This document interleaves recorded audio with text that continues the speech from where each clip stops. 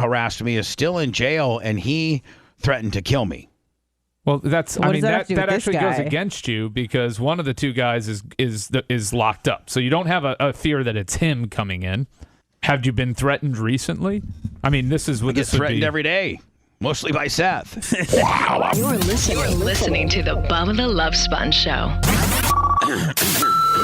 Broadcast rights for the Bubba the Love Sponge Show have been granted to this station by the Bubba Radio Network and is intended solely for the enjoyment of our listening audience. Any rebroadcast, retransmission, or other use of this production without the express written consent of the Bubba Radio Network is prohibited.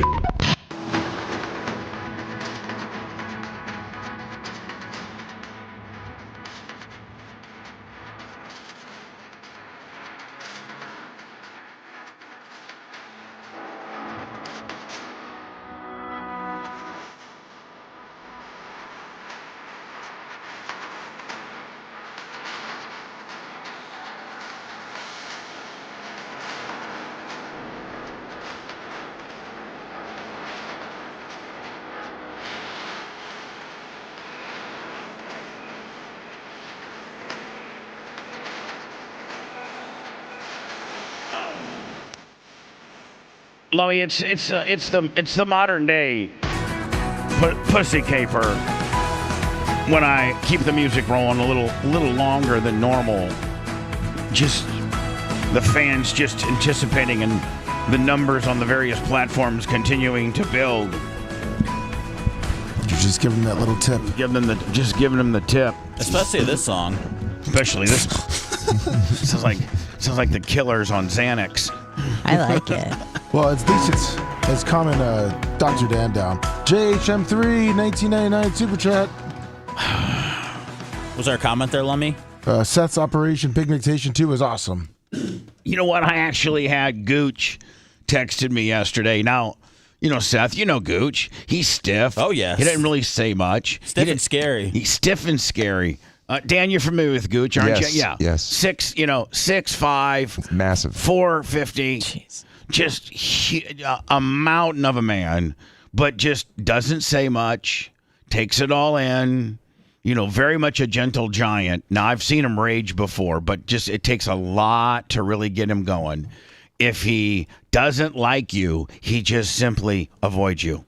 Like, he won't talk to you. Like, he doesn't just shut you off. He just doesn't care. Like, he lives in his own little bubble, and if you're in the Gooch bubble, he's as loyal as they come. And he, you know, you can conversate with him, and he'll give you feedback, or yes, good, bad. Well, he has, you know, he's become a pretty good fan of the show. He really he contributes financially. Like, Gooch is, you know, Gooch is royalty. I think, when I do my inner circle group text, which I abandoned, but I need to bring back. I need to bring back the inner circle text. Casey Acne, 26 on the Cash App. Gooch was in that circle. Oh, nice. And yesterday, out of nowhere, Seth, he said, "Kudos to Seth. Operation Pigmentation at the top of my list of your pods." Hell yeah. So, and that's stiff. And hold on. I know. I love it. Stiff Gooch. Like, Gooch doesn't very much ever say good job on nothing. Right, he doesn't like anything. He's like Mikey. Well, I mean, I'm just saying, he just doesn't care. And so for him, who listens to this show, knows every asset of the show, for him to like Operation Pigmentation, which is our latest podcasting franchise, hosted by Seth Kushner, with two African-American barbers. What are their names? Their names are Craig and Come on. Obi. Obi-Wan Kenobi. I just want to, for some reason, Seth, I just always want to call him Obi. Rio. Do Her name is Rio. Do you think that I could get a hold of Obi and Rio and say, "Hey, Rio"? I give nicknames to everybody. Like, there's just one guy named Creatine Travis, and his real name's like Fred or something. Like, you know, like, there's no rhyme to reasons. And so can you be Obi? Yeah, I think you could have that talk with him. I mean, he'd be like, "No, man, you're not going to be Obi. I'm going to stick you if you call me Obi again." Yeah. Be like, okay, at least I'll know where I stand with him. Obi could be a slur. You know, like you said, just got out of prison. So I don't think, you know what? I don't think Obi. I don't think Obi's a slur. To me, Obi, I think of Obi-Wan Kenobi. All right, the all-powerful, all-knowing. Yeah, like He's a stud. and just he looks like an Obi to me. Semi-auto-glass, Tampa, $100. Travis, bless your little heart. That was from Michael, his brother. What's that? That was from Michael, his brother. Okay, thank you. Now, like if Obi-Wan Kenobi was like a jobber, like within Star Wars, but Obi, wasn't he way over and way powerful? Was he black? Yes, he wasn't black. He Okay, was then. Whatever. So white. You anyway, can call him Finn. I'm gonna ask him. I'm gonna ask Obi if I can call him Obi. Okay. How do you think it's gonna go? I'm not sure, but I want you to deliver I think the Craig message. will go, man, Bubba's trying to change your name to Obi. Man, that's a bunch of bullcrap. Man, you can change your name to Obi. And then Lance. So is Lance? I liked Lance. Yeah, he's Now, how often is he? It's always going to be Craig and Obi, but how often does Lance going to be on it? I'm not sure because they pretty much close the barbershop if they're all gone. So I would think you can't have all of them. Yeah, they shut down. So Lance has got to be in there. Yeah, you're right. Plus, Lance has like 4 kids. They're all in sports. They're all after school things. He might be able to pick up like what Craig and Obi would be cutting. Now Lance can cut, so Wednesdays could probably end up being pretty good for him, right? Absolutely. Because you got to think there's like 2 or 3 hours that Obi and Craig ain't cutting hair. Yeah. Normally they'd be in there just giving the fades out. That's true. It might be a slow time, though. That might be why they're willing to do the podcast at that time. Yeah. Hey, listen, don't think that they're not businessmen. I'm telling you right now, man, Craig is a businessman. I was talking to him about his landlord trying to jack up the deal, and he's like, man, this guy's crazy. I am not giving. Now, if he can get the number, and he automatically has the number of what a fair purchase price they currently lease, and they've leased there in this little same area for, 17 years, Seth? As long as I've known them, which has been 16 years, so right, probably longer. It's called Lat and Sons, and it's an old school, African American in kind of the hood barbershop, and all likes of. It's not only a barbershop, but it's really a barbershop where men talk like men, like they don't care about. There's no they're not like the mental. There's no being PC. They don't worry about that. Like if a guy's an R, they'd be like, man, that mother effing R. Or if a guy was no matter what you are in life, they have zero filter. They don't care. There is no wrong answer at Latin Sons. Right? Now as a white guy, I don't think you could go down there and start throwing the N-word all day. No. But I think as a white guy, if you strategically use the N-word in all the music stops. It's weird. Can Dan use it? I almost could back in the day, and now I can't. I won't even try. I can. Okay. I can. You're pretty tan. Seth has seen it firsthand. I have a really good rep and vibe rapport, in the urban community. Just me and mine, from trying to buy the Jackson house to just all the I'm very pro African American. I always stick up for African Americans. Even remember the street preacher that was an African American. They put him in jail from Lakeland. I got him out. I've done. They and the African Americans know this. And so they meet up and they talk about it, Bubba. No, but when my name comes up, it's not instantaneously some fat white DJ that they hate. It's like he's one of us almost. So I think if I was sitting there and we were all cutting it up and Craig said something and I strategically went in, please, come on now. I don't think it'd miss a beat. I think it'd be cool. I think as long as they know that there's no hate in your heart. No, they know. Yeah. Come on, I'd be like, in, please. Okay. Craig, in. Come on, Craig, in. I'm feeling very uncomfortable. When the music came to a stop, I'd have to say a mixed. I'll know. I'd have to say something. You could pull that off. I could. Dan, I don't think you're going to be going to the African American barbershop with me. Are you kidding me? I have no problem going to South St. Pete. I grew He's up gonna be there, dripped man. out. Dan. I got my. Dan, if you do go to the Juneteenth deal, right? you can't bring your Lamborghinis. Okay. Okay, because I just don't think Lamborghinis work in the hood. Okay. I just don't think they do. I thought we all ride in the cream machine that doesn't have any seats. Well, we will. We will. Hang on. Let me. Are all 3 lines just? 2 is not a pickup line, but 1 and 3 are. All right, cool. Hello. By the way, thank you for the phone activity this early in the morning. One of the very few talk shows in the world that doesn't just nonstop give out the phone number. I mean, there's radio personalities in this town that they enter and exit into stop sets, giving their phone numbers, begging you to call in so they have something to converse about. I don't know if any of them, like me, sometimes just put them on hold and be like, I don't need any phone callers. There's nobody that doesn't take any phone calls like you, Bubba. Not one single talk show host ever, in especially the history of the world. Especially in this town. No one takes phone calls yeah, please. like you. All they do is take phone calls because they ain't got anything else. Calls. Hello, who's this? Hey, Bubba, what's up, man? Back to my never taking phone calls. Yes, I can hear you. What's going on, buddy? What? Hey, brother. How are you guys? Happy Good Friday, bro. Great. Listen. Oh, yeah. Listen. I just want. Hold on. Be quiet. Just be quiet. Just hold on. Let me give you the plan. No. Just be hey, quiet. Bubba, man. This is Larry from Gary, man.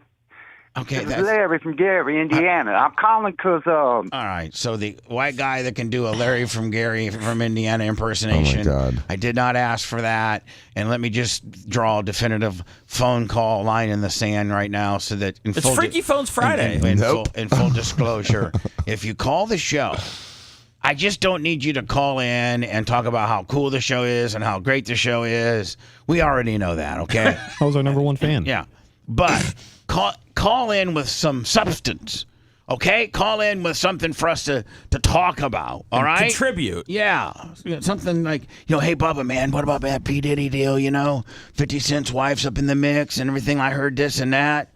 Me and my boys were saying this and that. Or, hey, Bubba, man, I go to Latin Sons. I've been going there for 10 years. Those guys are the coolest mother effers ever. I can't wait to see you for the Juneteenth deal. Something like that.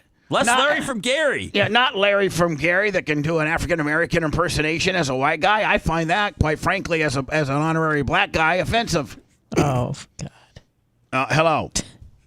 Hi, good morning. How you doing? Good. Good. The reason I'm calling, I would like to request Brian Matroni's spin-off show on YouTube, Lawyer Reacts. Called what? Lawyer Reacts. It's very popular on YouTube. Oh, Jay's doing it. We do it at our law firm, so it's taken. Well, I mean, it doesn't stop anybody from doing it. And if you guys wanted to do it on what you should do, Dan, is put a couple of them on my big, huge, like as much like my social presence, Dan, is like comparing my penis to your penis with regards to how much bigger mine is than yours. Like my social media presence. You're freaking this guy out, Bubba. What I'm saying, if you and Jay are doing Lawyer Reacts on your smaller, they get a lot of views, Bubba. A lot of that stuff goes viral. I understand that, but I don't think we could absolutely, Bubba. We could piggyback on that. Yeah, you could use me. You could use my group to get to for further penetration. To deeper penetration. To possibly start following your. Right, I understand. You're like, I didn't know about these guys, but I'll follow them. Exposure. I like it. Yes. Then after a certain amount, you don't do any more on mine, and you just do them all on yours. Yes, sir. Go ahead. Continue on. I think he wants more Matroni. Well, we can. Well, yes, but also, he reacted yesterday to your studio caper, intruder, rather. But also, he could react to possibly your headline today, Disgraced Crypto King. He could react to that. He could react to maybe Orenthal James. Well, so now, Better Call Saul kind of deal. Right. All right. So if you're trying to put Brian in like the slimy, slippery lawyer category, or you just think that Brian would have some great insight into these various topics? I think he would have some great insight, but also slippery. Yeah, I think I agree with you. I think he comes across very much Better Call Saul, slippery kind of deal. A little more polished. He's far more polished than the Better Call Saul guy. He is. Is he smarter? Yeah, he is. I don't know. Brian's really smart. And Brian, I mean, he's annoying, and I can't stand him sometimes, but he is definitely a smart guy. Hey, buddy, thank you for the suggestion.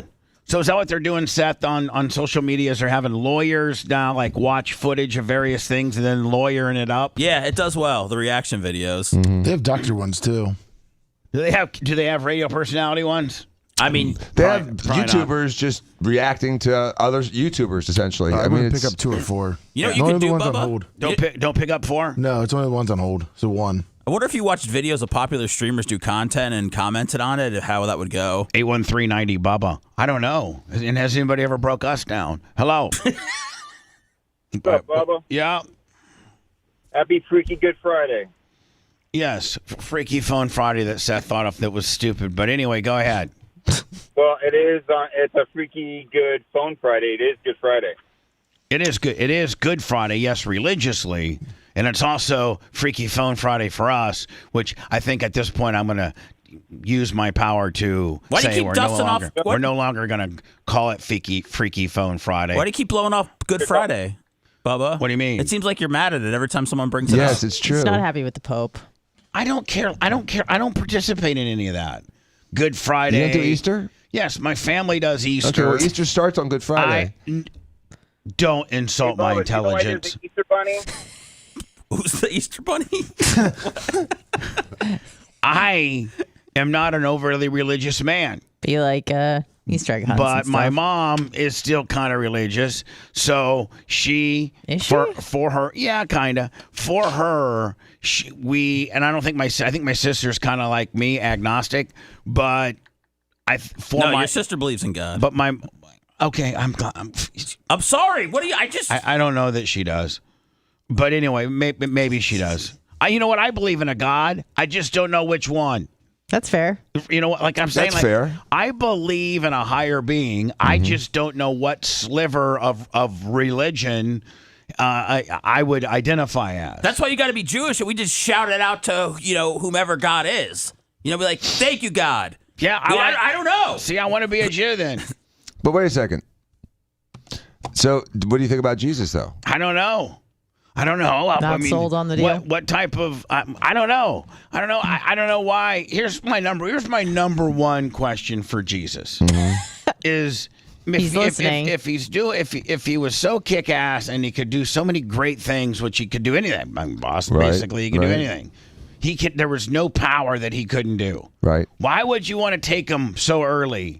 And I would want him to roll around the earth as long as he can. Well, that's your one question for Jesus. Why did your dad make you? Was he 33 or 32? 30. Yeah. No, I don't think he was 30. I think he was 32. He was in his 30s, yeah. Yeah, he was not 30, Dan. He was like 32, 33. 33.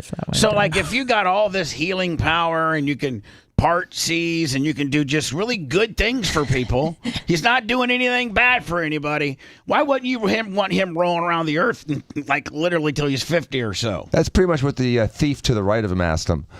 Hold on. I felt as if you were very, very aggressive on that to me. Really? Like acting as if I was the thief to the right of him. But that was the question. I felt like I was the thief. Hold on. Is it just me, or did Dan answer that very sternly?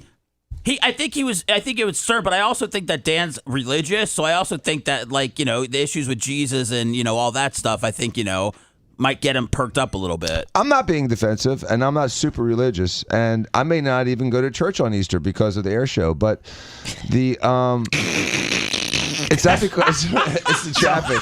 Again, the traffic. Again, back to my original point.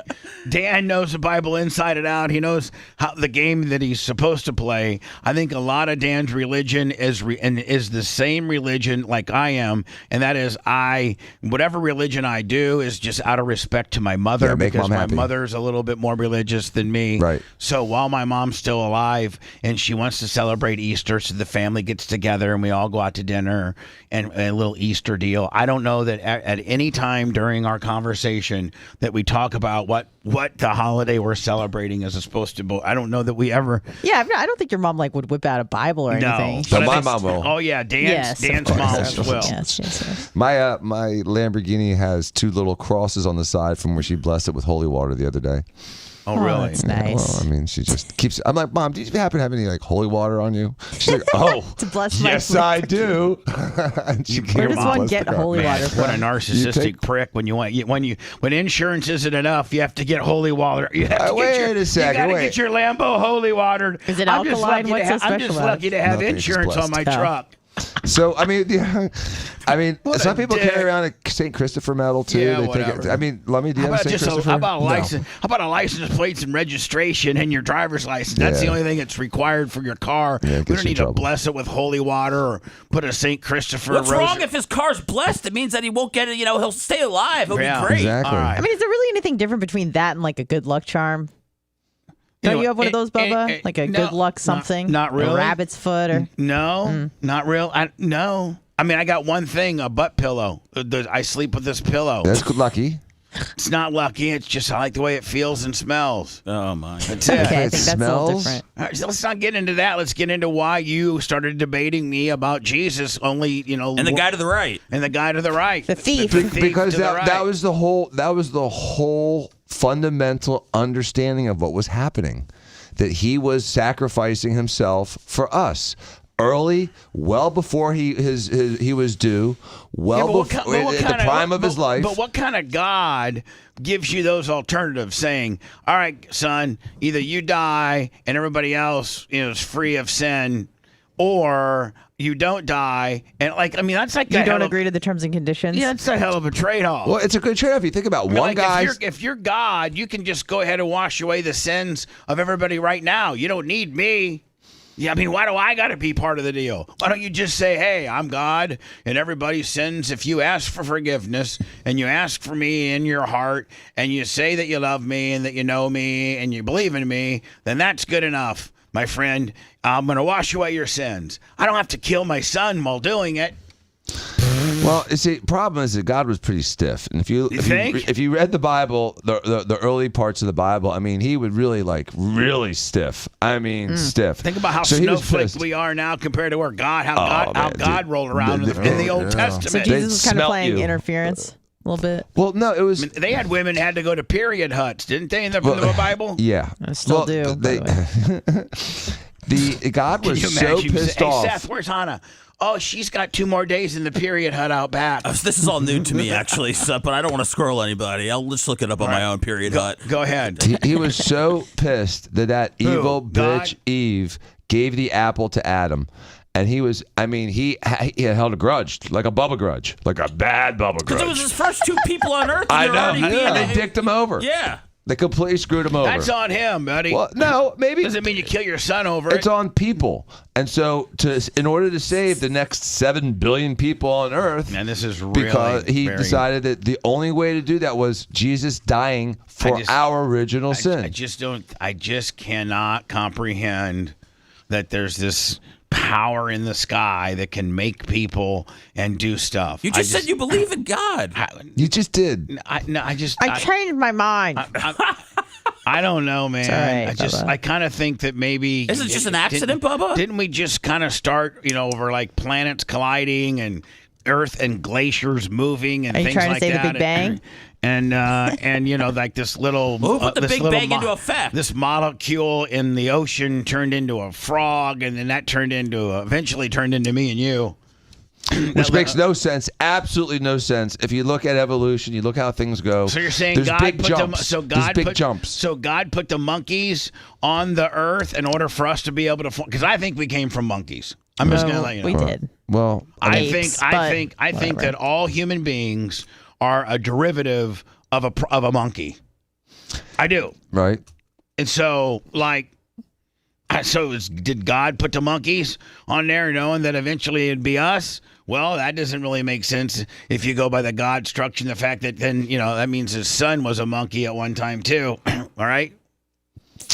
I mean, that's one way of logically looking at it, Right, but it's one it's way not of- really the way anyone else looks at it. I know, but But- I mean, you said logically looks at it.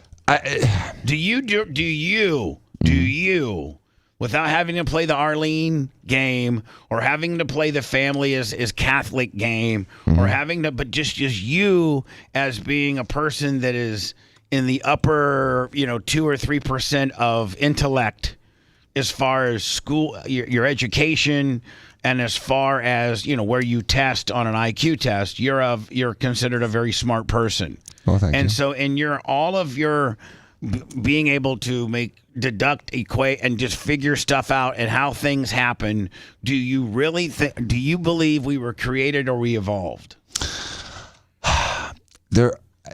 I understand evolution, and I Dan. believe in evolution, but there's some jumps in evolution that are hard to explain, and so there's not a lot of one of the reasons I thought that COVID was man-made was there wasn't the steps that are normally found when there's a small mutation that's suddenly selected for evolutionarily by meaning that the mutation makes it to the next generation and the next generation, and that mutation sticks. But if you think about it, we had evidence of life, not just plant life, but animal life. But then all of a sudden, there's massive transitions to different types of life. And it seems difficult to understand how literally, just elements form compounds spontaneously. That can happen. There's no question. Mm-hmm. Now, how do we form the complexity of a DNA? Now some people say that can form spontaneously. Okay, good. So now we have DNA forming spontaneously. But how does the freaking eyeball form? I mean, the complexity of the eyeball, the complexity of reproduction, those things are really difficult to explain, knowing how complex it is. All right, so knowing how complex what you just said was, along with just life in general and how complex that is, you're saying that one dude had the vision to start it all. That's but what was you're it saying. One dude, or was it someone from another civilization? I don't know. That seeded us. And was there a meteorite that had life on it, or a meteor that landed here that had life on it? Because it doesn't make sense. It really doesn't make sense. Do you think that we're the only life form in the universe? Absolutely not. Right. So you're saying that it's narcissistic. not as improbable as many people say it is. Unless it all stemmed from the same origin. Meaning our Big Bang, there's the 12 tribes that splintered off into another couple other planets that splintered off into a couple other deals, and of all that nonsense that they're in an area of the Milky Way that's not too close to the sun, where it would be a survivable environment. This is well beyond the Milky Way, but yeah. But no, I'm just saying, their environment would be conducive to it's not life forming. Jupiter, which is hot. Well, you can't even land on Jupiter; it's just gas. Right. I think we're the only. They're saying maybe Mars, but we're within our Milky Way galaxy gimmick. We're the only planet that's strategically in the Goldilocks zone, in the right area to be able to the oxygen maintain revolution, the distance to the sun, all those things come into play. We're the only ones. Crazy, the sun's just there. We need it. But now, as much as we think that our Milky Way and our galaxy might be the only one, well, I think most people believe that we're not the only ones. There's maybe a few or a lot of different other situations that could potentially have life. Now, we don't know what those what those people are, or if they're even people at all. But so, again, that just proves religion even more. Well, let me ask you. Can I ask Dan one more question? If you believe that there's potentially life elsewhere, then that kind of has to take your religion theory and throw that out the door, because you're saying God invented it too? Or do they got their own God? No, they would say God invented the universe. Whatever. Dan, do you believe that religion and science are compatible with one another? No, they're not. They're incompatible. And I actually had that conversation with one of my really brilliant professors. Religion's a shakedown. But religion has been used for two things: to explain the unexplainable and to control people. Mm-hmm. And so for those two things, it's been wonderful, because religion has kept a lot of people from killing each other, and religion has comforted the ignorance of man. Hold on, religion has also caused death and destruction. Almost every war is about religion.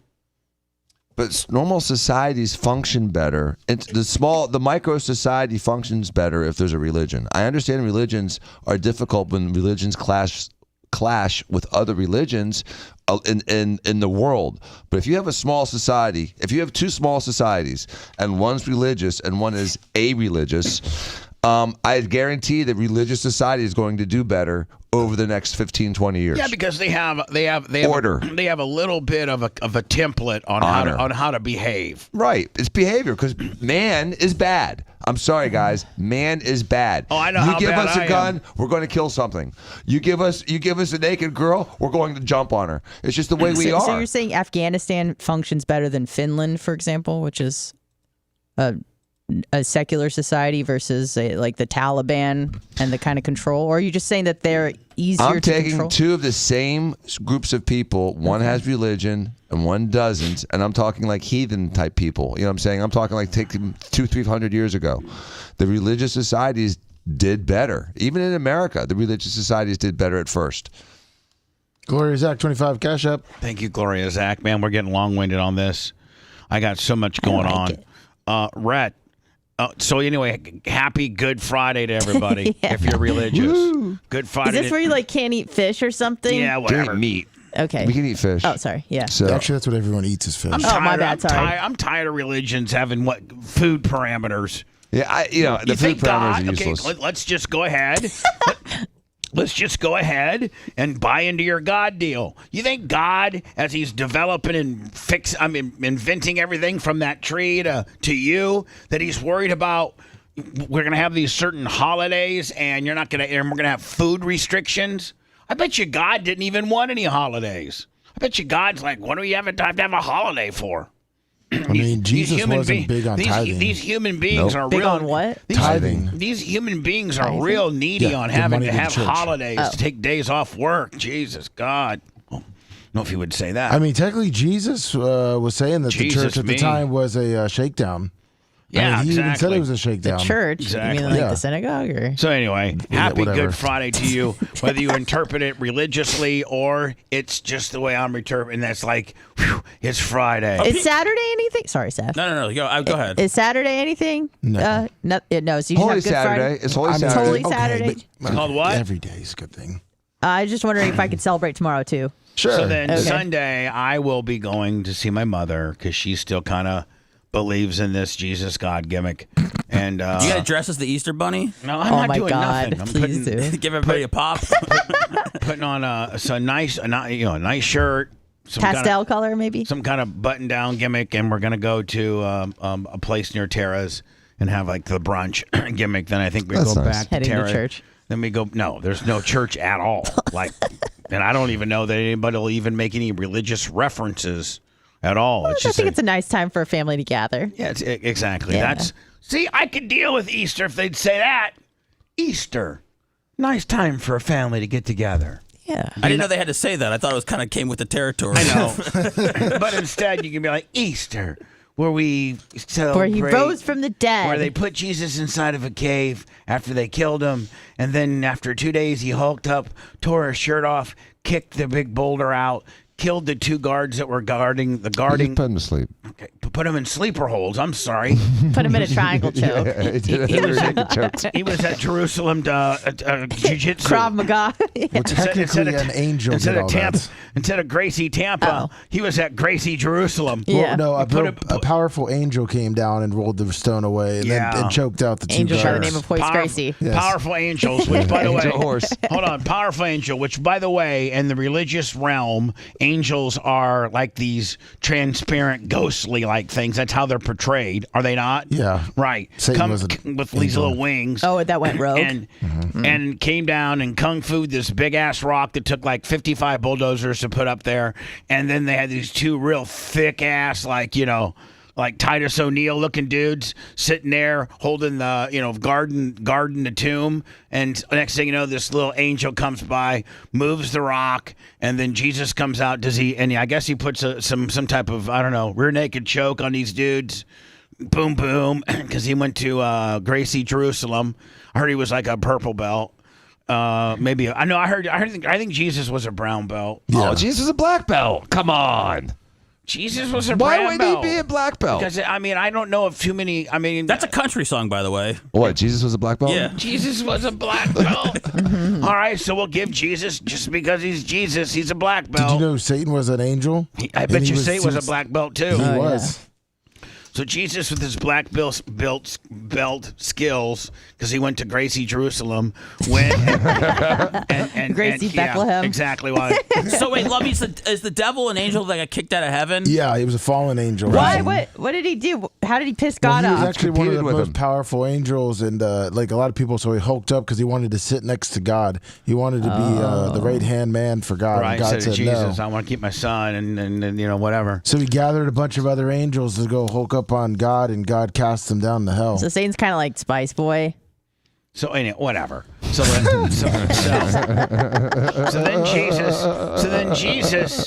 Jesus. So here's how it went. They made Jesus. Yeah. This is what Easter's. I think I've described Easter a couple different times. Don't forget how Jesus, came to be. I think and I might stand to be corrected, but didn't God rape Mary when she was 13? An angel did.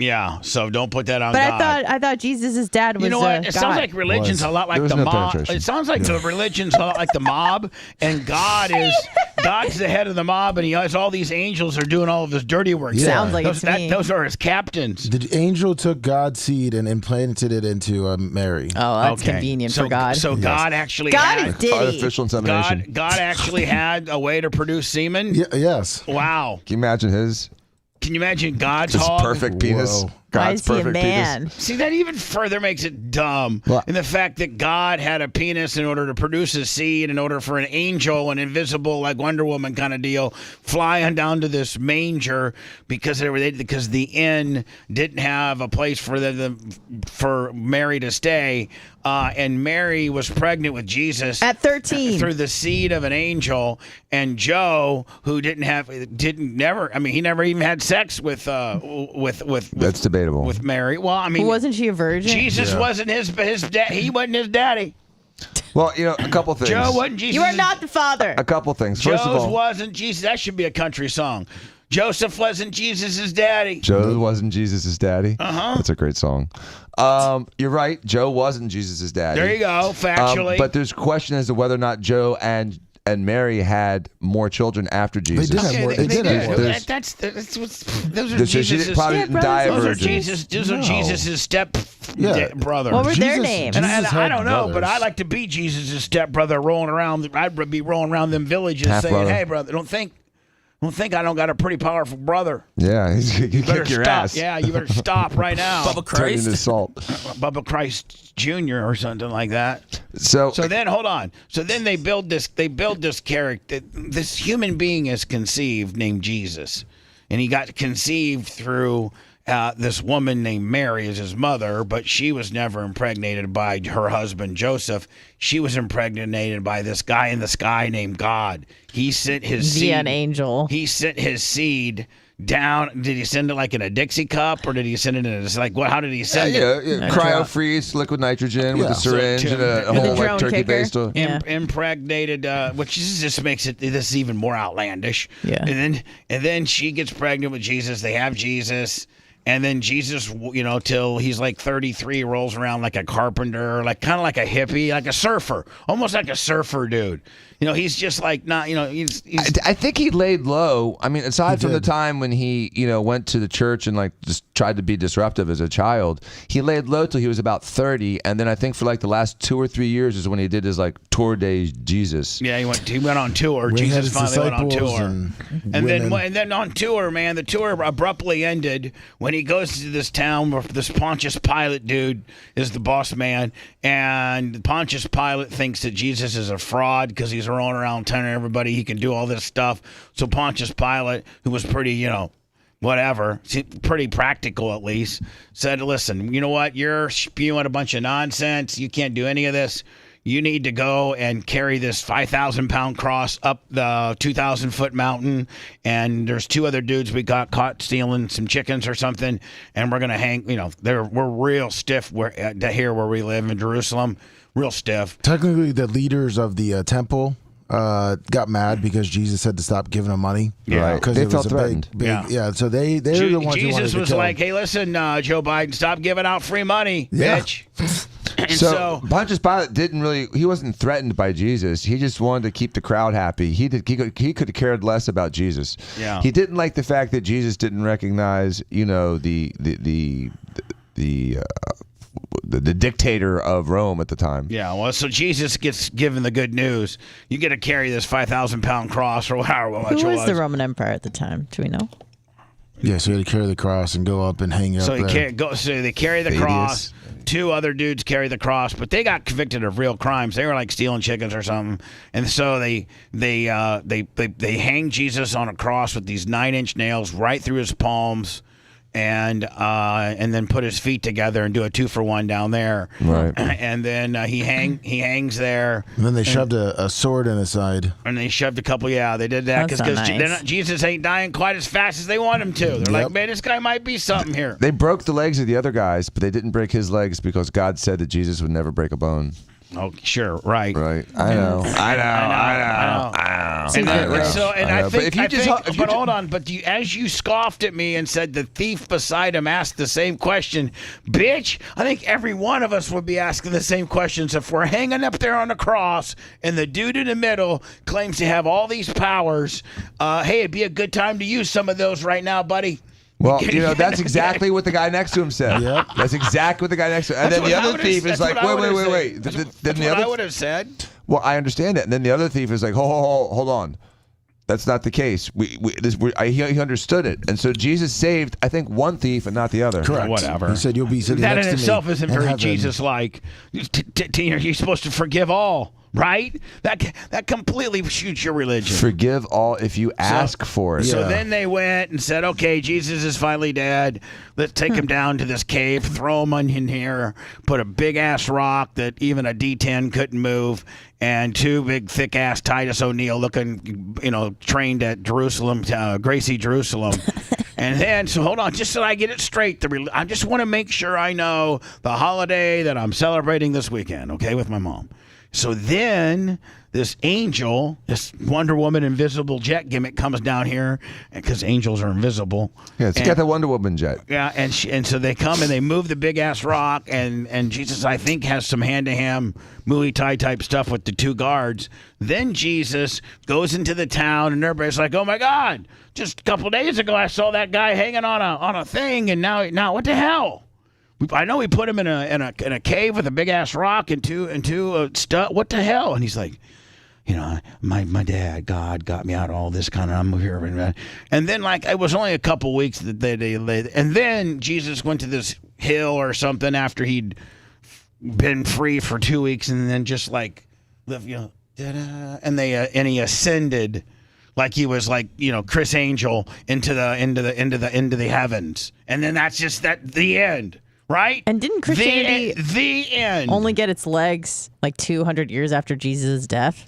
Right? No, it kind of started once he died? I think by Peter or Paul, one of them. A couple. And of then, them. Here's the thing. serious Hold on, I legs. got to go into words. Yeah. I got to go into words because I'm running way late. But here's one thing.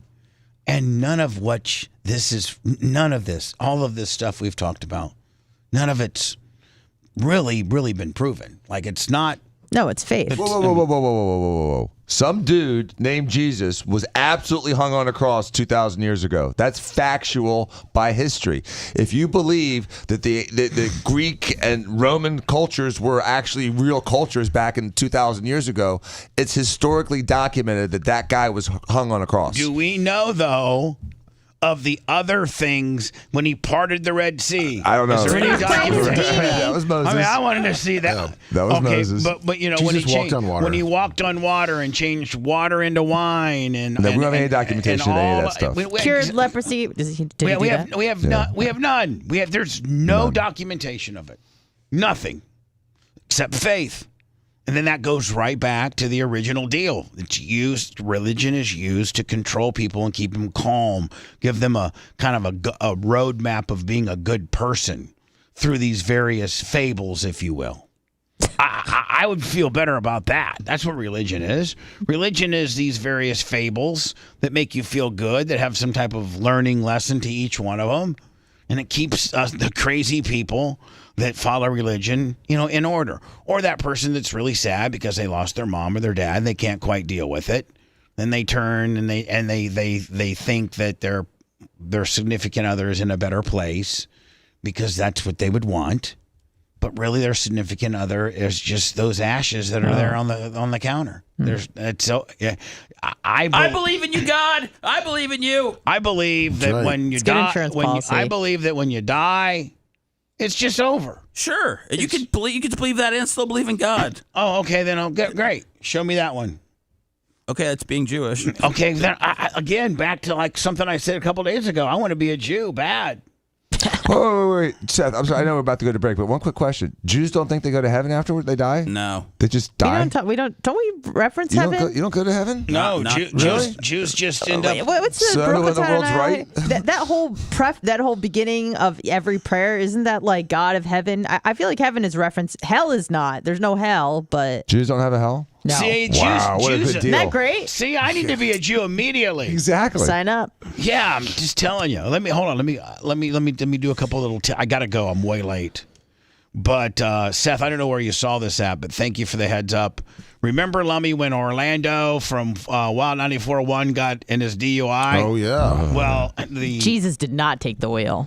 No. Oh my! But we got the body cam footage. Yes. And we're gonna go through that, and I gotta tell you, man. Seth and Anna, I don't know if you guys were dancing. What I was trying to say, Lummy definitely could see it. Oh yeah. And I'm gonna see if Dan could see it, but Orlando Davis is the biggest race baiter ever. Talk about using the black card. Man, I gotta watch it again. All right, we're gonna watch it. We're gonna watch it next. But if there's no what he says, there's no other. I don't care. I'd like for an African American person to give me their opinion on what he says and what his intent was when he said it, because it's bad. This is bad. This is basically saying, you're white, and that's why if I was dealing with a black police officer, I would have an opportunity to be getting away or be not arrested. But basically, white people are bad. I'm just telling you. This was not on the prep, right? No, that's okay. No, it's not on the prep, and I don't want and I don't want you to watch this. I want to get your organic response. Sure, do a little response video. We'll do it next. If you want a deep dive into the Bubba the Love Sponge show from the past, go to BubbaArmyHQ.com. The Bubba the Love Sponge Show. We'll be back after these words.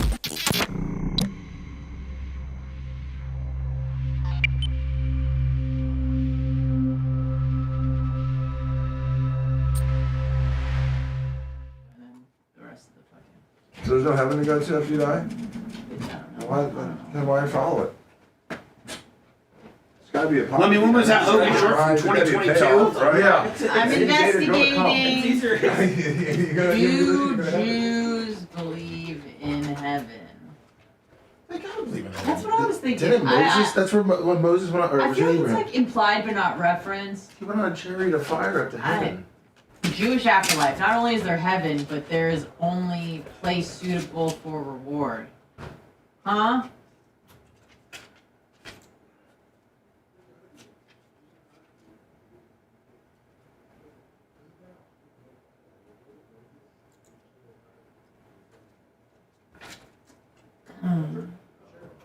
Yeah, there's heaven. There's fucking heaven, bro. I don't remember that. Dude, there's 7 heavens, apparently. According to the Jews? I'm learning more about my shit. Judaism. In the Talmud, it is suggested that the upper part of the universe is made up of 7 heavens. You have to like pay extra to get to the top one. It's like skee ball. It's like a paintball. I mean, like a penthouse. One of the penthouse heaven. I don't. Are there 7 layers of the penthouse? Yeah, the penthouse is top floor. We just went to top floor. Oh. I was thinking like the fucking strip club.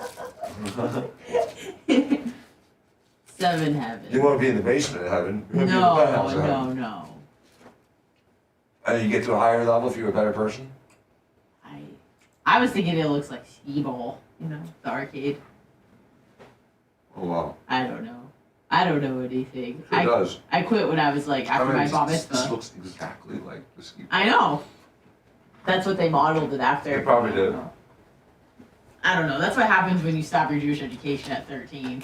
It's like, thanks guys, it's been fun. Give me some money. See you later. Seventh Heaven, that's what they said, Seventh Heaven. It was a TV show, it was, with Jessica Biel. Yeah, that was a great show. I didn't watch it, but... I loved that show. Seventh Heaven. So Abraham left on a chariot of fire. Come here for a sec. Oh. He's being summoned. Like Jesus. Yes, it was. Did Dan just read that from Clevelander? Yes, it was. It was a great show. Shut up, it wasn't a stupid show. You're good. I trust you. Yeah, that's all. That's sad. There's really no heaven, right? No, not that I know of. Nobody's no. Okay, Rat, Seth, we need to somehow pull. Here, I feel like I'm Donald Trump a little bit. I feel a little Trumpish when I say, Seth. Yeah. Seth, you need to find me about 10,000 fucking downloads by Monday. Yeah, no, I'm trying, That's a good one, Bubba. No, but I feel like I'm fucking. Seth, you need to find me 10,000 fucking downloads. I'm trying. Okay. I've been figuring out what I can do. Okay, lover. I'm trying to get a flapping gaps going next week. So we'll see. This fucking Hogan. I mean, you know a lot about wrestling. Yeah. You don't know about the original New York green strap though, or anything like this. I found this from 2022 that we have listed as a video. Wait, and I posted it up on X. Let me. And it really out of anybody in the industry, nobody's ever talked about this. Days before he The fact that Hogan held So Vince Friday, up. Saturday, and Sunday. When he went to the Madison Square Garden to make his debut as Hulk Hogan, Iron Sheik had the belt, and Vince Jr. wanted to do a couple shows with Iron Sheik before they came back on a pay-per-view, and Hogan took the strap on a pay-per-view. But Hogan walked in there the very first night and told Vince Sr. he was either had AIDS not wrestling that night and tearing up his deal and going back to Vern Gagne if he didn't have Iron Sheik drop the strap to him that night. And he talks about it. Dad.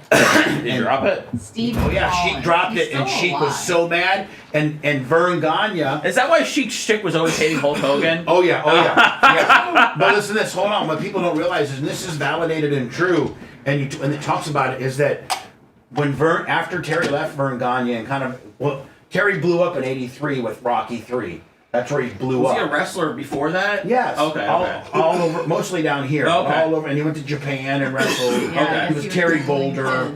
You know. All right. So, but then, as soon as Rocky III broke him out, pop culturally, he was, thunder. And so that's what made Vince McMahon. Vern hired him immediately in Minneapolis, and then. As the movie got bigger and bigger and bigger, his character got bigger. Vince Sr. called and gave him triple the amount Vern did. So he tells Vern, "I'm out of here." Vern gets mad and calls Iron Sheik and says, "Your first match is going to be with Hogan. I'll give you $10,000 if you break his legs in the camel clutch." He offered him $10,000. I mean, like this video that I found talks about all this. How long is it? 3 minutes? Yeah, I mean it's good profit. We really need to fucking. It's really a fucking scoop. Great profit of Israel being in heaven.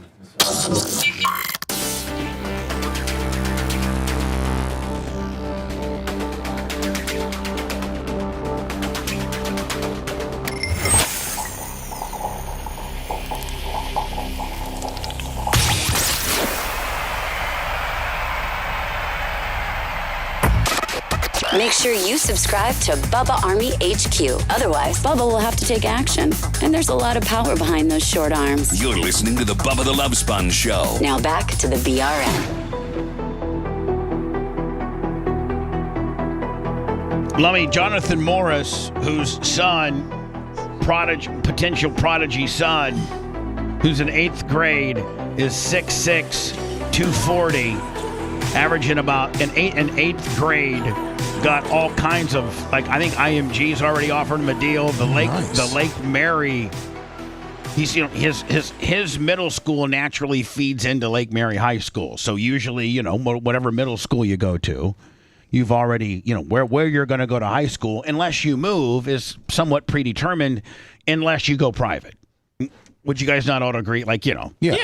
Like, Dan, when you were at whatever elementary school, it fed into Northeast. You knew that Northeast would be your high school. Yeah, I went to Meadowlawn Middle School. It went straight to Northeast. Right. It was next so if door. there was a 6'6" Meadowlawn guy, that was just, King Kong, it wouldn't be uncommon for the Northeast guy, head coach, to go to that guy's 8th grade game and just talk to his dad, say, hey, Dad, you guys are coming to Lake Mary next year, right? Yep. So it probably didn't happen nearly as much as when we were around, because there wasn't an IMG and they didn't do as many pluck-ins, where they didn't do as many kid stealings back then. Because a lot like Brandon High with their wrestling program, and Armwood and Plant and Jesuit, like a lot of these places kind of don't they, Dan, in the middle school deal, at least with football and basketball, they kind of recruit. Absolutely. Like people move into their districts specifically, but that's how you had to do it. But that's but people get ratted out for it too. I know, but people do that. Oh, Like, yeah. Like, the eighth grade coach goes to let's say a kid lives down by you, and he is supposed to go to Robinson, because that's where your high school is, down by, because that's where Hogan went. South Tampa's Robinson. Well, Robinson isn't really that good at anything. Well, they got the IB program, but they suck. Right. Athletics wise. So you're this 6'5", 310-pound, offensive lineman for what was your middle school? Mine? Like Meadowlawn. The one you went to. Meadowlawn. Well, the Northeast guy is going to go there and say, "Hey, listen, you're gonna make sure you come here." But there's these other middle schools that are, back in the day, there'd be like 5, 6, 7 other middle schools that would go to the dad and say, hey, listen, now would they have, you need to try to find a house. I don't think they bought the house for No, them. like live with somebody. When I was in school, they were having host kids. families. Yes, they were having kids. So like Glossing's Millage kid, he lived in Lakewood Ranch, and they had him living over in St. Pete with a family. Yeah, so you would go live with a family. Yeah. You'd be like, hey, we're going to take, let's say, Dan, you were this. But wink, wink, live with the family, right? They wouldn't spend 7 days a week there. I think they spent. It was like 5 days a week, and then they'd go home for the weekends. Or Okay. it was pretty intense. Lummy, I'm going to send you a picture. Jonathan Morris, the state guru, sent me these, and I don't know how people would be able to order these. I think you still got to call on the phone if you want them, but God, I might order some. Anyway, Jonathan Morris's son, Dan, is the 6'6", 249-pound middle school, basketball player, and he's going to start wearing the Air Bubba Army shoes when they come in. So think how cool that's going to be. That will be cool. And listen, I'll help with his protection as a young athlete if the family wants me to help.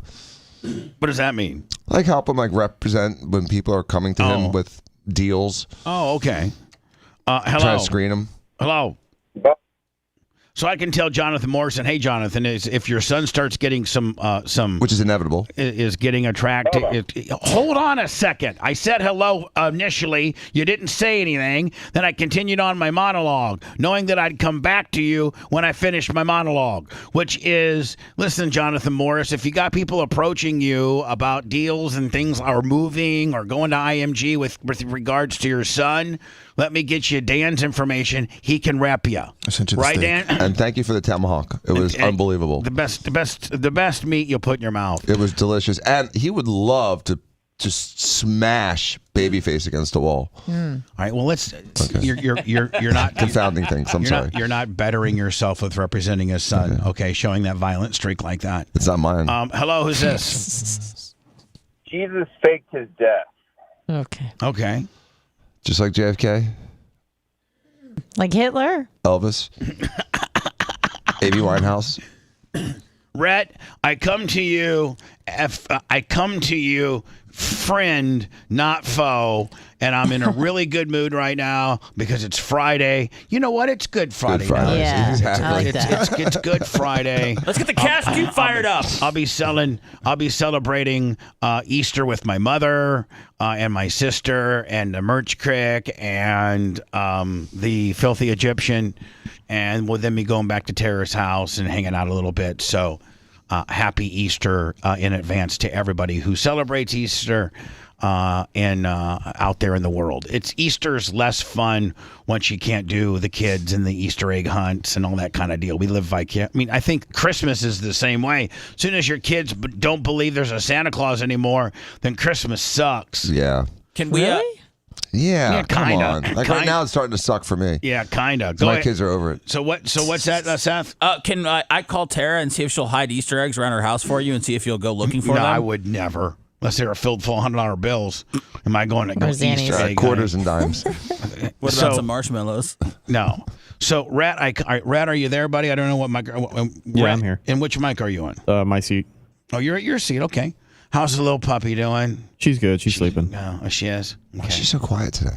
Yeah, why is she? You must have her on some of that Zanny. Hey, Rhett, can I ask you a question? Mm-hmm. I at 5:00 yesterday went up to go see my food review, and it wasn't posted. So then I went to the back end, and it looked like it wasn't like I put them up there, and then you really fluff them up. You tag them, and sometimes you edit them, and you do your you read. I call it redding it up. You read it up. You get it ready. I can put the stuff. I can get it, and I do my food review. I usually edit it myself just to take out some of the dead spots like this. Well, man, I went to Sonic this past Thursday, and it was like 17 or 18 minutes of waiting. So I cut a lot of it out. I just just me sitting there in the car. That's nuts. I cut a lot of it out. So I'll have it usually edited for you, and then you read it up. You put the little thumbnails on it, and you get it, and you boom, it's there. Did you forget yesterday? Yeah, I did. I'm sorry. Just flat out forgot. I mean, I don't even have a proper excuse. I was on the road. I took my mom to Daytona Beach yesterday. For what? Is it medical? No. Okay, my good. sister had, I guess it was the big state color guard competition for all the high schools. Okay. And my mom had promised her that she would go, and then I had promised my mom that I would give her a ride. And then I forgot that I promised her I would give her a ride. Man, I got to tell you, I love my mama. But, man, driving her to Daytona in the middle of the day, whoo. Yeah, it wasn't ideal, but we made it happen. Anyway, listen, no problem. Just get it up. Wait, can you get it up today? Yeah, it'll be up today at noon. All right. Sorry. No, and you know what? No problem, okay? So I found, I was going through our YouTube channel.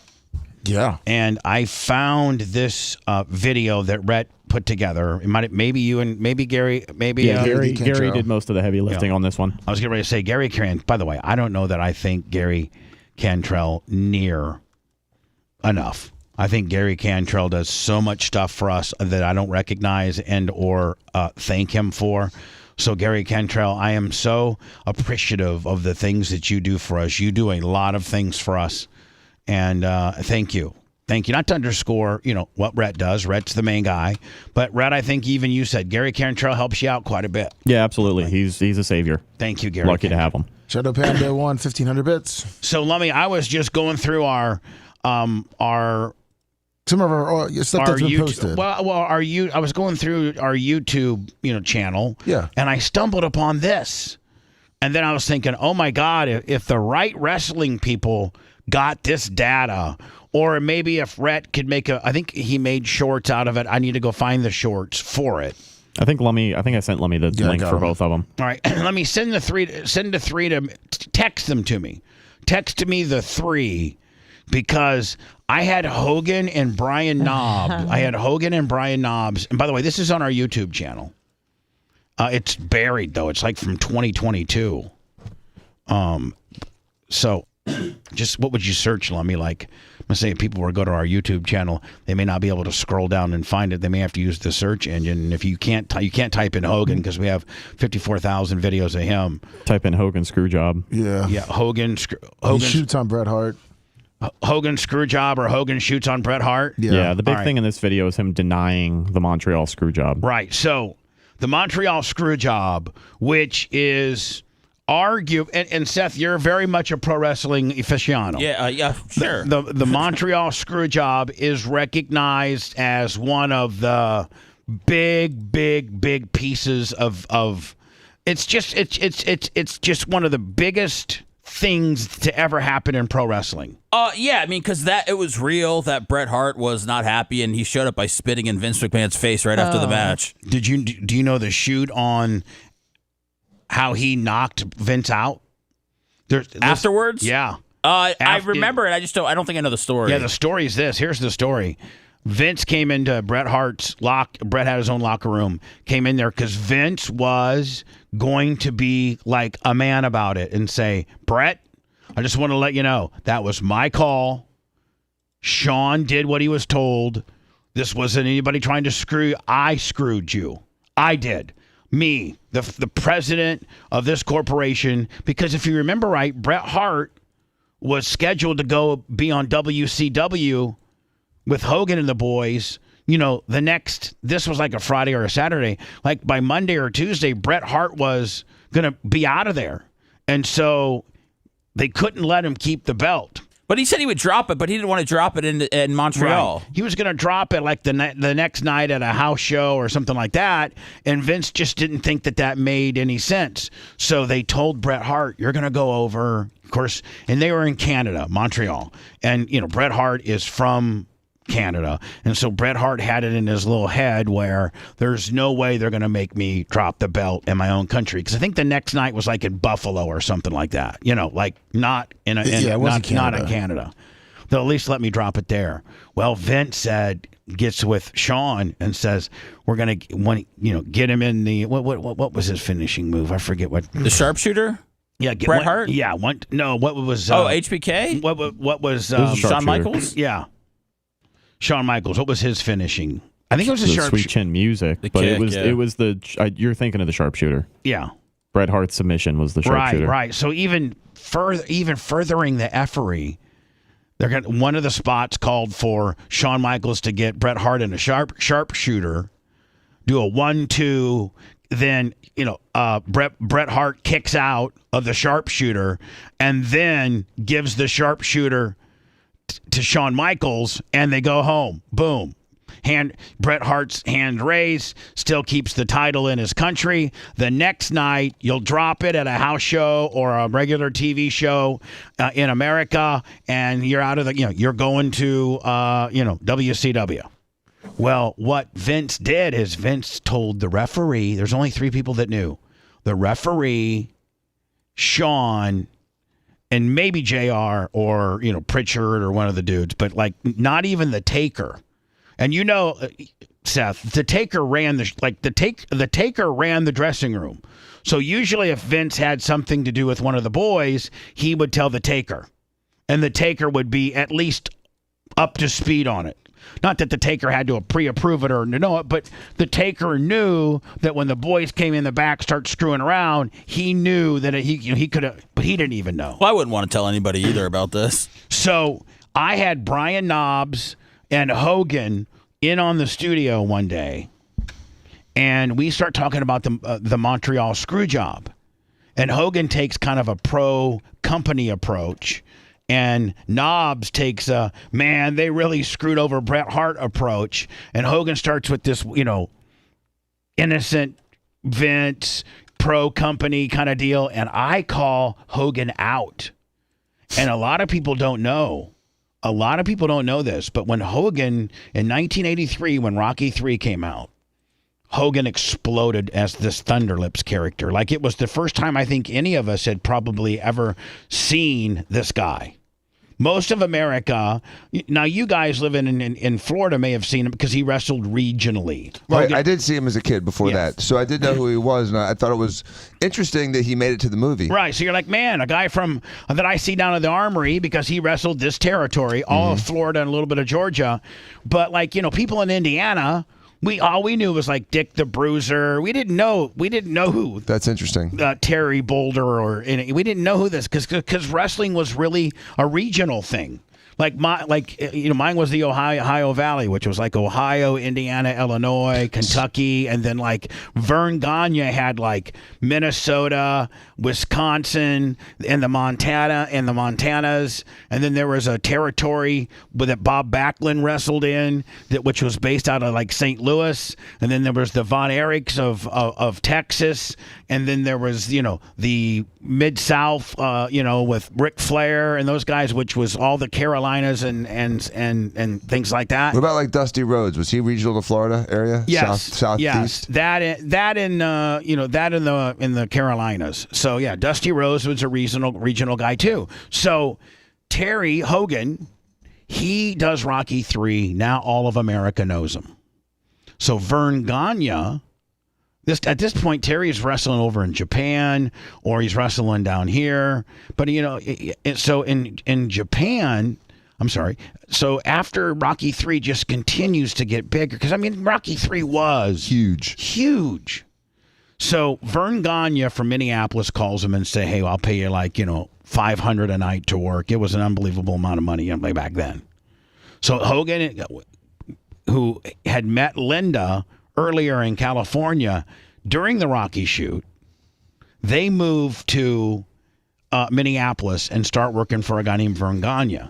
Well, Vince McMahon Sr., this was called the New York territory. That was all the New Englands, all of New Jersey, all of New York, Connecticut, all of that. That was Vince Sr.'s territory, and it was called the New York territory. And their championship belt was this very infamous green belt. Every territory had their own belt, but Vince Sr. had this really, really exotic belt, unlike any other belt most other belts were black. This was green. And it was very, very, the New York strap, the original green New York strap was the holy grail amongst, all of them. That probably stood out, very distinctive. So Hogan's in my studio, trying to stick up for Vince on the Montreal Screwjob. What people don't realize is Vince Sr. called up Hogan in Minneapolis and said, "I'll pay you triple to what Vern Gagne is paying you if you come and work my New York territory. And your first match will be," I forget, it was the October of '83, I think. I don't know. "Your first match will be against our champion, the Iron Sheik, at Madison Square Garden." Now, Hogan's wrestling for Vern, and they're wrestling in 3,000, 4,000 seat venues, and he's making X amount of dollars. And now he's got a chance to make, I forget what the contract was. It might have been 50,000 or something like that, plus bonuses and stuff like that. So Hogan goes to the New York territory. They're at the Madison Square Garden. 20,000 people. Hogan's never wrestled in, this is super big time to him. And Vince Sr., and Vince Jr. was there, but he was an agent and a play-by-play guy and answered to his dad. And so Hogan goes to Vince Sr. and says, "If you don't give me the strap tonight and let me beat the Sheik clean in the middle, I'm going back to Vern's." Held him up because the original show was for Hogan to wrestle the Sheik 4 or 5 times, then, come back on a pay-per-view and beat the Sheik. But not let a brand new guy who's relatively inexperienced in the business come in to the most coveted venue. Madison Square Garden. As nice as it gets. Right, well, is historical as it gets. Right, as far that's as what I mean, yeah.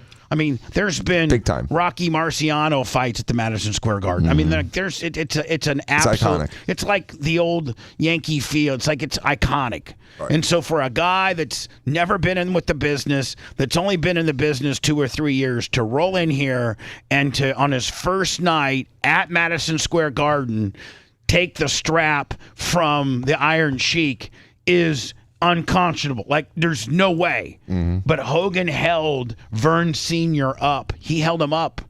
And what a lot of people don't know, and it's verified in this video as well, is that once he left Vern called the Iron Sheik and offered him $10,000 to break Terry's legs. I thought it was 100. Well, It was 100. might have been 100,000. Like during the match or like off camera? No, during the match when he had him in a camel clutch. Like to actually sink it in? Yeah, to break his legs. It was either 10,000 or 100,000. So I found this video yesterday. I found it so intriguing because there's just so much information that the wrestling public has never heard, but happened.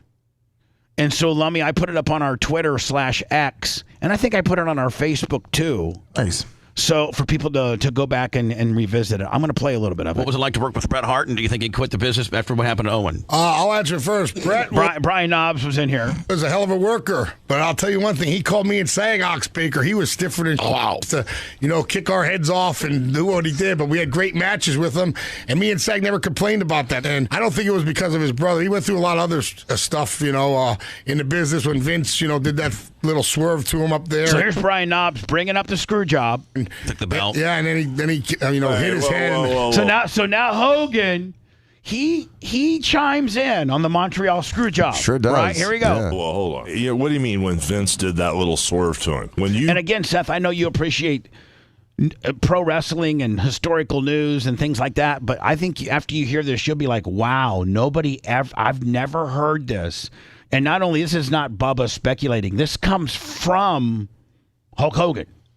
Like, this isn't, two dudes that got a wrestling podcast that are speculating this. This is some really inside information. People never knew that Hogan held Vince Sr. up night of. Got somebody, what if you're running a company and you say, okay, Sags, we want you to drop the belt tonight because it's part of our storyline. We want you to drop it at the pay-per-view.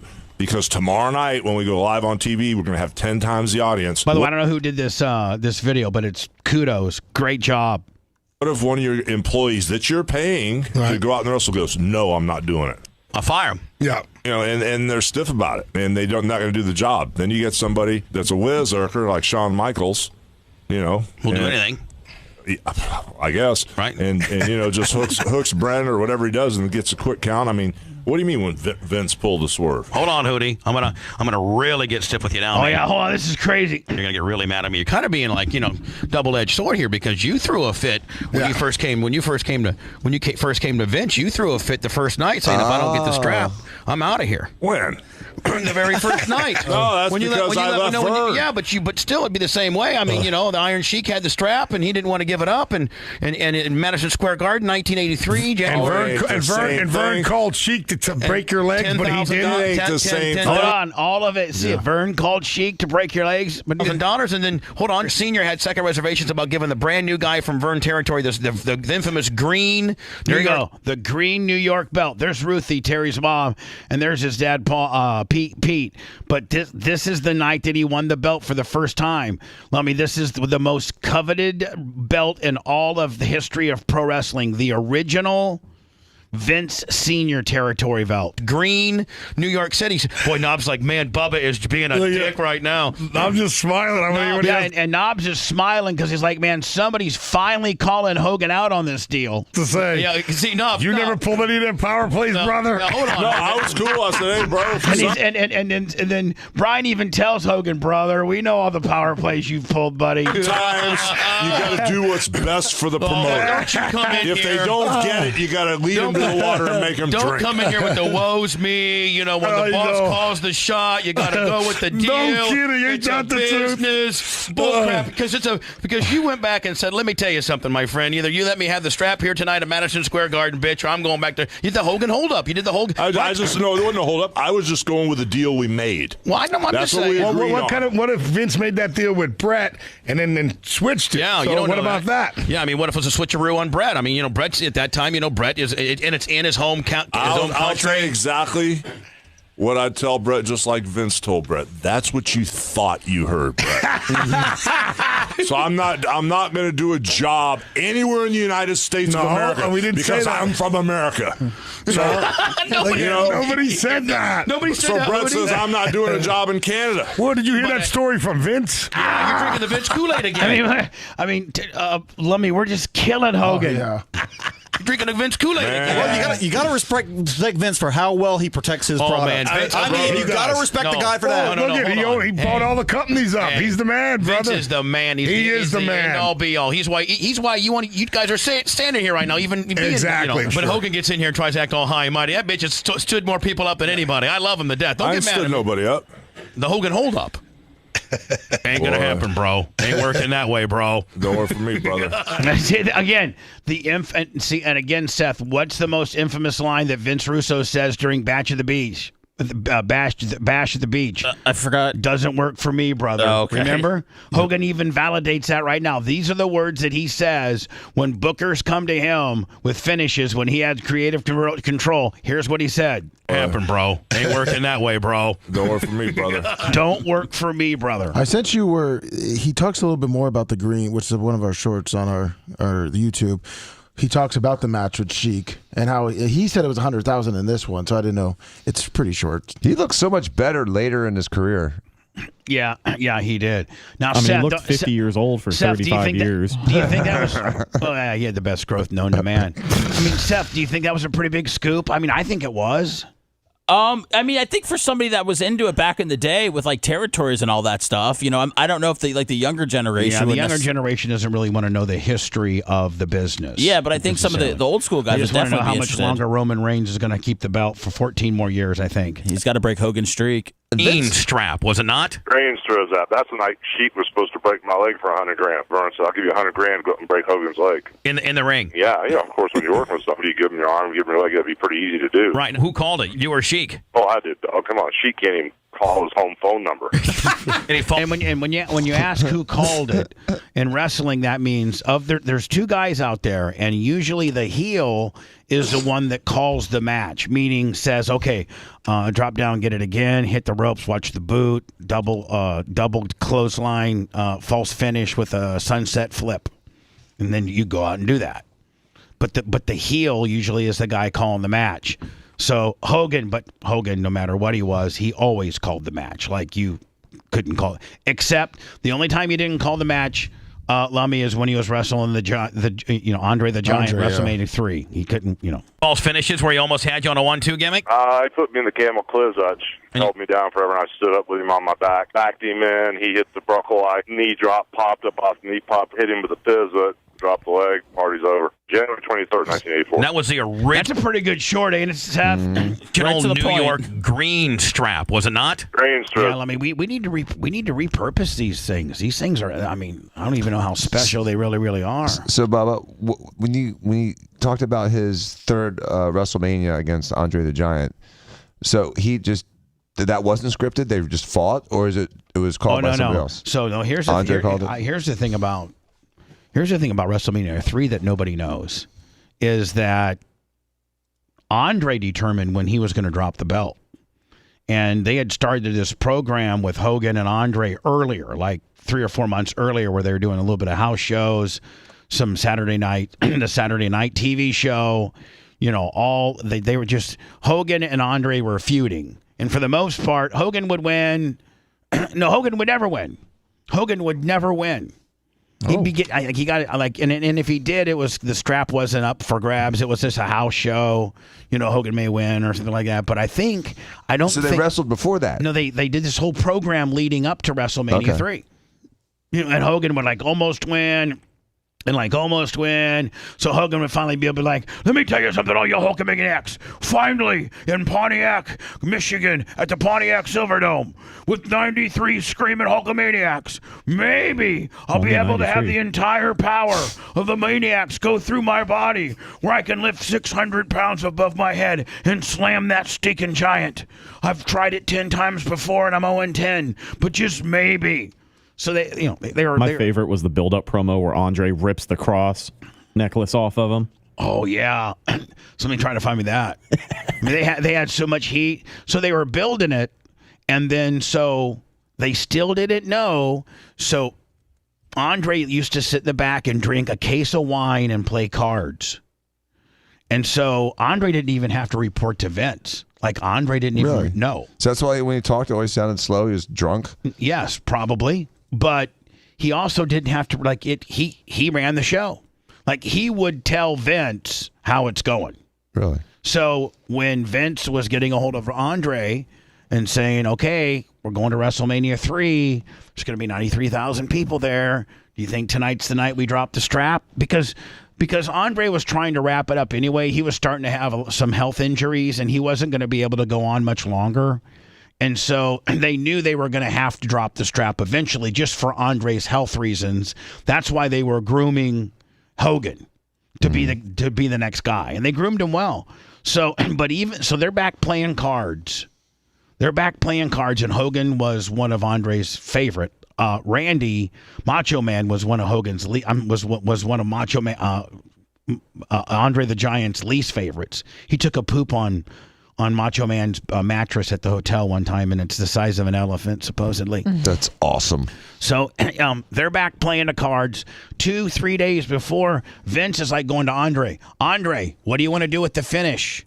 You know, what do you and at the Silverdome, WrestleMania 3? What are we doing with the finish wise? What are we doing? Is Hogan going to do a scoop slam? Is he going to do a roll up? Is he going to do a boot? Is he going to drop the leg? And Andre would be like, "Don't know, boss." That's what you'd say. "Don't know, boss. Don't know, boss." So finally, they're playing cards, and so here they are, Seth, trying to write a pay-per-view, and you don't know the biggest match of the night, the main event, Hulk Hogan versus Andre the Giant, the main event, one of the most infamous matches in all of wrestling history. And the guy who has the strap, the champion, won't tell the owner of the company whether he's ready to lose it or not.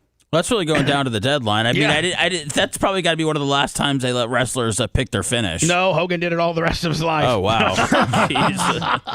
And I think The Rock had it. And I think Stone Cold had it.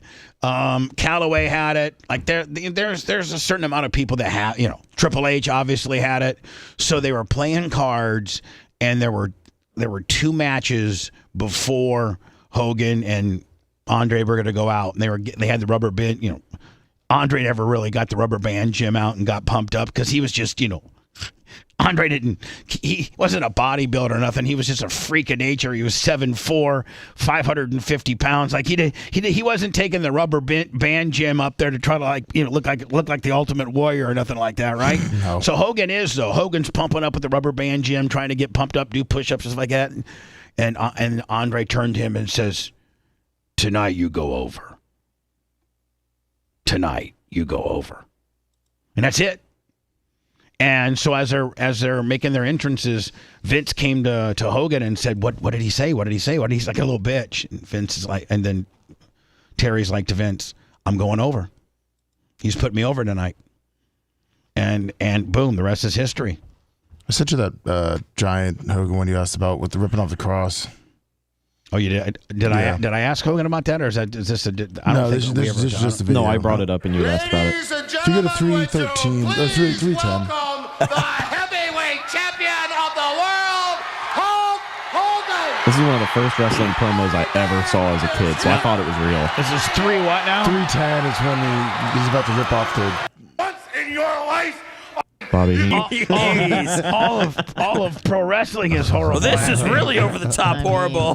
You can't leave like this, Andre. That's Jesse Ventura, too, in the purple. Hello. just watch a couple episodes of Thunder in Paradise. Hello. Hey, Bubba. Good morning. It's Gary the Cantrell. How are you? Thank you. You know what, buddy? Thank you for all the hard work you do and all this stuff. I think we have some gold mines and stuff that we might want to revisit.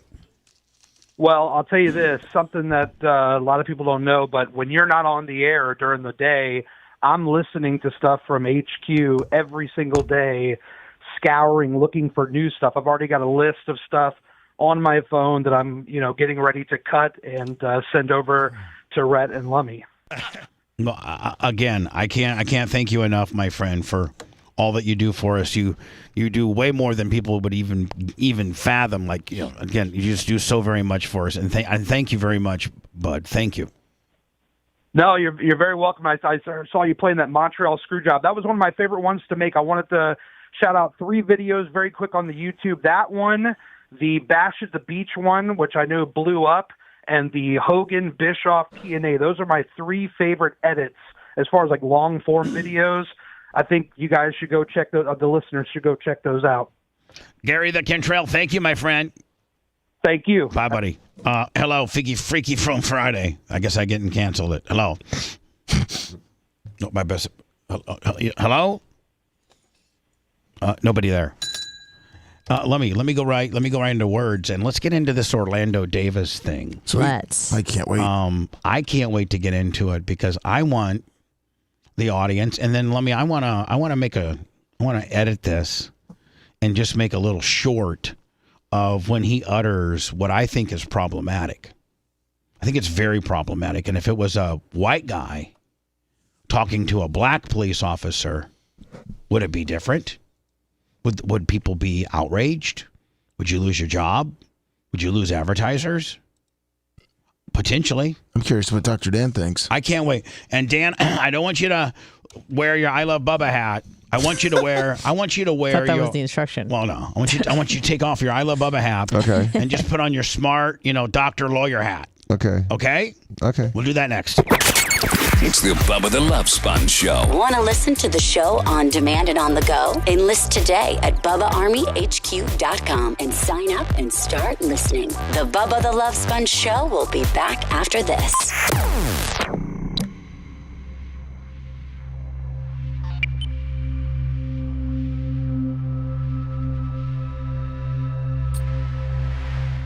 Did you send me a picture of those steaks? Yes, I did. Okay. You want me to resend it? No. I'll get to it. No.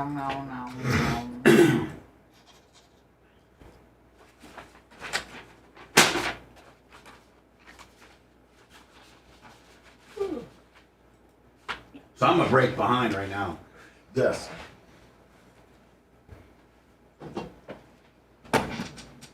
So. You can't leave like this. What's that? You can't leave like this. You're bleeding. Man, oh man. I didn't even see blood, by the way. I just saw sweat.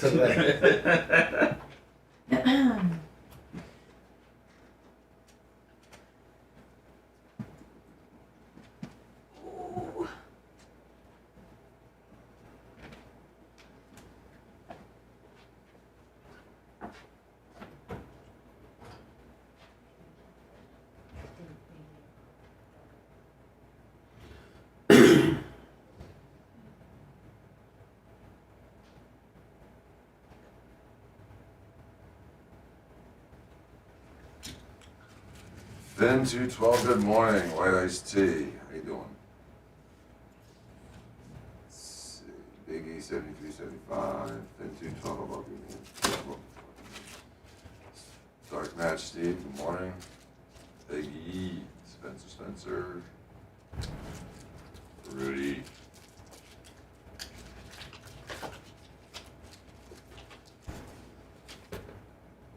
CC. Steve, I'm building in. Bowler.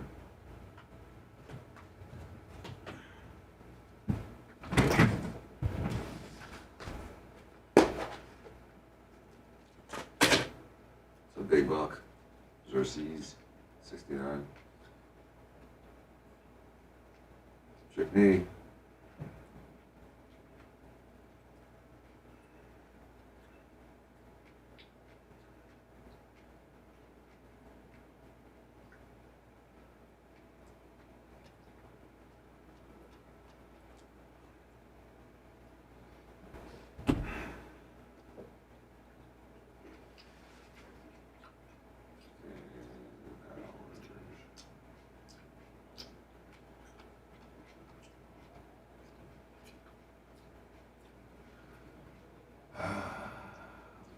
Ned Hizerps. Good morning.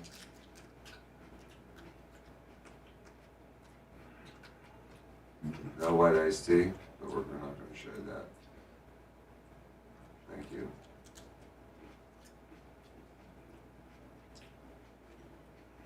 Okay, so Steve, Grumpy Old Man, what's up? This looks Liz A or Happy Easter, Ellen Close. Internet Fred, good morning. Dr. Longwood. The Longwood. Yeah, Ocean City. I grew up here on the Jersey Shore all through the 70s and 80s. It was awesome. Fuck everybody. Night Rider. Ellen Close.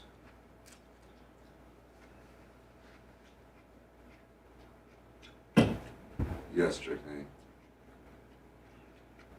Thank you, Cece. Nick the Gun Guy. Soul 71.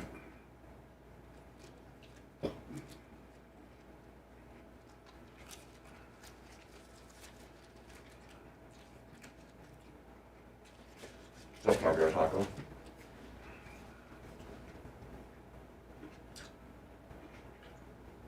Hey, Bubba's Tackles. Northeast.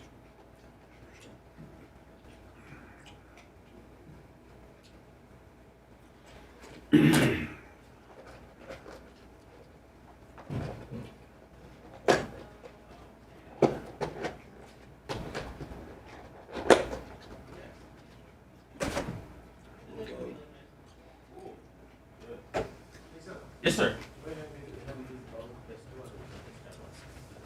Thank you, Kurt.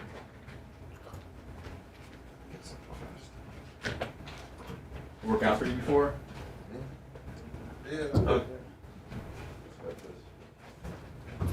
Here you go, sir. Oh, thank you, buddy. Yes. Well, I gotta.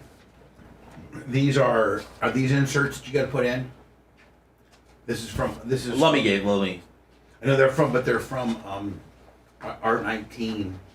They're from Art 19. Oh, the reeds? Yeah. Oh, okay. I didn't even get. You know what? I'll email her and put you on it and say, do you just want us to give them to you, or are we placing these? No, we send those in. They normally put them in. All right. So okay. But I'll include you in that. I've always been on the emails though. Of she only put me on it this time. I don't know why. Ooh, look at all that. I'll send it. I'll send her the finished product saying, don't forget to include Seth. Yeah. That's. I was actually wondering when they were going to change out again. Yeah. So, is it a new sponsor or is it a new read? It's a new read. Oh, okay. eBay Motors.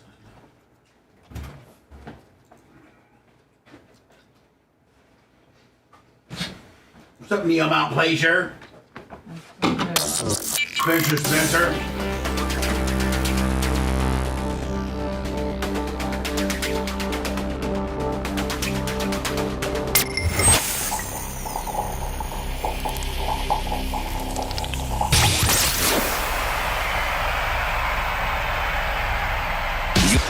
You're listening to the Bubba the Love Sponge Show. After the show, make sure to check out BubbaArmyHQ.com. It's all things Bubba 24/7. And now back to the BRN.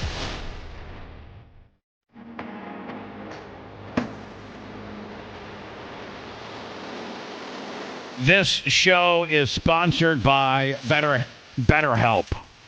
Again, the Bubba the Love Sponge Show is sponsored by BetterHelp. BETTER, BetterHelp, HELP.com.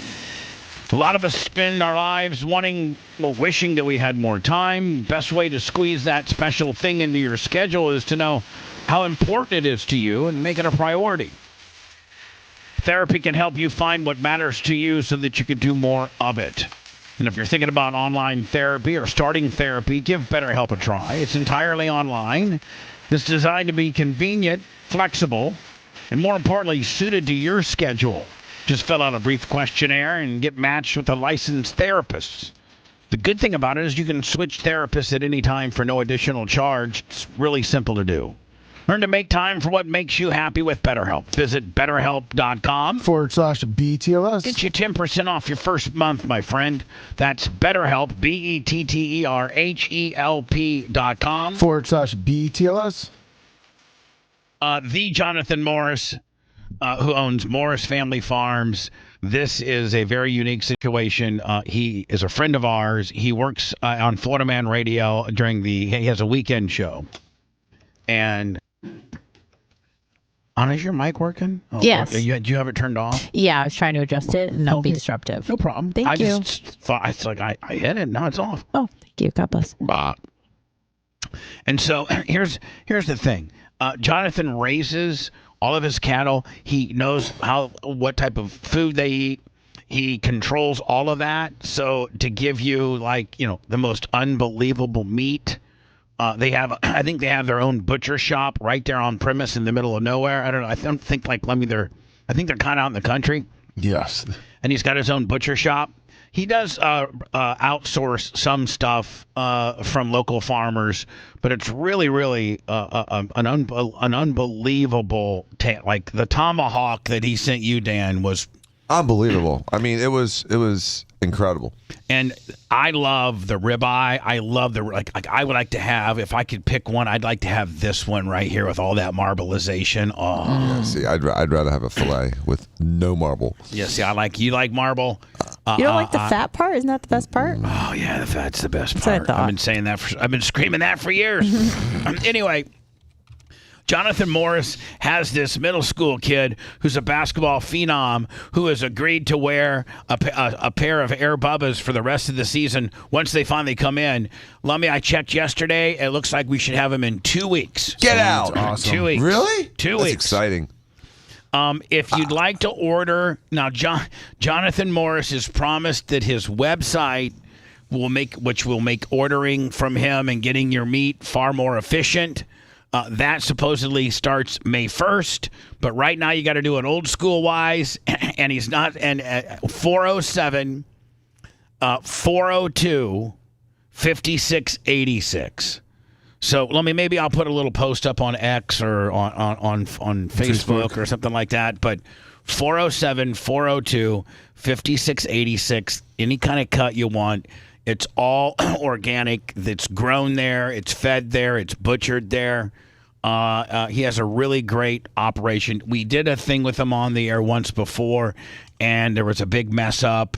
And they do make dog food too. Like, can you imagine how good the food that they put together for your dog would be? Oh yeah. Instead of that, Some people received it. Isn't most dog food from like Purina and stuff like that made from just absolute garbage?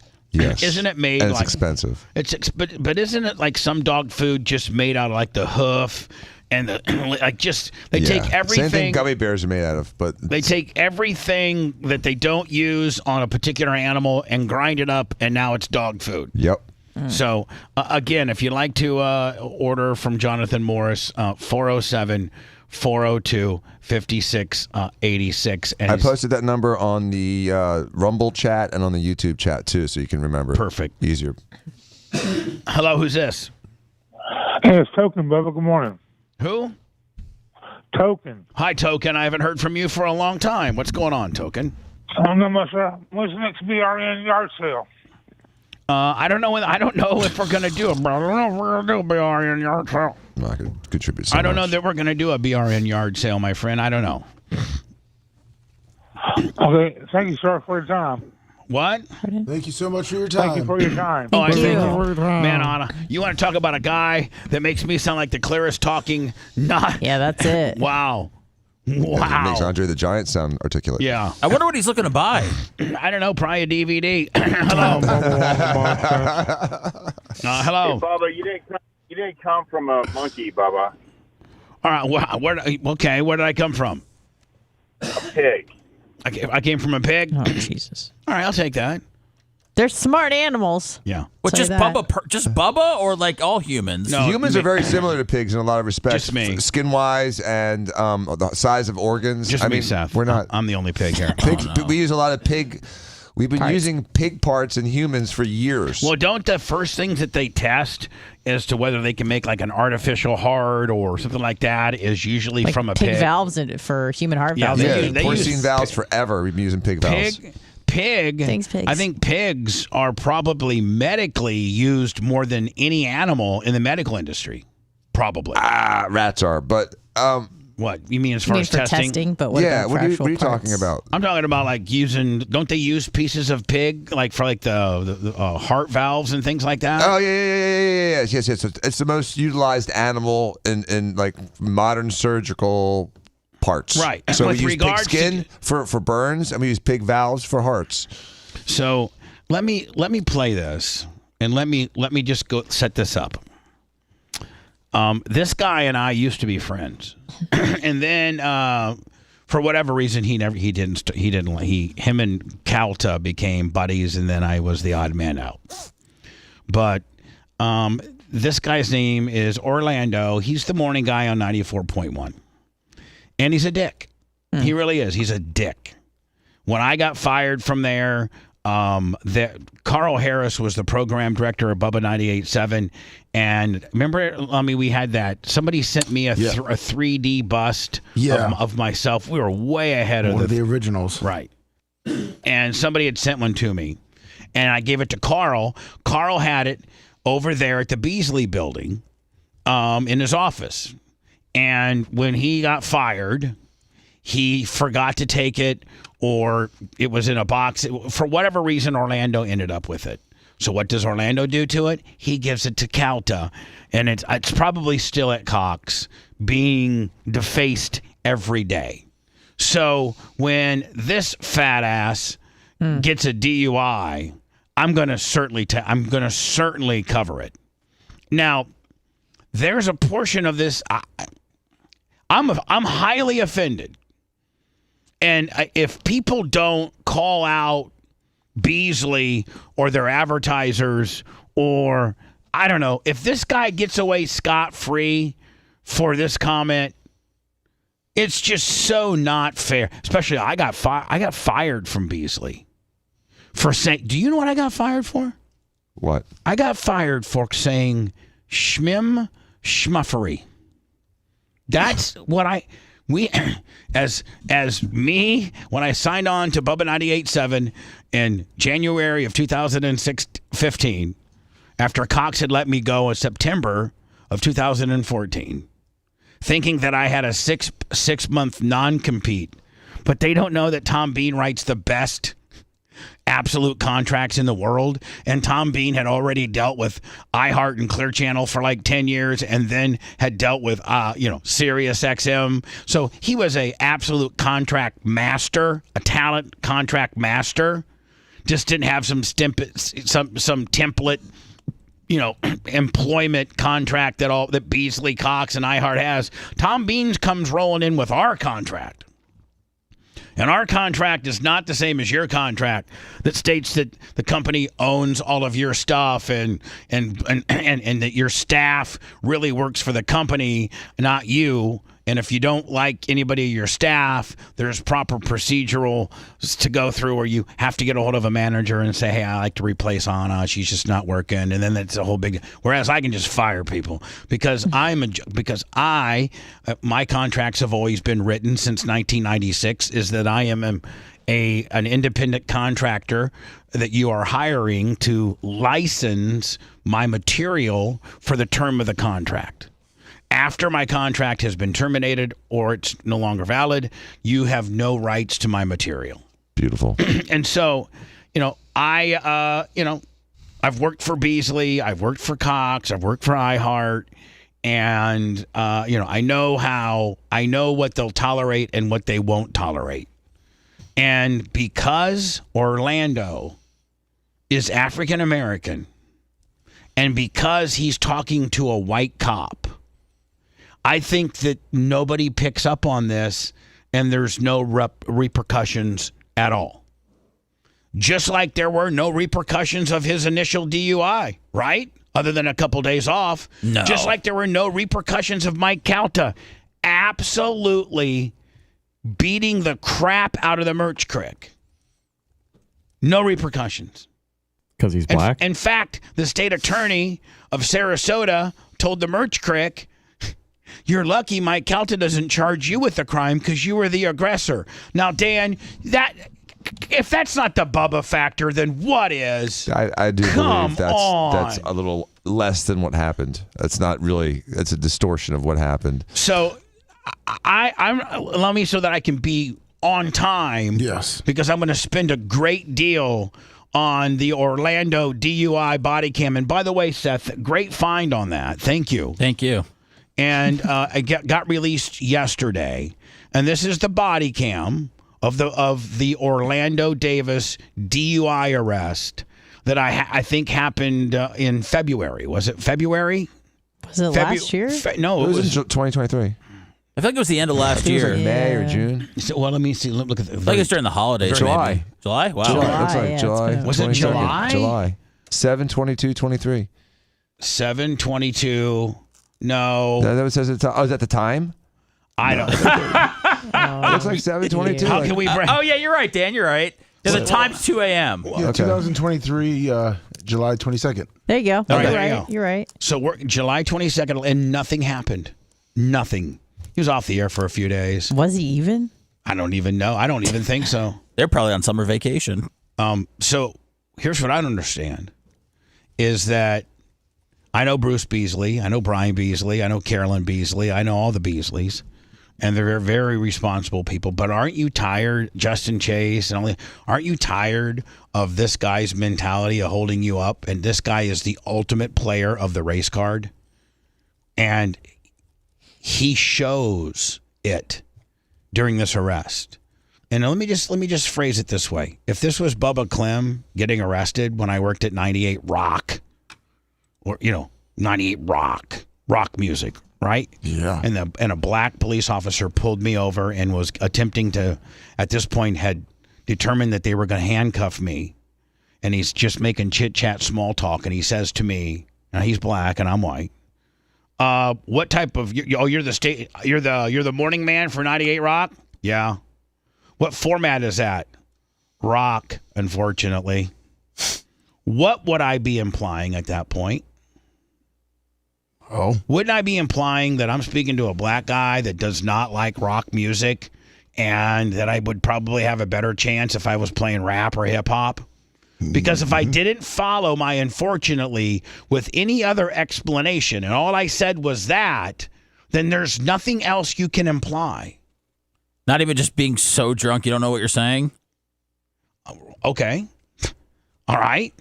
That's a real, to me, that's a real lame excuse. Dr. Dan, what do you think? And listen to this. Well, Dr. Dan's not going to hear it until he sees it. Right. Which will be next. Yes, this is a daily telethon. We gotta keep the lights on somehow. So don't forget PayPal, Cash App, and Venmo. All at BubbaArmyHQ.com. Bubba the Love Sponge. We'll be back after this.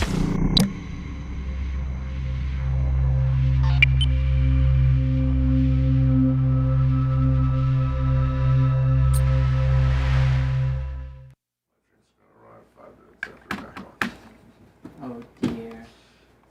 Maybe just let Macho know or something so we can intercept him.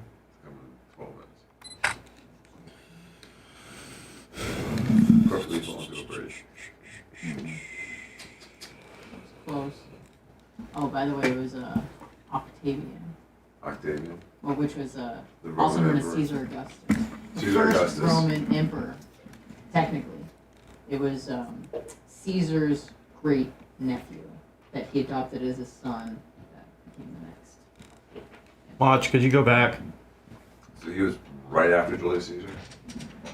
Or to the 5. So Julius I mean, Caesar sorry. wasn't murdered, and he would have been Thank you, sir. emperor when Jesus was alive. He was never emperor. Well, he would have been, but he was.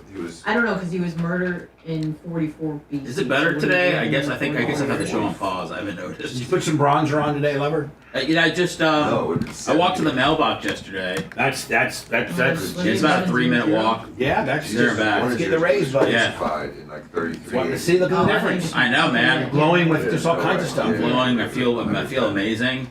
Fucking, it's awesome, man.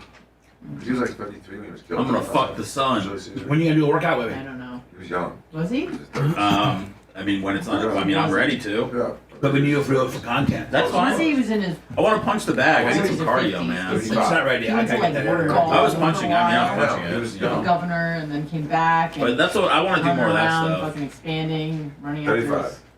That's my bet. I'm gonna How say many miles you got in your car? 48. Probably 78, 79. What did we say you needed to come back in at? 35 to 38. I think I'm a little over 80. I think we did like 77. I think Did we put a sticker or we just said? 55, bro. I think there's a sticker. I think there's a sticker. What up, Don't Panic? I'm It's telling organic, you. G.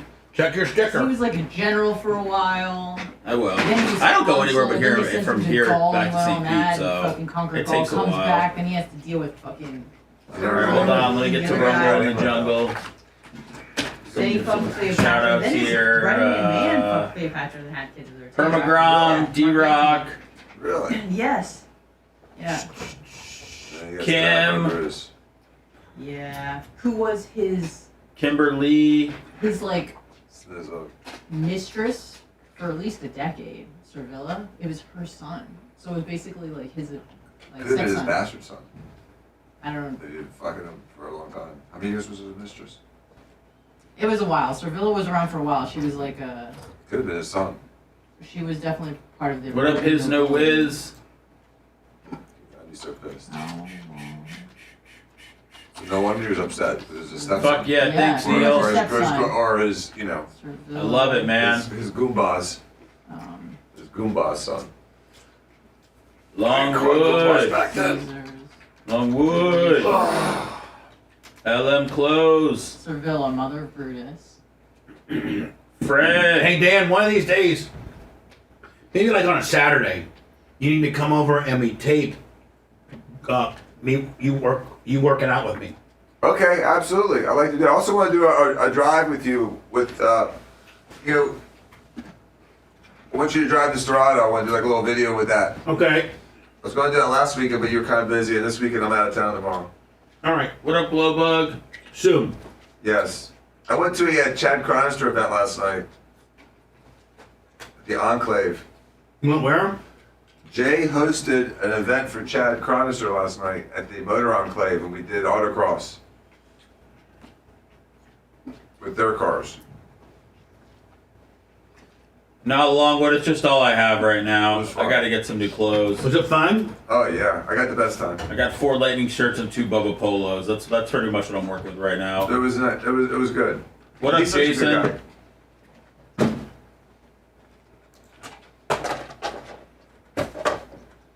Yeah, check out They had the this podcast. badass Ducati motorcycle that one of the motorcycle cops had. It was sick. I'm gonna send a picture to Lonnie so he can send it to you. It was fucking sick. What up, Spencer Squared?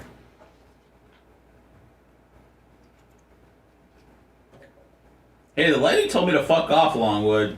You know? I never wanted it to be this way. Do they make regular cars? That's Trump's head downstairs. It's not his, it's one of his deputies. But it wasn't a bike. I thought it was a bike they confiscated, like from a drug guy. That bike was built for them.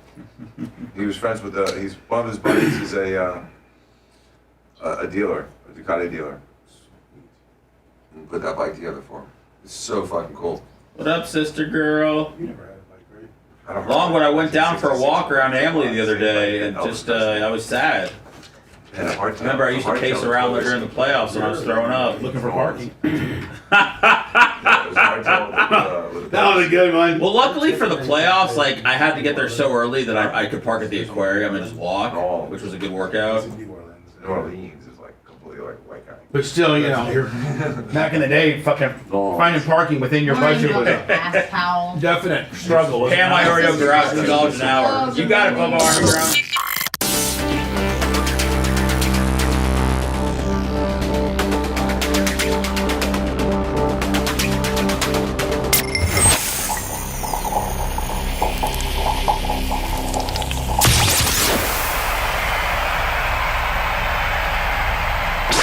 It's the Bubba the Love Sponge Show. Missed part of the show?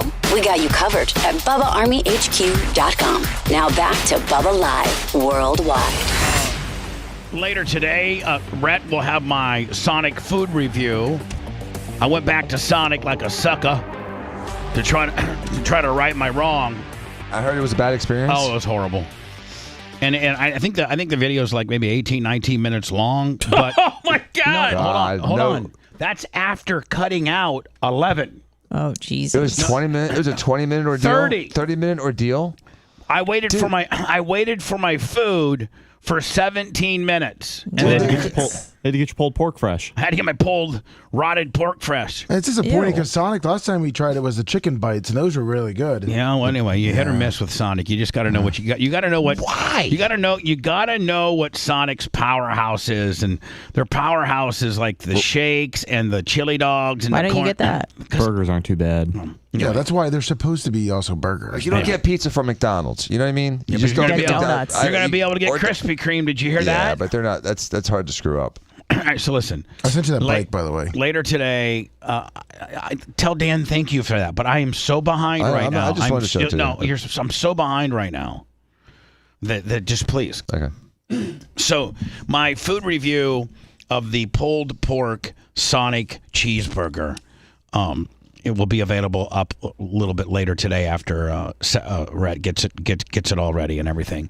And then Lummy, I might want to make a small little clip of the big high spot that I'm going to talk about here in the Orlando Davis DUI City of Tampa body cam deal. So this is Orlando, and he was at the Hard Rock that night on a station function event. It was a goodbye party for one of his co-hosts. Right, but I think it was a station event. It was, yes. And he got in a wreck. Now, there's driving DUI, and they catch you. Yeah. And that's bad enough, because they always say to you, what's the first thing they always say to you? Have you been drinking? No. After they've determined that you're drunk, they say... You're under arrest? How many drinks have you had? You're asking. You're asking us, Bubba, to answer. They say to you, don't you realize you could have hurt somebody? Oh. Don't you realize you could have hit somebody?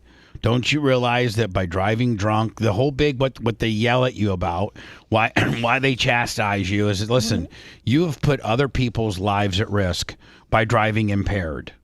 Not only could you hurt yourself by hitting a telephone pole or whatever, but you could hurt somebody else too. That's what the major deterrent of DUI is the fact that you're, putting other people at risk. And Orlando just didn't get pulled over at a DUI, Willie. And no, he actually hit. He did what they yell at you about. Yeah, right. He created. There's DUIs that you don't hurt nobody. You didn't hit anything. You're just on the road drunk. Not that you wouldn't hit somebody maybe further down the road, but when they caught you, you just were drunk. Mm-hmm. Then there's DUIs that they're responding to an accident and you're drunk. Right? Yes. I think there's a third one, and that's checkpoints. You're just on the... Yeah, that's true. Bubba's Grain of Rice, $20 on his OnlyFans. Rant. Thank you. And you're right. There are... a certain amount of DUIs that are, DUI checkpoints, but it seems like those aren't nearly as prevalent as they used to be, to me. Mm-hmm. And they usually, a lot of times, they save that for New Year's Eve, right. Stuff like that.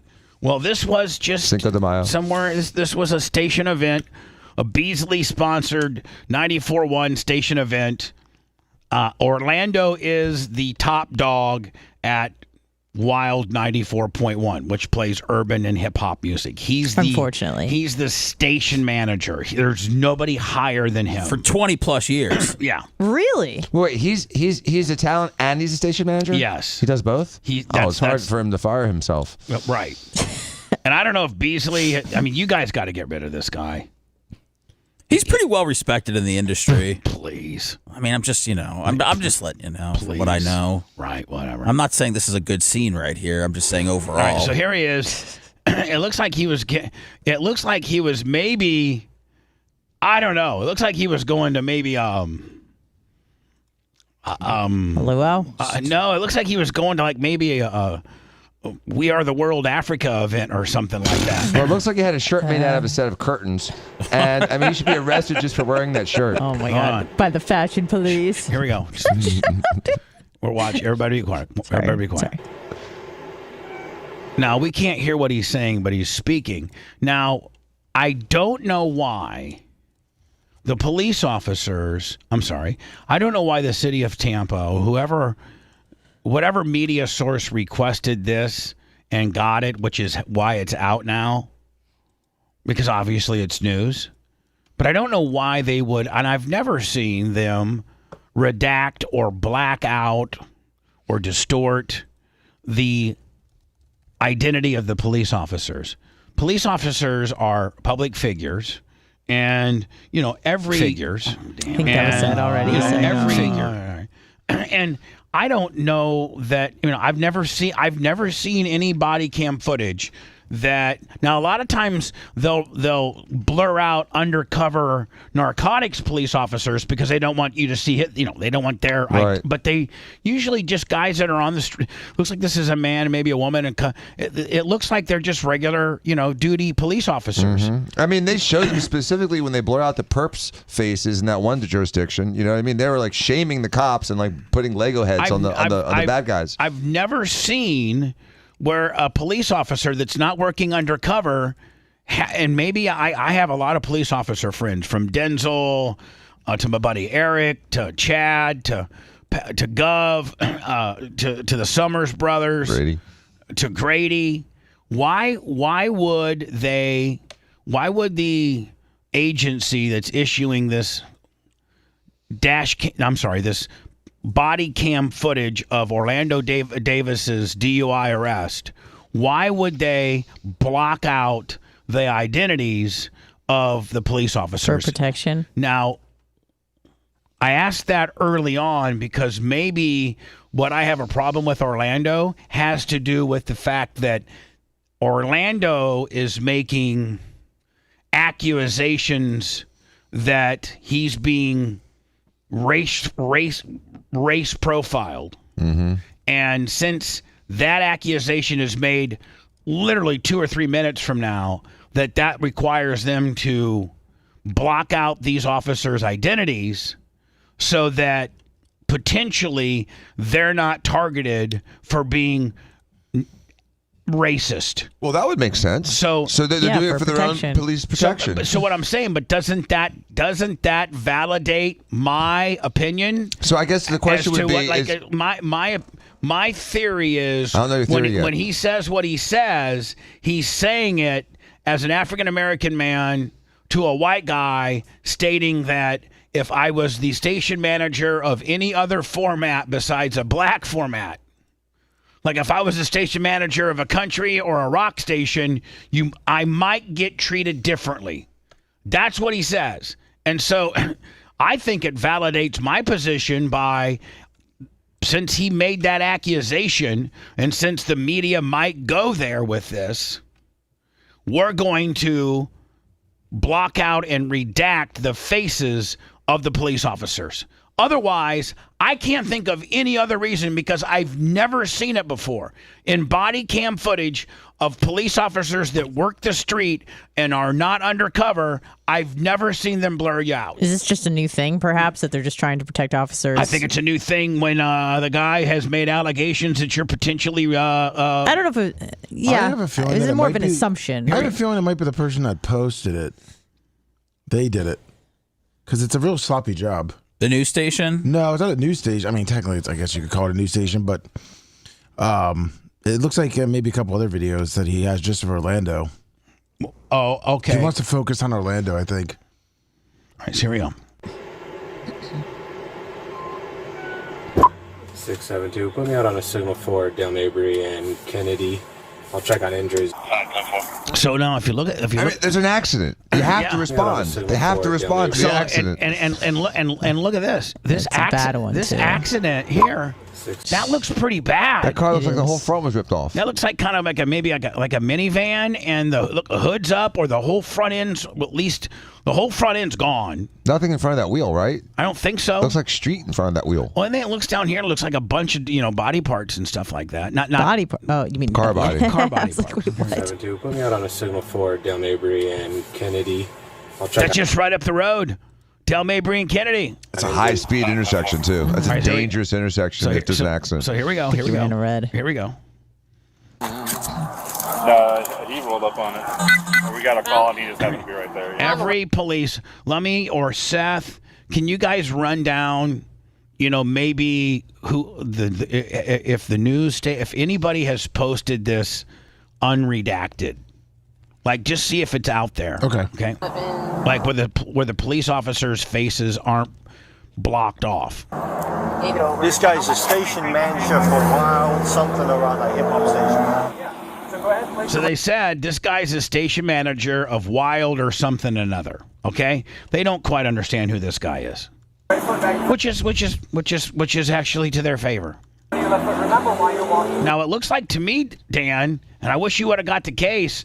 It looks like the people he hit might be required. Like they're bringing the stretchers and stuff out. So if you go away by ambulance, they could tack on, with severe bodily injury to the DUI. Arguably. By the way, he makes Nick Hogan look like an Olympian when he's doing this walk the line test. By the way, when he does his sobriety field check, he looks like Nick Hogan on a balance beam. It looks like Nick Hogan's Mary Lou Retton, does it not? Right. He makes Nick Hogan and his wife look very, very sober. Yeah. All right, so now let's not concentrate on the stretcher and the ambulance, but here's Orlando in his Lion King outfit, doing toe. I think is it 9 or 11? I thought it was 10 steps and turn around. I think it's not 10. I think it's either 9 or 11 because they try to throw you off. I think. But anyway, and we can see he's right here. There he is. Oh no. Yep. Don't stop walking. Whoa. I wish you would have fallen over. Whoa. Hey. He's doing the robot. He's dancing. Ready? Boom. Oh.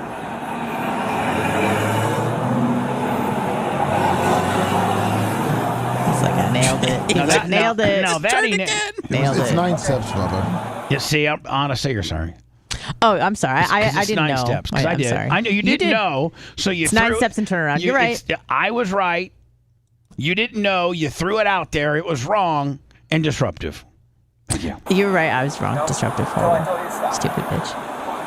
All right. Now you can stop. You can't. So. Now I think you can clearly see. Now let me just for. They didn't even make him run the AB. They didn't even make him run much. They just had him walk the line. They're like, "You're done, man." Yeah. So you can clearly see this, that Orlando Davis is an African American man. Yes. And that the guy that did the field sobriety test and is now going to take Orlando Davis into custody is a white guy. We can can we make that observation? Yes. Okay. Now watch. But his face isn't blacked out. Oh, it's not? Now it is. It wasn't for a second. I think the guy did it that did the video. Yeah, I think you're right. Here we go.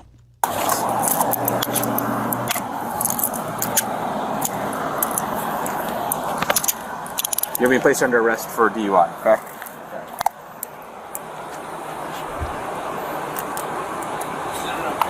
All right, do me a favor. Come on, just come on up here to the front. 602, right? Yeah. Now here we go. This is what I'm going to make a clip of Dan, I just want everybody to watch. I'm not going to stop it. I want everybody to watch it and then try to interpret it the way that he potentially meant it. You were in the vehicle? No. You're going to say something? You sure there's no weapons in the vehicle? You kind of hesitated. No. But your vehicle's going to be towed if there's something in the No, vehicle. there's my backpack has my Glock inside the backpack. Okay, well then it's inside. Which is completely legal. No big deal. But he said there was no guns in the vehicle at first. Well, I think he clarifies it. The vehicle. That's the weapon. Well, I mean, because when he said it, I was like, okay, well, it's in the car. It's not on me, but it's in the car. Yes. That's what I asked. That just shows you how stupid you are, Orlando, because the minute the cops ask you, are there any guns in this vehicle, it's not, do you have any on you? It's, is there any guns in the vehicle, including what could potentially be in your backpack? What could be in the middle console? What could be in the very back? Well, in his defense, he is hammered, so. And my license for it is in my wallet as well. You said there's a firearm in the vehicle, in the backpack. I don't know where it shifted in the accident, but it's in the backpack. It's a camouflage backpack. Okay.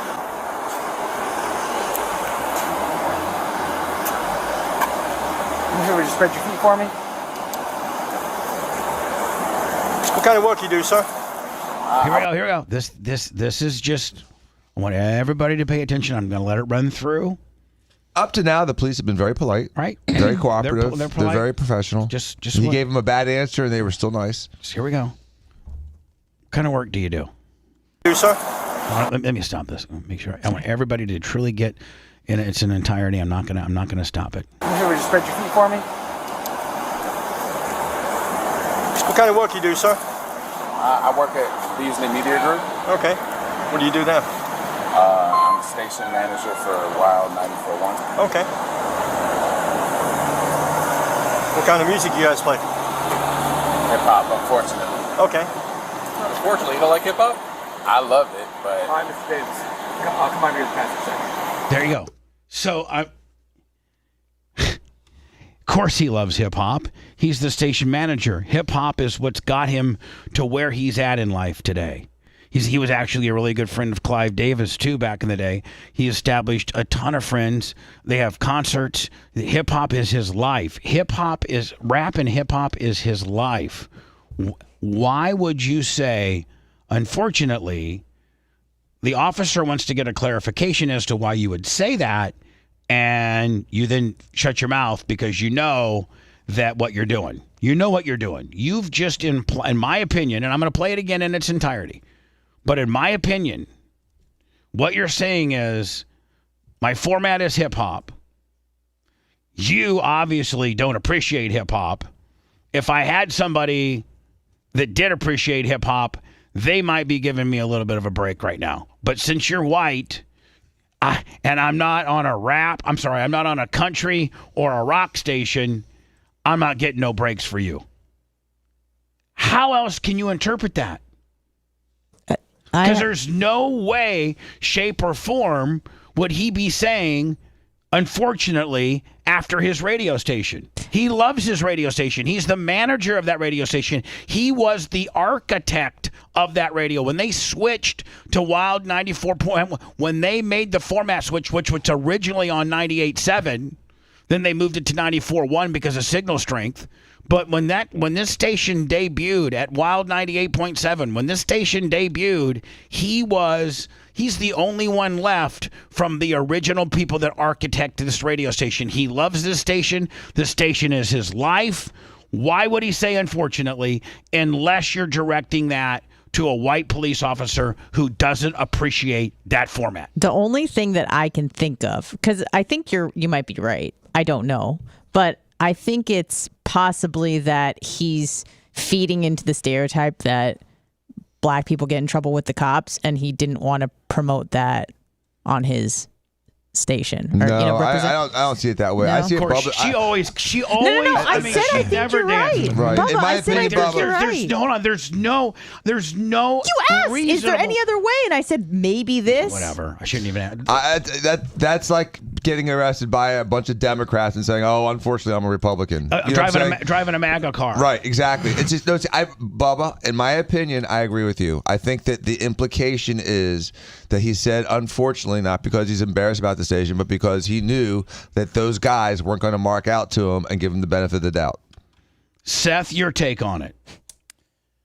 Well, I thought it was really absolutely nothing but a drunk guy just saying stuff, but the way that Dan kind of framed it just now is making me think about it in another way. I mean, he's just Orlando, He's not dumb. Orlando is a smart ass and loves to play the race card. He does it a lot. Right. He has a history of doing it. The way he said, play it again, please. Hip hop, unfortunately. Okay. I'm out here. I want to make sure. Hip hop's not helping me out right now. Yeah. That's what he's saying. Hold on. That's the Hold on. implication I get. Here we go. What kind of music you guys play? Hip hop, unfortunately. Okay. Unfortunately, you don't like hip hop? I love it, but Come on, here's But I love it, but he kind of bounces his head too. I love it, but it ain't doing me any favors right now. If I would have said country, that might be something you could identify with. Yeah. I'm not overthinking it. People are like, oh, quit overthinking it. No, I've had a history with this guy. This guy has a history of playing the race card. And again, is this not as big of a deal as I think it really could be or should be? But what if I had been pulled over and I said I work at 90? A black guy pulls me over. He's now handcuffed to me. He asked me what format I play. I said rock. Unfortunately, in knowing that he does not like rock, why else would I be saying that? And he goes, unfortunately, you don't like rock? And I go, I love it, but yeah, exactly. And it's not your cup of tea. But I love it. I love it, but. Yeah. I mean, that's. Listen, I'm not paraphrasing. That's exactly the manner, the the inflection, how he said. Let me do it again. hip hop, unfortunately. Okay. Unfortunately, you don't like hip hop? I love it, but Come on, here's But, it ain't helping me right now. I mean, that's exactly Bubba. I agree with you. That is race baiting all day. In my opinion, Bubba, I think you're right. Wasn't he going to jail either way because he got in that accident? What does that matter? Well, I'm saying like there's no way. Doesn't make him any less black. Is that what you're saying? No, I'm saying like you're talking like if there was black cops there that they would have recognized him and let him off. I think I don't think he's implying that, but I'm thinking that he's implying. He should have kept his mouth shut. He should have just said. He's the one. Let's not forget now. Let's not forget this guy. He's the one that even brought it up.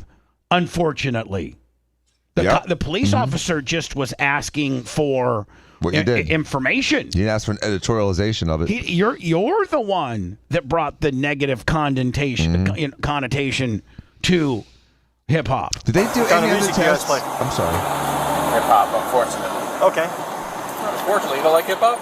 I love it, but Come on, here's I love it. Hold on. I love it, but you're a white cop. Right, exactly. And you're, I mean, that's what he's saying. I think you're right in the sense that because it was a hip hop station, they didn't know, because he's saying like if they were black, they probably would have known who he was. Right. So. And he would have thought that because of that, he would have assumed that had they known who he was, had appreciated him as a DJ and station manager and knew the station and had been listening to him for the last 10 years, that they wouldn't have arrested him. They may have let him go. They may have not even tested him. Or things might have been differently. That's what he's thinking in his mind. You don't have to run through the list of what could be different, but this is reverse racism. Yeah. This really is. I mean, I guess I don't know if you can. Yeah, you're right. This is. I'm sorry, because you can't reverse racism. But this is racism. This is racism. You're implying that white cop is not going to appreciate the format that you're the manager of. Correct. And you go on to say that you love your format, and the guy even asks for a clarification. Yeah. Meaning like he wanted to be able to say, sir, no, I'm arresting you because you're in a wreck and you're in a legitimate DUI. The format of your radio station means nothing to me. Mm-hmm. Can I ask one question? If it was me, I would be in jail. Bubba, did they do any other tests besides the walk the straight line test? I don't know. I don't know. What kind of music you guys play? hip hop, unfortunately. Okay. Unfortunately. Does Beasley know that you feel this way about your format? Yeah, it's very awkward. Because if you say it as an innocent man, meaning that hip hop, unfortunately, then that's insinuating that you don't like the music that you're the manager of, right? Correct. You can only have it one of two ways here, and that is that. Or you're saying hip-hop, something that you, white police officer, probably doesn't appreciate and know who I am. And hip-hop, the format in itself, is not going to help me out under these circumstances. You can't have it any other way. You either hate your radio station and the format, or you're insinuating the police officer you're speaking with hates your station. Did he eventually blow? Do we have like a DUI number, like a blood alcohol level? I'll see if I can. I don't know if he did or not. Last time I'm going to play, then I'm going to play the rest. Wait, like Seth says, wait till you see. He falls asleep in the back of a squad car. Oh man, it's so bad. I might make a T-shirt of it. They look at all that stuff. Don't when you catch your competition sleeping. What kind of music you guys play? Hip hop, unfortunately. Okay. Unfortunately, you don't like hip hop? I love it, but. Hi, Mr. Davis. Come on here, past a second. So now you've heard that enough. Now they're walking him to the car with his Lion King outfit on. Oh dear.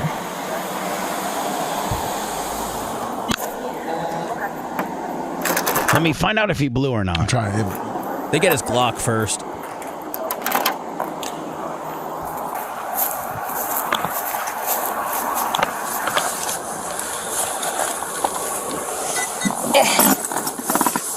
Now, I got to tell you, no matter how drunk or high I am, if I'm in this situation where I'm handcuffed and I'm in the back of a squad car going to Orient Road, I am wide awake.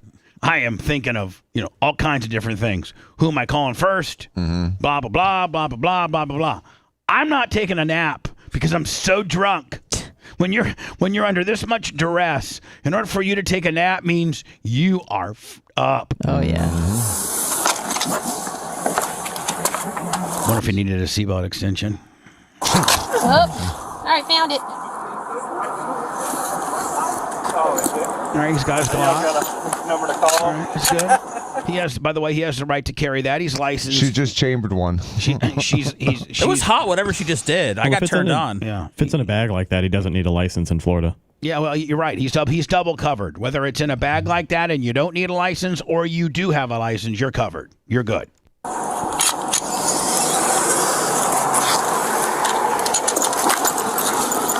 What a babe. He got it. All right, so here. Did he change his shirt? Whoa. I don't know if he changed his 'Cause shirt. it doesn't have the pattern on it anymore. It just shows up differently. Maybe that's just a white undershirt. I don't know. So here's Orlando. It's not time. And he is, wow. First of all, your shirt doesn't fit like it. The seatbelt don't fit either. I'd get if I was in regular radio in Tampa, like, going against Orlando, 93.3 or whoever else should have a billboard of this saying, when you catch your competition sleeping and right? Yeah. Seth, bring back some old school radio wars, right? I mean, we could put it up as a billboard. Yeah. Make a T-shirt out of it, something. Look at, he's sleeping. He's got his head back. Taking a nap. TT99. He must have fallen asleep behind the wheel. Jay's here.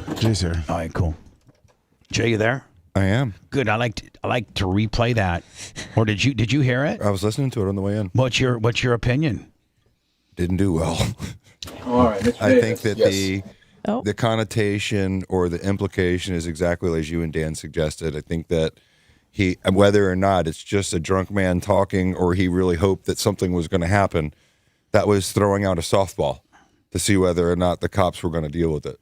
Well, unfortunately, why? It was just... And the cops even asked for clarification. And I thought the cop handled it perfectly. I mean... All right, Mr. Davis. Yes. So hold on. That was awake? That wasn't a still shot? They drive. It's like he has a lot of practice They doing that. drive all the way. Listen. That looks like a still shot. But hold on. Think about this. They drive all the way there. The cop never puts the car in park unless he's at his destination. So he's in the Sally Port or in the driveway to now extract Orlando's because, listen, he actually puts the car in park. That means it looks like Orlando actually napped the entire time. The entire ride, he napped. Because he doesn't wake up until the car gets put in park. Watch. All right, Mr. Davis. Yes. See him snap out of it? like he's dead ass asleep until it hits.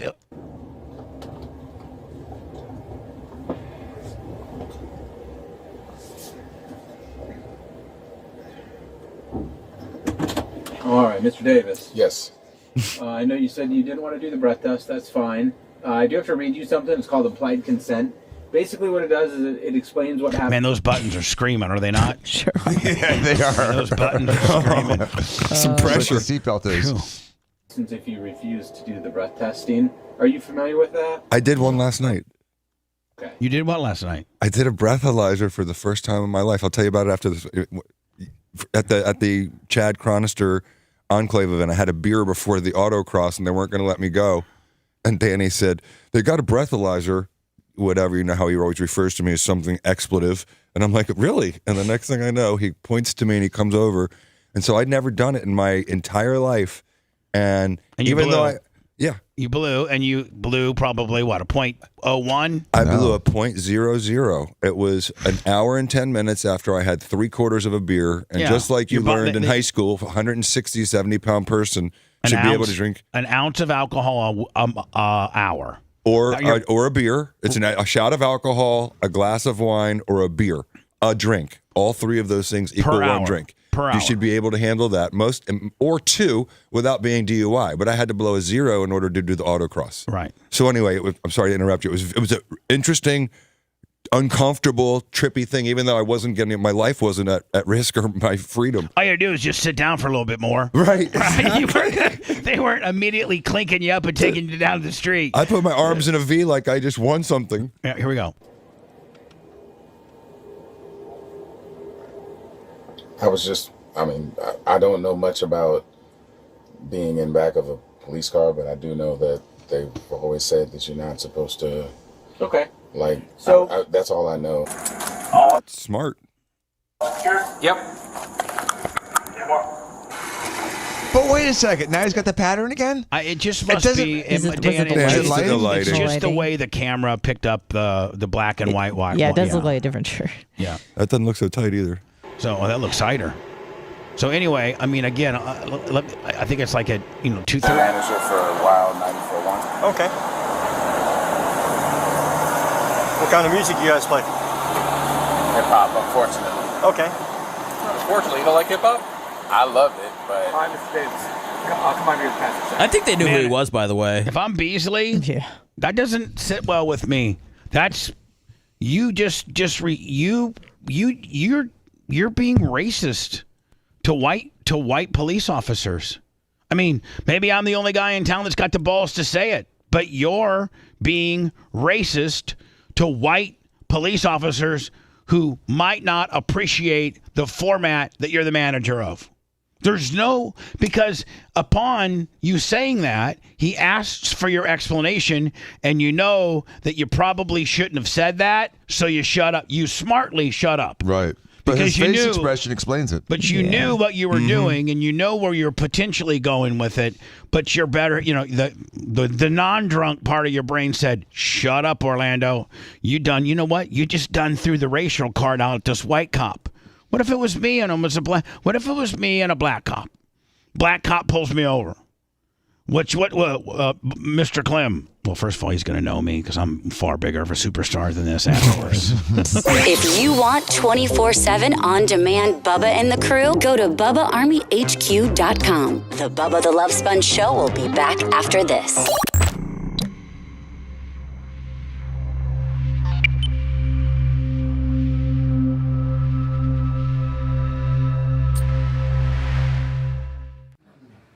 Oh, it's gone now. Sorry.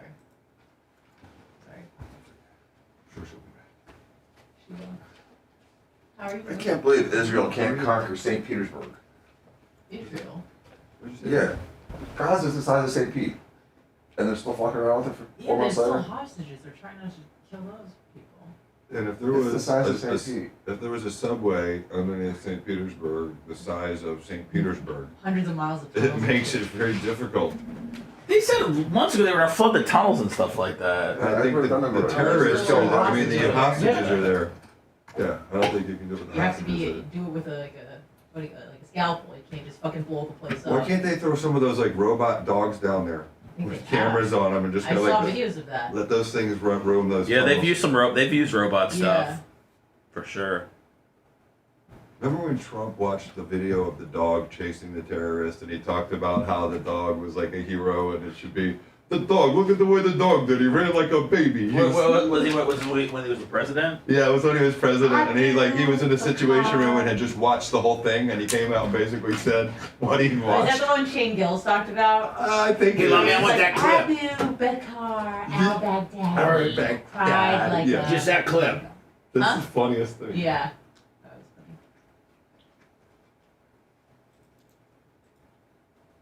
And I think he gave the dog a Medal of Honor. I'm almost positive. Did he? I'm almost positive there was I some wonder sort what of Jake- award what Did Chad that say. blow himself up? Am I I think he did. right or am I And making he it blew up? himself I'm gonna up, look at and chat I right think now. he killed 2 of his kids. I'm on YouTube, by the way. I like YouTubes.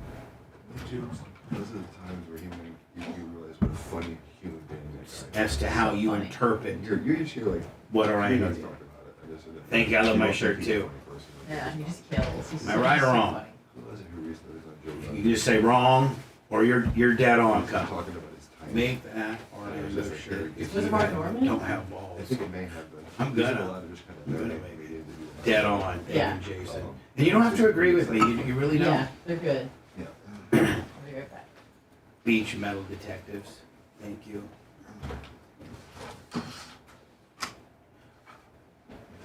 Lummy, I got a banana for the goats. Oh, sweet. You want it coming your way? Yeah, throw it to him. I gotta throw it. Oh, it's gonna be a little bit to your left because I gotta not hit that ring. All right. Oh, It's in the bar. It was a little high. I'm sorry. I thought you were a Gronk. He's just, you hit this vertical of an inch. Sorry, Lummy. I didn't Dallas Clark it. Did we lose it? No, I'll find it. What happened? It went behind the bar. Ricocheted Well, it's off not the like hands into the bar. Classic Michael Evans type catch. I got it. Trying to be careful with. Thank you, Brian Bailey. Now, when you hand it to them, do you peel it or do they peel it? They peel it. They peel it or they just eat it? Well, they eat it, but I mean, I don't have to peel it for them. I'll split this one in half. Half goes to Judy, half goes to baby. I kind of figured that way if you split it in half. But I mean, the duck legs. Oh, the ducks like it? The ducks like bananas. Do they really? The ducks will take it from the goats? One of these. No, because they know they'll get their ass kicked. But if I can handle I mean, those goats will kick those ducks' ass. Oh, yeah. They wait. But I can hand it to the duck and they did it. Is that today? It's this weekend, yeah. They were screaming yesterday with airplanes. All day. Running low, and they're not going to do it again for 3 years because they're doing They chose construction. Easter Sunday for the air show. Yeah. Why'd they pick Easter Sunday? I don't know. It's fucking up our church plans. It's screwing up everyone's plans on that day. And they're not going to do the air show for 4 years? Yeah, or 3. Why? Because they're doing construction on the base. They're doing a new hangar or something like that. It probably cost 10 zillion bucks. Oh, yeah. But they're the ones spending money are universities, hospitals, and the military. If you want to come over at any point in time, you should, Bubba. You can go on the dock, and it's literally they do the entire show right over the house. I mean, it's the best I'm seat sure. you could get anywhere. It's incredible. Loud as shit. It is loud. It's cool. That's funny. He said, go to the air show. God will understand. God likes airplanes too. Yeah. He lets them fly. Flutter enough his heaven. Let us Ryan Gilson.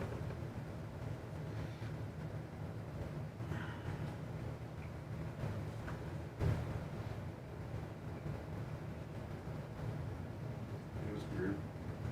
When you go to the county sheriff's office to inquire about it, it's gone. What? The record. What do you mean? Service record. It's gone. I've searched his name, his real name, his birthday. They expunged it. They It's not. If you go to No conviction? It's not on the website anymore. Oh, I did a date. Then I even went to his birthday because his real name's not Orlando. Right. I used that. Or. Yeah.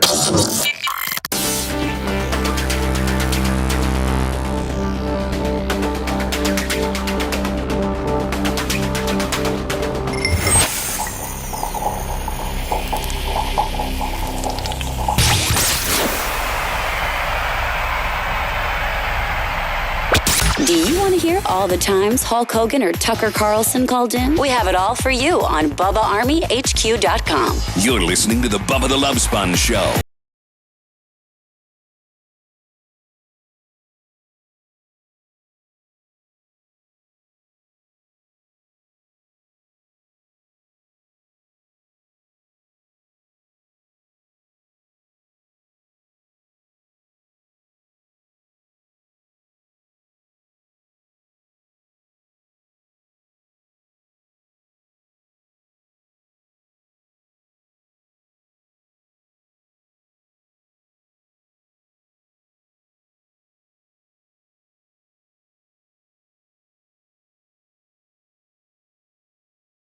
I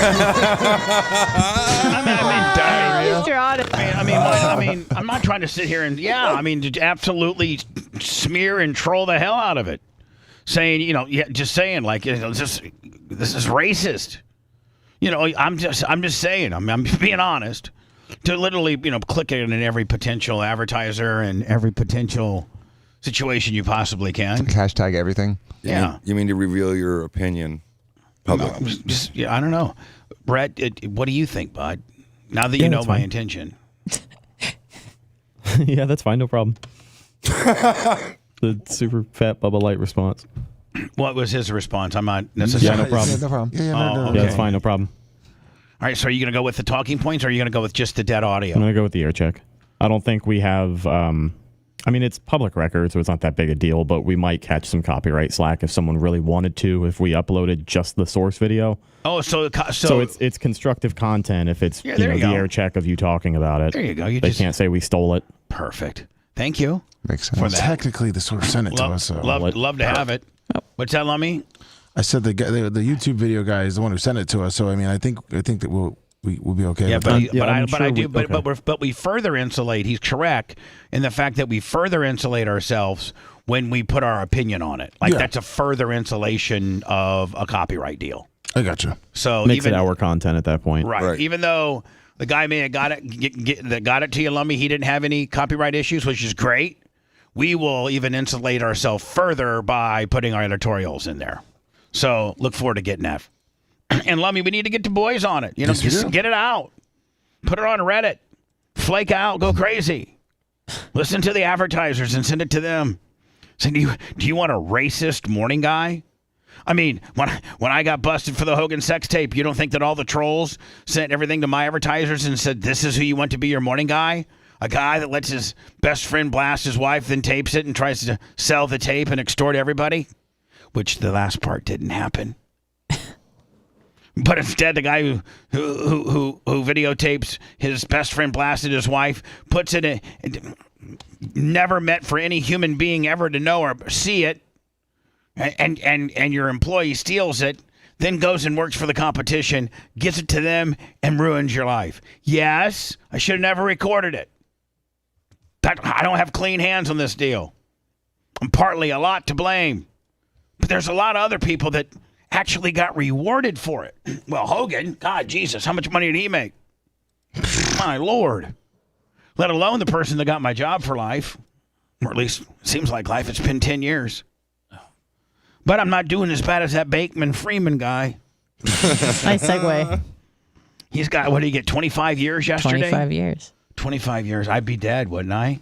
I mean, what am I now? No. Yeah, bull crap. I'd be one of those 82? old timers, and I'd be in prison with a walker. Yeah, but so 80% of that, so take off about 5 years. Okay, so give me so 20 years, so you'd be 77. You'll be kicking 77. Please. Come on, dude. You'll be still slamming. You'll be sexually active. Not if I'm in prison for 10 prior. That takes me right out of my health regiment, Dan. I'm not coming over to get the Morpheus when I'm in prison. You don't need the Morpheus, yeah, man. Whatever. The downfall of disgraced cryptocurrency mogul Sam Bankman-Fried, the former tech billionaire. Well, this happens. This seemed to happen pretty quick, didn't it? Like it just seems like it wasn't too long ago that they had just found out about it. I think it was early last year.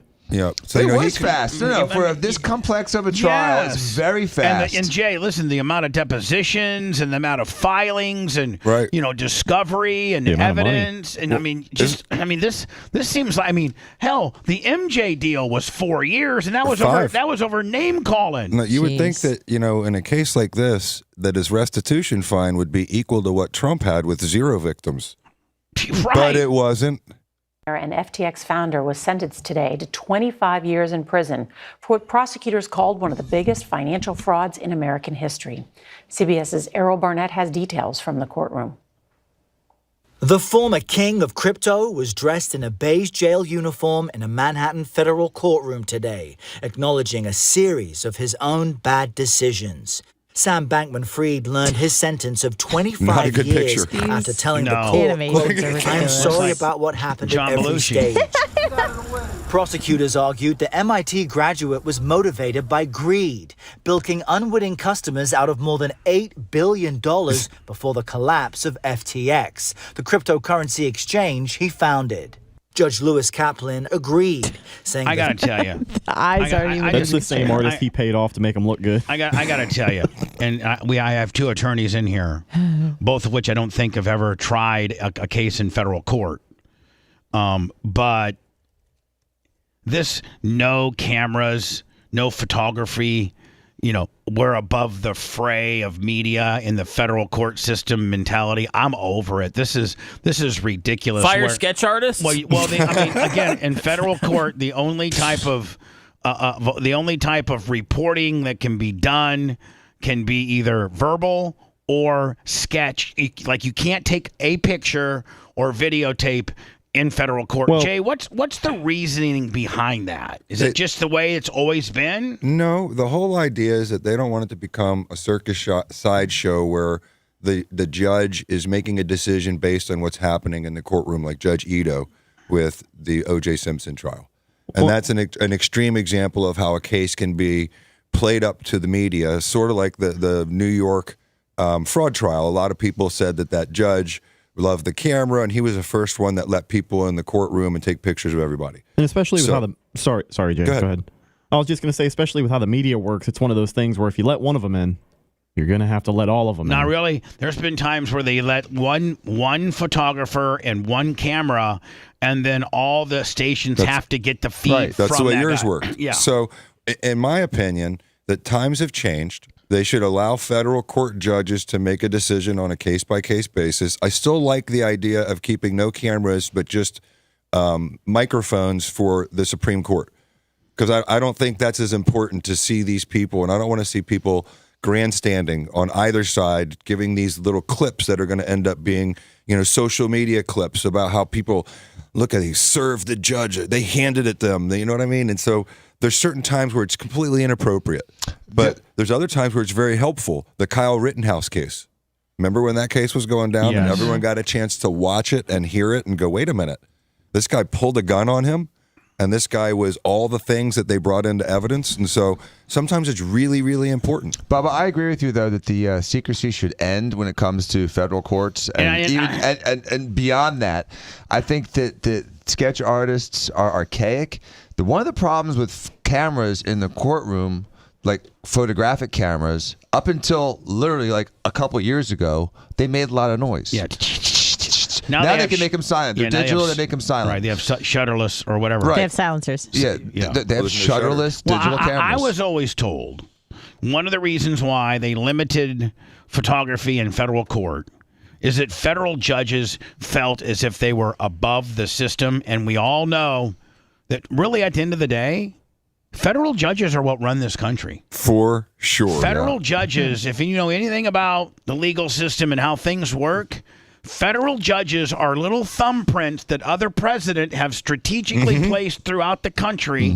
They're assigned for life, and they can only be removed when they want to retire or they've done something super scandalous, like die, or they die. But realistically, they're the absolute fabric of this country and how this country is ran, the federal judges. Yes. And the thing is, no one realizes that either. I've been told that they feel they are above the fray of being, they don't like their picture taken. They don't like people knowing who they are because they're that powerful. And they make some very, very unpopular and powerful decisions. And it's more of a protecting them than it is the rest of the people. But it's not like their identity is concealed. No, you're right. I mean, you're right. We It's know not. who they are. But, I They can't try to fly under the radar. Right. That's what I was told. The 32-year-old was remorseless. Sunil Kavuri was one of his victims. I lost a huge amount of money when FTX collapsed. And how much? $2 million. So, and I would be having a Seth Kushner puke-a-thon behind the shed. That was for a family home and for my children's education, and that's overnight. Bankman-Fried was once hailed as the future of finance, with an estimated net worth of $26 billion, and enlisting celebrities including quarterback Tom Brady, I'm getting into crypto, and basketball star Steph Curry. I'm not an expert, and I don't need to be. To promote his brand. Now, did they not only get an appearance fee, but also a piece of the company, or they just get a piece of the company, these celebrities that did spots for them? Do we know? They got they just get paid? They got the coin that I guess FTX put out. Back in November, a jury unanimously found Bankman-Fried guilty of 7 counts, including conspiracy, fraud, and money laundering. Michael Lewis wrote a book on the crypto star's rise and fall and has been in contact with him while detained. He says the man is hardwired for risk. Looks like John Belushi with an afro. You put your hand on a hot stove and you don't know to take it off until it's burned to a crisp. He doesn't feel risk.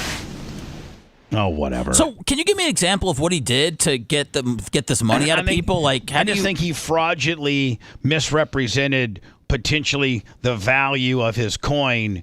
And it was kind of more of a Ponzi deal than it was. I don't know. He just stole the money that was invested into the coins and spent it on himself. Oh, okay. That's beyond that.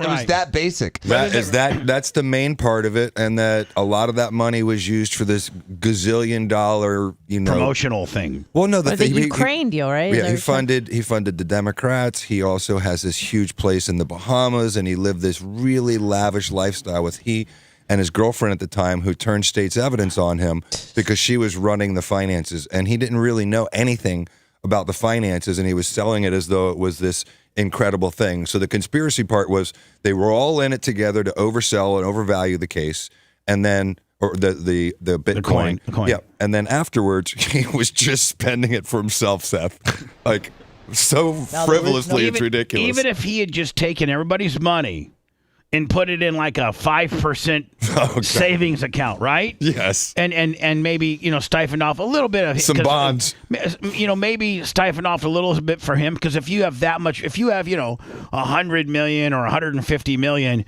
even just getting 5%, you're going to be able to, make some money. And then at the end of the day, you didn't take all that capital and blew it, but you actually invested it into something that didn't lose. I think if you gave people their money back, for the most part, you maybe would be in far less trouble than having bought, is any of it $1 million condos in the Bahamas and things like that. Is any of it on the customers or the investors because there is risk? I mean, not this kind of risk, Seth. Because he stole it himself. It's not like just the market crashed and it went away. It's like you just bought like some, some Spirit Airlines and it crashed. But the people that invested in the Enron? No, the guy from Orlando, Perlman. They were investing in him. It wasn't stock. No, but you're missing the other platform. It's like Coinbase or TD Ameritrade. You put your money in there. You think you have the stocks. Right. Well, he took all the money out. So FTX was like a Coinbase. It wasn't actually the crypto itself. They had a crypto, and then they had it's like stealing from the bank. So then they had a platform for Correct. you to trade your crypto. Correct. Oh, serious steal from the For platform. federal crimes, but good behavior can reduce time served. Bankman-Fried's lawyers will appeal this sentence, and Judge Kaplan recommends he serve in a medium security prison in the Bay Area of Northern California, Nora. That's closer to Bankman-Fried's parents. Boy, I'm glad he's getting all those considerations, because a lot of times they don't. They're like, you're gonna serve where the hell we put you. Was there a restitution element to this too, Jay? I didn't see that, which is conspicuously missing to me because he supposedly lost billions of dollars, and I didn't see a number where he's required to pay back, $454 million. It says the judge in this case ordered him to forfeit over $11 billion. Oh, okay. Okay. Hello. I don't think he has it. No, that's the problem. Did he put a bond up? Hello? You're on the air? Hello? Charlie? Are you proud to work at a hip-hop station? If you want a deep dive into the Bubba the Love Sponge show from the past, go to BubbaArmyHQ.com. The Bubba the Love Sponge Show. We'll be back after these words.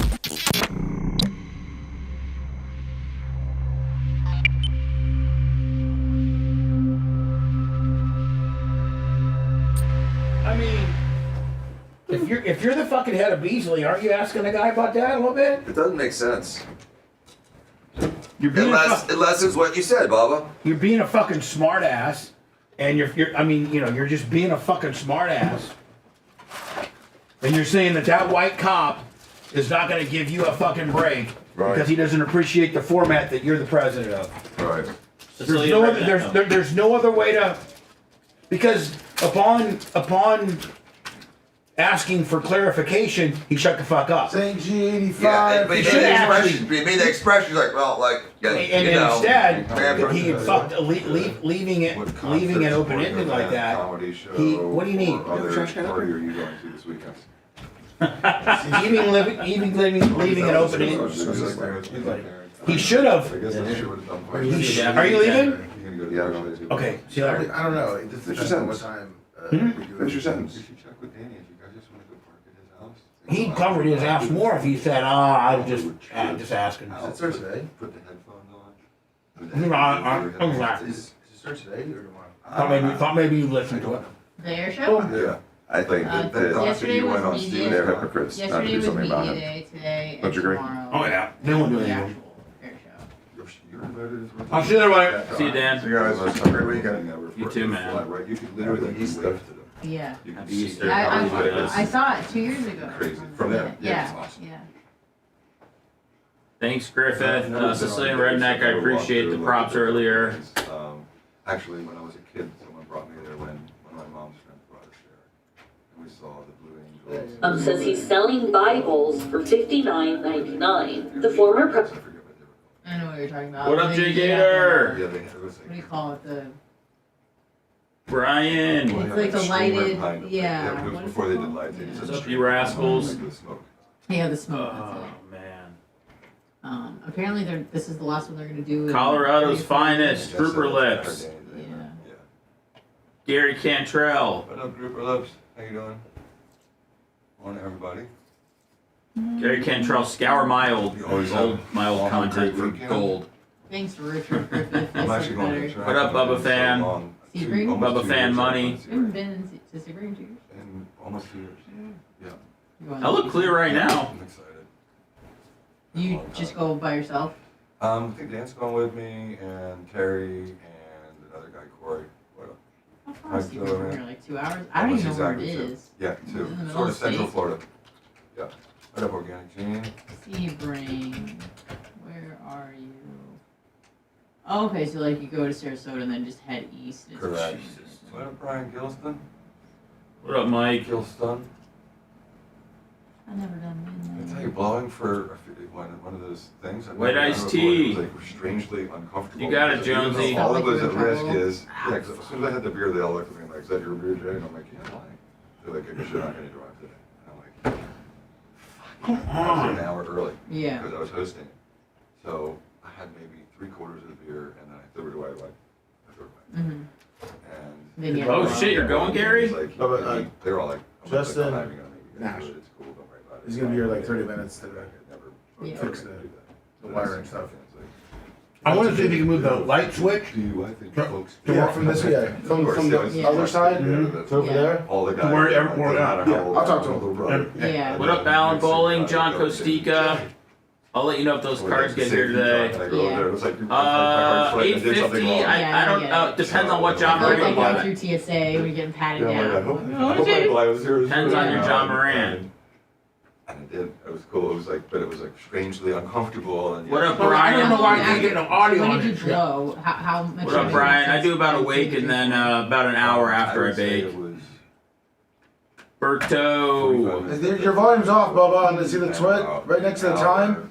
Every time I do it, watch. Hold on. 10 minutes before I started. Thank you, Alan Do you Bowling, have man. food That as kicks well? ass. I love it, man. Okay. Gives me They fucking said life. But it's gonna be a big fucking one now. Yeah, but I'm trying to call myself Richie out. Rich, Richie Rich. So yeah, it was a trip, man, because I was just like looking at it. He is risen. Really? Yeah, that was cool. Wow. Sad. You believe in.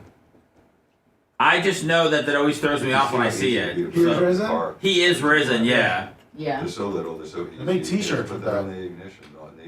I'd just like to see it on like The bumper stickers? no, like Yeah, on the yeah. Denny's marquee, you know? Yeah. But that is that would that be only? What up, Democrats are evil? 0.00? 0. 0.08. Oh, But some people can maybe have a higher, like have a lower alcohol, but be impaired, like they. Oh yeah, that doesn't make a maybe- difference. Yeah. It's a like for me, I had to have a 0. Mhm. But if I had blown, if I was a college, I blew a .04. Danny G. I had beer at dinner. You Yeah. know, off Danny G, hit me up. Let's go running. Varieties of low .04. You're good. Mhm. But I needed a 0.0. Yeah. Yeah, for sure. Man, that's It was a true. fun event. It was, yeah, it's really neat. Fuck yeah, DC 123. I haven't hit a bong in a long time. Sit around, but they have like an active autocross going on right at the edge. There's actually they actually do run a lot of breaks on holidays and stuff like that. No breakers ever gonna abandon you on New Year's, Tampa, but Christmas, when you went for the- Easter, when you saw Schmooze. Thanksgiving.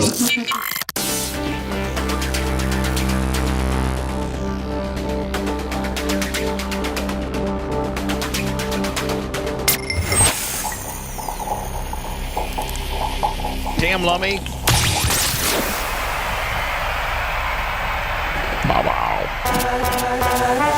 You're listening to the man that is best friends with Deion Sanders, Tony Stewart, and not Hulk Hogan anymore. Now, back to the Bubba the Love Sponge Show. Lummy, today it's been horrible. It's the last day of the month for us. And so, I really needed to crush it. I didn't even get one PayPal today. Oh, no. Nobody. PayPal, Venmo, and Cash App, all at Thumb Up Army. Also, for these last 3 days, I need you to go to my podcasting world. Anywhere you get your podcasting. iHeart, Spotify, iTunes, Apple Music, or BubbaArmyHQ.com. Doesn't matter where you go. I think TuneIn even has it. Type in The Bubba Army, and it'll bring up our podcasting. I think we're almost at 1,000 episodes. A bunch of new stuff in there that you will not be able to find anywhere else. And for these last 3 days, we need... Seth, I don't want to go to federal prison, but I'm looking at you and saying, Seth, I need find me 10,000 downloads. I'm going to find it, man, because some of these podcasts, they deserve to be heard. Yeah, especially Operation Pigmentation. Yeah, it's been a little slow lately, so I got to figure out what I've been doing wrong. Find me 10,000 downloads by Monday. You'll get them. I wish you could buy podcast downloads. Well, we can't. No, we cannot. Hey, what were you going to say? Here we go, $40 on the Cash App. Better late than never. Of course, my savior, the person I'll be praying to on Sunday for Easter, the great John Costica, on PayPal came down with a $100 bill. PayPal, Venmo, Cash App at the Bubba Army. I sent you the YouTube video of the Trump thing since you couldn't get sound on the... Oh, you could? You did? Hi, who's this? Hey, what's up, everyone? Pedro the Pool Guy. Yes. Happy early Easter. Yeah, happy early Easter to you as well. Hey, so this whole Sam Bankman-Fried, they say it's now the biggest scam in American history. kind of like the other guy that went to jail. Do you have any idea or have any thoughts on him actually not going to jail because he gave so much money to the Democratic Party? I mean, that might have been a consideration. It'd be interesting to see who his federal judge was and who they were appointed by. That has, Jay will tell you, unfortunately, that has a lot to do with some verdicts. Absolutely. And the way judges formulate various filings and rulings and summary of judgment and all that kind of deal has a lot to do with the person that's in front of the judge, political affiliation, and his political affiliation, and who he was appointed by. Well, if you just look at the way that the Bernie Madoff situation and Enron and all of that was treated versus this, because this guy, and I think this is what Pedro's saying is, or suggesting is, do you think he's been treated differently? By the media, absolutely. Because this isn't a front page story for the last 6 months like it would have been if it was a guy who supported the Republican and who was a big Trump supporter. But, for me, the 25 years seems a little bit light.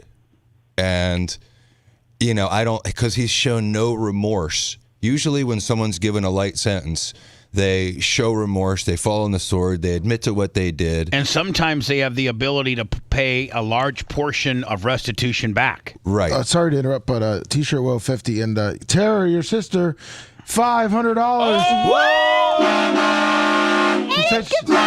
She said she wants her corn, Bubba. Corn? It's an inside joke. Oh. I love her. Well, you better dress up as the Easter Bunny now. Yeah. Kimmy, Easter. no corn for you, Kimmy. Leslie, quit slapping your gums. Just some inside stuff. Is that your way of saying I love you? Leslie, who pulled your chain? No, it's just some inside family stuff that only her and I would know about. You pay for the meal when you guys all go out, or does she take care of it? No, I always try to pay half, but she's already cut some deal. Yeah. With she goes to the bathroom, takes care of it. And this weekend we're going to a country club that she's a member of, where she doesn't even have to lay out. She just your cash is no good there. Oh, I think I've been there. She's got a credit card on account, so they just go charge her account. So I'll lay the tip or whatever. But you're making out good. I mean, when you guys are all going out, is what you're saying. Yeah, I mean, she always wants to pay, but I always try to. I've paid a couple. It's okay, but as long as you're making the offer, even if it's an empty gesture like I do. Hello. Does Dr. McSherry not know that I'm live on the air right now? Does Dr. McSherry not know? Is he calling you? Yeah, hold on here.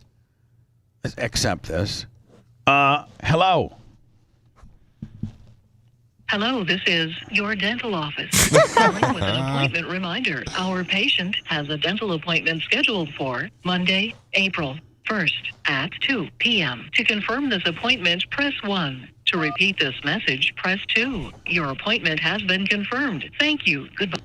I thought it was actually Dan. I'd be like, Dan, you listen to the show. You know what hours I'm on the air. Dan, I love you to death. And then the other thing, have you seen Dan since I have and he did not attend BARP? Does he know that he's got an ass chewing coming? I think you have seen him since BARP. Me? Yes. I saw him right before. I saw him in December. All right, and did he indicate that he was? I was like, you should come in. He's like, I'll think about it. I'd like to go. No more. I mean, I'm not. He's done. He's what done. do you mean he's done? No, You're firing him as your dentist? No, Can I keep him? No, I usually sometimes try to get him a ring because he's been my dentist for 20 plus years. I love the guy. He's the absolute best dentist ever. Great office as well. And what up, Wendy? He for the last 2 years he's missed. Wendy's got big jugs, I know too. she does. God, I always look at him now because of you. Where is he? I'm looking for a new dentist. On 49th and 38th. Deal. It's awesome. Oh, the best. You said Wendy's got the jugs? Wendy's up front with the jugs. Oh, yeah, I love Wendy. God, she's got jugs for days. Does she do any cleanings or anything like that in the back? No. McSherry's wife does. Sherry does. I think her name is Sherry. Sherry McSherry. Come on, Come on. Sherry McSherry. It's not Sherry McSherry.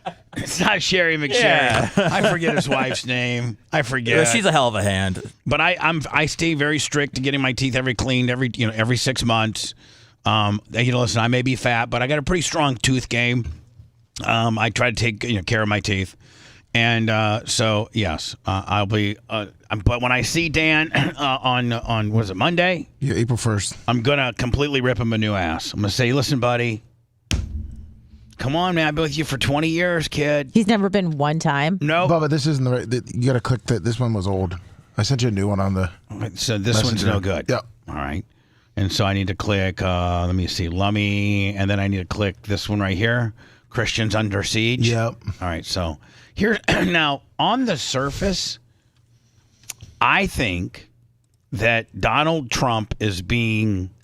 I hope he doesn't go by the way of Ron DeSantis and he starts getting all evangelical. I think that today's conservative party is not the Arlene Diacos out there.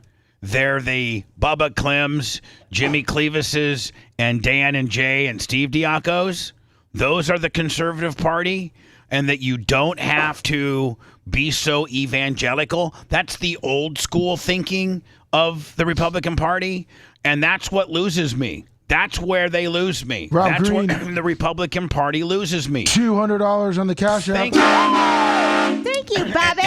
And here's the thing. Here's the thing. What you don't realize is that this whole religion kick that some of these conservatives think that they have to get into and have to address, you're running good, younger conservatives away for a portion of the society of one that's dying, and two, it's going to vote for you regardless of what you do. But I think he dips his toe in the Christian, because he even did it his first term, but you never really know about it. Like when he What's my favorite book? My favorite book's the Bible. The My Bible. second favorite book's The Art of the Deal. Exactly. I mean, Yeah, he dips his toe into the whole I just hope. Christianity I just hope he doesn't. I just hope he's a worker, that he doesn't get into it too much, like DeSantis did. And here's the number one thing. I was talking to Seth about this. I'm like, here's the number one thing. It's all about abortion. Yep. It's all about abortion. And the Republicans have, these very evangelical-based Republicans have it all wrong. But you're like right. They're not good. They're always good. They're going to vote for him already. He Right. doesn't need to pander to them. Right. And the issue that the Democrats have is absolutely women's reproductive rights. So That's here I am. their issue. I'm Democratic on that. And I am too. I know so many people like me and you and others that are like 100% Democratic when it comes to abortion. Well, in the sense that we think 6 weeks is too early. Right. They changed it, Seth, recently. When he first came in, it was 15 weeks after the Dodd decision. And everyone thought, I thought that's okay. It should probably be 20 weeks. But you got to pick a date that's fair. What week number is it when you enter into the third try? I think it's 20. So I think that's where No. I think it's divided into thirds. What it was like 24 weeks, maybe. So it used to be like hey, 20 Alexa, weeks. How many weeks does the third trimester start? Good talk. Alexa, good morning. Good morning. On this day in 1989, the glass pyramid entrance to the Louvre Museum was officially open to the public. She said the At Louvre? the time, the project was Yeah, the considered Louvre. controversial, Instead of the Louvre? and critics grumbled about architect Hey, Alexa, IMK's shut up. Hey, Alexa, when does the third trimester start in weeks? The third trimester of a pregnancy typically begins around week 28 and lasts. All right. So hold on. So week 28's the third, start of the third. Yep. So me as a Republican, I have no problem with saying 22 weeks. You can have an abortion up to 22 weeks. That's way more aggressive than, like Florida just locked it down to 6 weeks. There's some states that have 0 weeks. And then, you know what? Here's what the Republicans don't. I mean, they're losing their own election just based on abortion. But the way he's dipping his toe in it, like Lummy was talking about, is he's suggesting that, first of all, there can never really be a national ban on it. But 15 weeks seems like a reasonable number. No, and so he needs throws to be more that now. out there But on Trump, that issue. He's come out and pretty much and said it's a state issue now. But here's the deal. So all the states, I think there have been 4 or 5 of them. Kansas, I think Louisiana, Oklahoma. I don't. We can do the research where they were Republican led, Republican governors. I think Republican majority as far as Senate and House, and they've put this to referendum, and very red states have come back saying we don't want abortion to be illegal. We want the ability to have an abortion. You're absolutely right. States like Kansas, states that had a kicker. Say Ohio, maybe Wisconsin. There's a bunch of them. There were these states that had these kickers as bylaws that stated if Roe v. Wade was trigger laws, and if Roe v. Wade was ever overturned federally, they instantly went Go into effect. Yeah, abortion being illegal, 100% lock, stock, and barrel. Now, some of these trigger states then said, let's throw this to referendum and let our and that's truly what I think every state should do. Every state should let the people decide. And if you live in a state where the way you wanted it to go, then move. Or you're going to have to travel to a state that meets your criteria. But I think they're 4 for 4 or 3 for 3 or 5 for 5 for states that had trigger laws, 0 abortion, and then when it went to referendum by, I don't know, like a 7-3 margin, 70 like 65% to 35% voted we want abortion. So the Republicans are killing themselves by buckling this thing down. There's people like me that are hybrid. I'm a hybrid as far as my political views. I believe in guns. I believe in abortions. Marijuana. I believe in weed.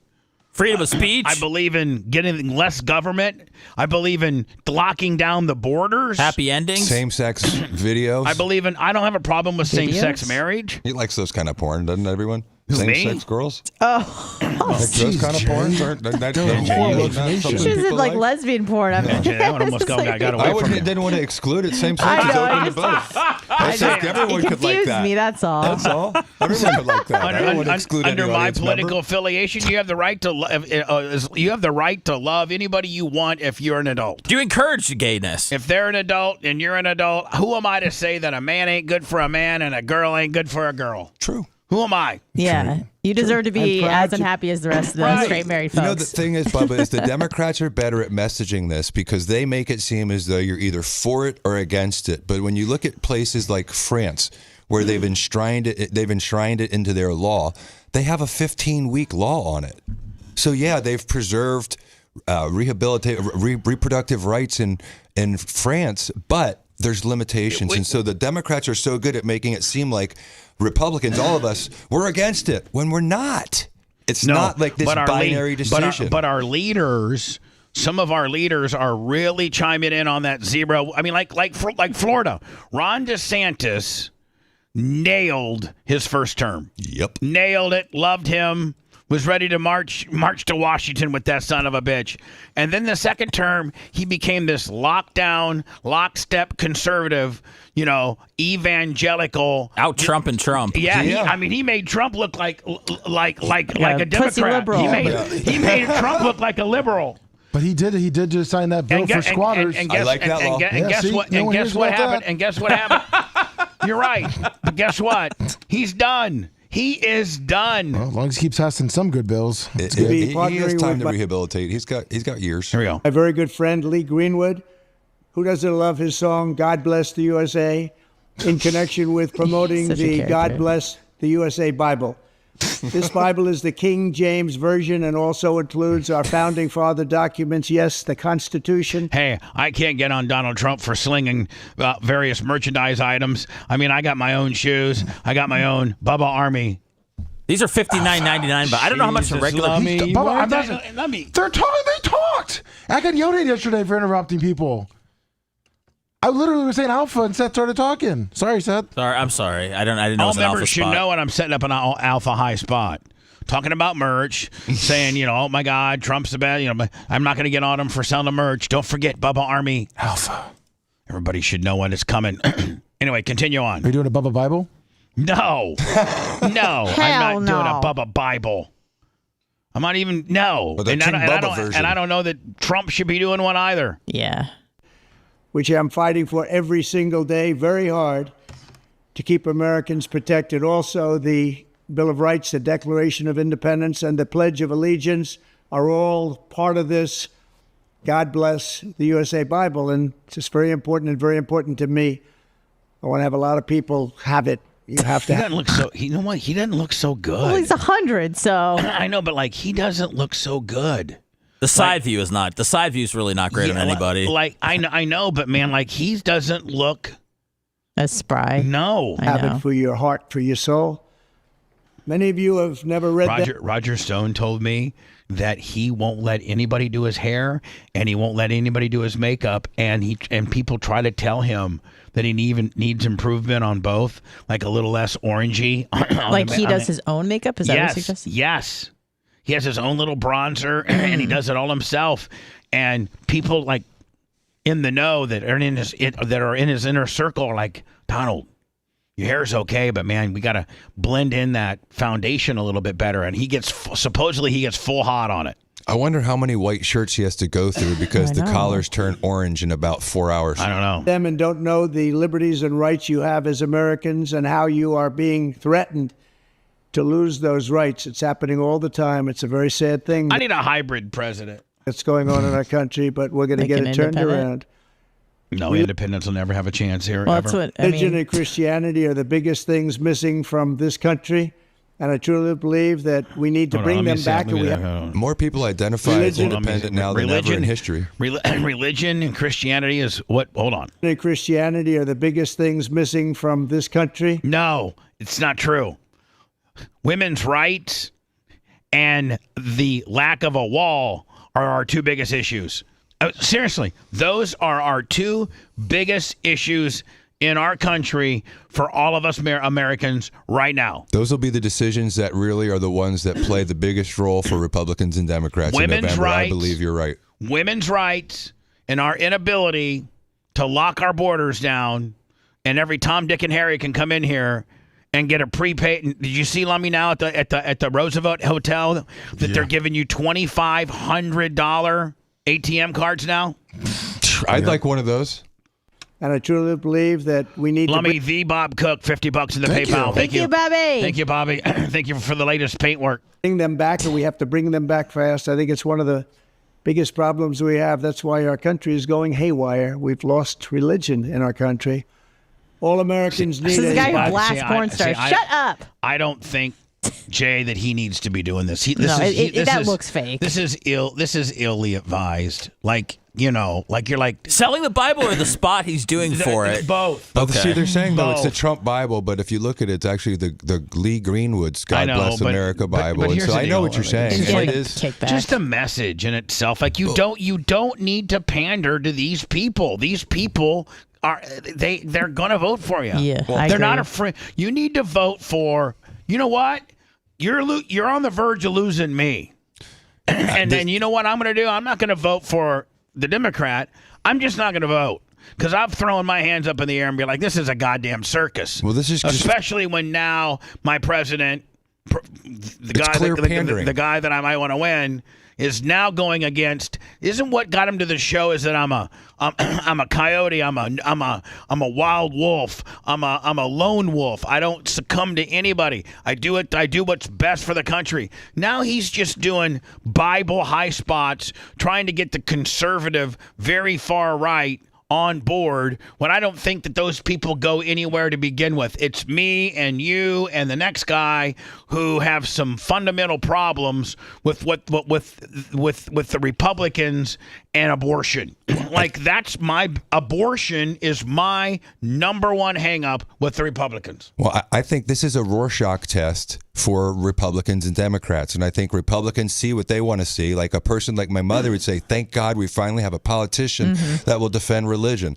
And then other people like us look at this and go, isn't this just blatantly pandering to the religious right? Yeah. And then there's people who are even on the other side more who would say this is a way for him just to fundraise off of religion to propagate his big lies. And the last two are right. And so there's that bit, but he doesn't need. I think your point is he doesn't need to pander to that person on the right. They're going to already vote for him. He doesn't need to pander to Arlene. Arlene's locked in. She's not going anywhere. There's certain people that are locked in. Period. Right. And if he, Janie Cakes and Arlene. Janie Cakes and Arlene are locked red. They are locked on a red, buddy.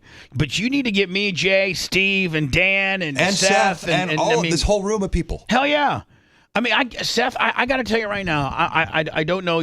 I don't know who you vote for, who you want to win. I don't know who I'm voting. I don't know who I'm voting for. But I will, really? But I will. That's honest and interesting. Listen to me, and I'm not asking you to disclose that. Yeah, no, I don't. Okay? I don't know right now. But what I'm going to make a statement on your behalf.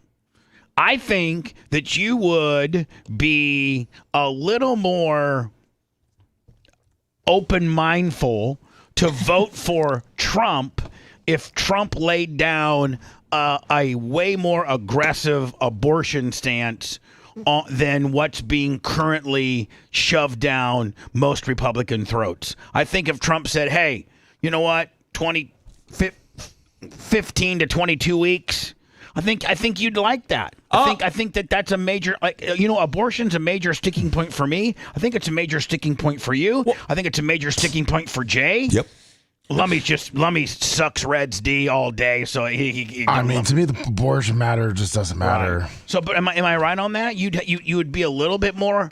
Yeah, I mean, I've just the abortion thing is just something that through just unfortunate ways is something that we've kind of experienced in our life. So Dan and Romina experienced something like that. I know there's I know there's outliers. I know it's just like, hey, don't be a whore and don't get pregnant, and then this doesn't have to happen. But there's so many other reasons out there. Factors. But I mean, it's like that. It's the it's the immigration. I would really like them to just legalize weed just across the United States and not have it just be a state to state thing anymore. I tell you one thing. I would actually write a check for the candidate that said, I'm going to federally legalize weed.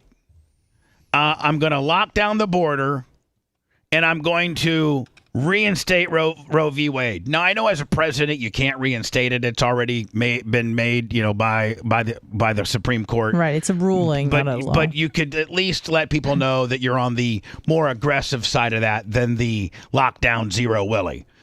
Tighten the border up. Do the abortion thing. What was the third one? Oh, and legalize weed. Trump could single-handedly get voted in if he'd just say, I'm going to take weed off the schedule. There's the youth vote. Yeah, boom. And Seth. You got a 30, how old are you, 40? 42. You got a 42-year-old guy that's got mentals, and then you got an 18-year-old punk who just wants to get high. Gets them all. It gets them all. It's the Bubba the Love Sponge Show. Want to listen to the show on demand and on the go? Enlist today at BubbaArmyHQ.com and sign up and start listening. The Bubba the Love Sponge Show will be back after this.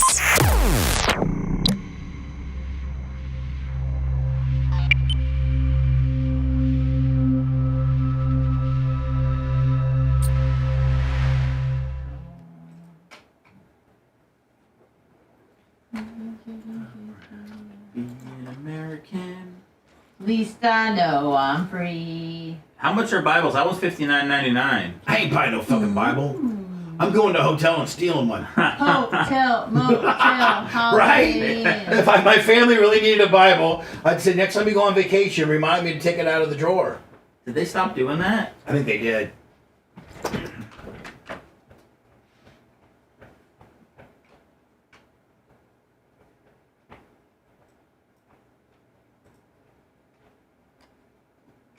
I think weed is on the ballot in Florida. 1, 2, 3. I think it made it. You know how many fucking petitions I had to sign? You go to the Saturday morning market. All the fucking beatniks are out there trying to get you to sign up.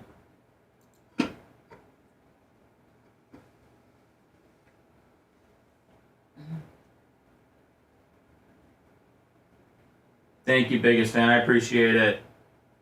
What would legalizing weed really do for you? Seth, just bring down the cost of weed? Because you have your car. Well, it takes you to be able to walk in there and not have to fucking get a doctor every 6 months to fucking shake you down for $1.80. But I thought once you get your car, No, you're good. they shake every year. You got to re-up it. You got to pay the state and the doctors. It ends up being like $300 every year. And I'll tell you what, honestly, too, I'm tired of fucking flying with it. Like, if I'm going to another fucking state, like, I want there to be weed. Like, Or you want to be able to take a little bit and not have to worry about getting fucking thrown down to the ground. Yeah. I mean, I do that anyways, but I'm just saying, Just like... to standardize it across the nation. I'm tired of planning my vacations around states that have legal weed. And talk Right, about there's only laws that so would many states actually you can get go a chance to. of passing. I know. That would actually have a chance of passing. Weed? Yeah, you could actually probably get Congress and the legislature and the president to sign it. Probably. You got a business plan, Red Wave? Yeah. So this came out about Trump. He's proud to be an American.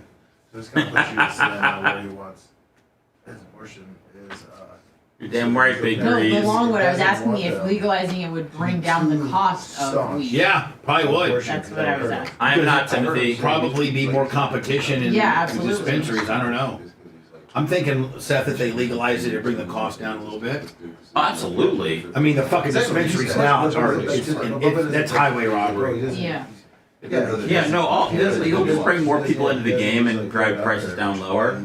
This article I just read on NBC. What up, Kabuki? That's one reason. I don't know, Democrat. Probably, asking each person what their abortion stance is, because Tim Scott said 6. I don't know, 150? Is that good? Not my VP. I don't want a person because it's going to kill. Holes and hose? Okay, two things I'm not familiar with, but I'm down to learn. I thought that handled it really She shot herself pretty well. Say it again? She shot herself. Oh, she sure did. But I mean, Bush won and Reagan hated each other. And he brought in Bush for vice president to get those votes, 100%. Yeah. Brian, how does it not lower the cost? Weed was $350 an ounce 15 years ago on the street. Now it's $100. Right. Has the same stance on. What is it at the dispensary? No, I think she's 380 or whatever. For an ounce?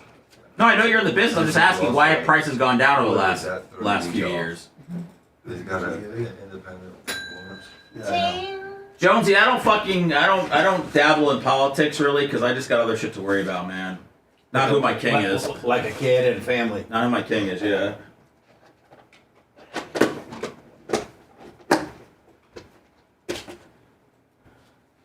So I'll cut these, Seth, okay? Okay. And then when I send them back to her, I'll put you on it. Okay. And then ask her, are these placements that you guys do or us? And secondly, make sure Seth's in emails moving right on down the... Is it a new person? No, I don't think so. I'll have to look.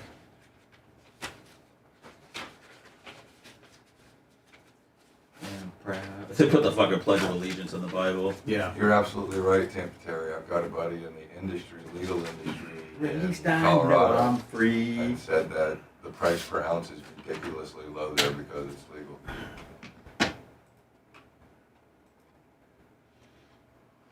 I want to say he said 175.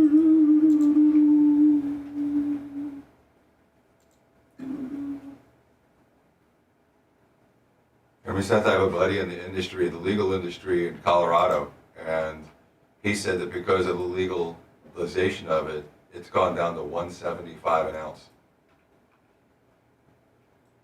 Fuck yeah. There's a dispensary on every corner in fucking Denver. Yeah, and it's exactly it's just every just, fucking corner. And he said that just because it's legal, there's still an underground market. The underground market still drives the price down lower. Mm. What's up, Mike Thorough, man? I want to fucking be in the underground market. I tried being a weed dealer once. I got so annoyed with people coming over to my fucking house. I just ended it right there. Just fucking texting me like, when say, I'm done. I'm out of here. I was like, I wanted to do what I wanted to do. They're like, I need some weed. I'm like, this is fucking stupid. Yeah. You weren't like James Franco and Pineapple Express? No. There was a guy that I lived like next door to that I had like out like quarter pounds and stuff. So I was like, let me just get this. I'll bike it over to my house. I'll sell it. I just couldn't deal with the fucking people anymore. They're my friends, but yeah, I couldn't do it.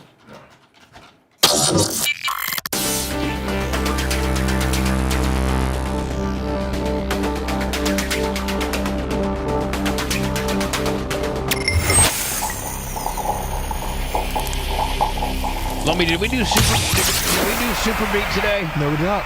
No super beat today. We need to get that done. Huh? You're listening to the Bubba the Love Sponge Show. Were you sleeping in and missed the first hour of the show? Don't worry. It's all at BubbaArmyHQ.com. Now back to the Bubba the Love Sponge Show. When we think about living a more heart-healthy life, sometimes it means making some huge changes in our life. But Super Beat Heart Chews, they can give you daily blood pressure support in just 2 tasty chews per day. They even promote heart-healthy energy without the stimulants. Paired with a healthy lifestyle, the antioxidants in Super Beats are clinically shown to be nearly 2 times more effective at promoting normal blood pressure than a healthy lifestyle alone. Did you know that they are the #1 doctor, pharmacists, and cardiologists recommended beet brand for cardiovascular health support? Super Beat Heart Chews also support healthy circulation without the stimulants. They're plant-based. There's no artificial sweeteners or colors. They're good. They're great. They're quite tasty. And they're good for you. Double your potential with Super Beat Heart Chews and get a free month supply of Super Beat Heart Chews on all bundles. And you're also going to get a free size full bag of turmeric. That's valued at $25. And it starts and stops with going to BubbaLovesBeats.com. Get this exclusive offer only at BubbaLovesBeats.com. Anna, you sent me some prep today that was I did. Tampon related. Yes. The tail of the tampon. And what is this all about? I sent you another video as well. Right, a Twitter link I got of this. that. Yes, so you're very prepared. Thank you very much. Does it? Yeah. Should that not just absolutely blow you away? So this happened at Vanderbilt University sometime this week. Perfect. Thanks. Sorry. Thank you. Should I play? I would probably explain what's happening first. Right. As I did, I tried to set that up for you to do. Yeah. You're the one that referred me to the video. Yep. So go ahead. Just wanted to let people know. So this was a protest that happened at Vanderbilt University. I guess there was some sort of vote that the school shut down about funds being sent to the IDF or not being sent to Gaza. And so a bunch of students stormed one of the administrative buildings and had to sit in for like 21 and a half hours.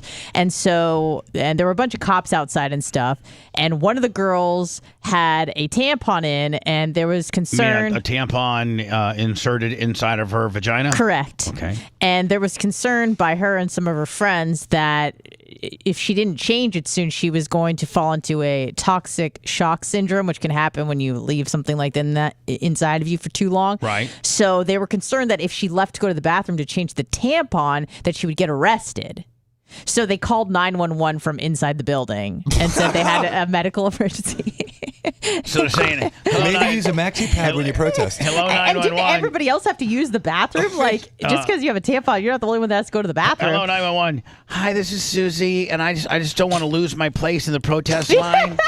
And I'm here protesting about some Palestinian Hamas kind of gimmick, and which is very important to me.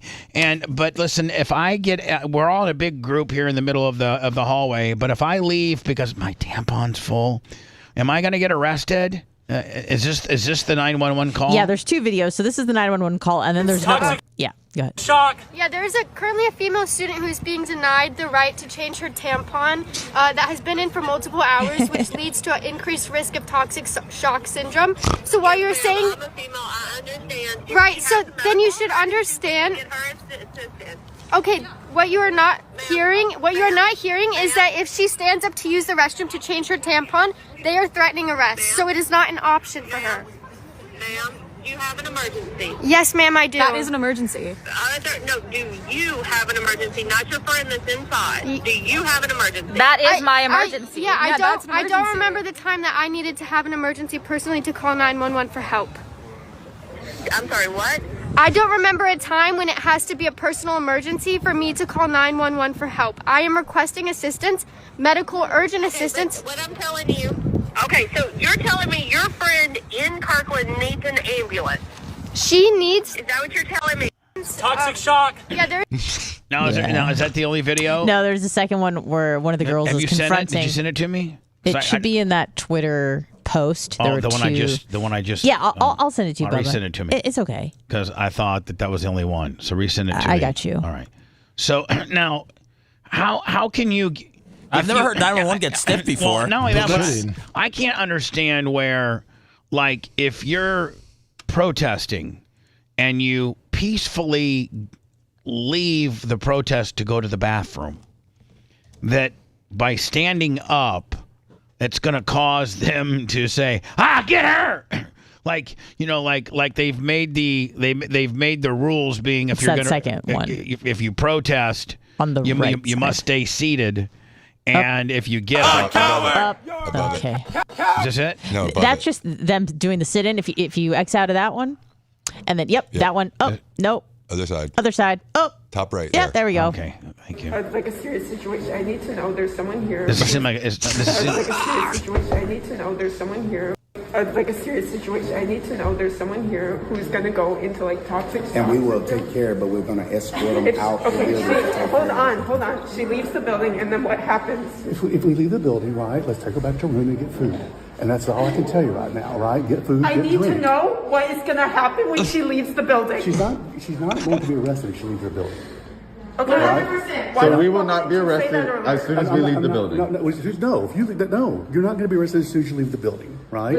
If you want to go back and get food, I don't know. If I knew, I would tell you. Because I don't know. Okay, who the hell can we... Man, it seems like these protesters are so effing snowflaked out. She's got a mask on. And they're trying to make something about nothing. So who knows? Right. Well, I'd be like, listen, tell your girlfriend to get up, go to the bathroom, get a new tampon, do whatever she needs to do to feel good about herself and to make sure that she doesn't suffer from anything, and let her peacefully walk back. And you know what? Right here's her little spot. I'll put a little here. I'll stand right in her spot so that her spot doesn't get in and she can come get her spot back.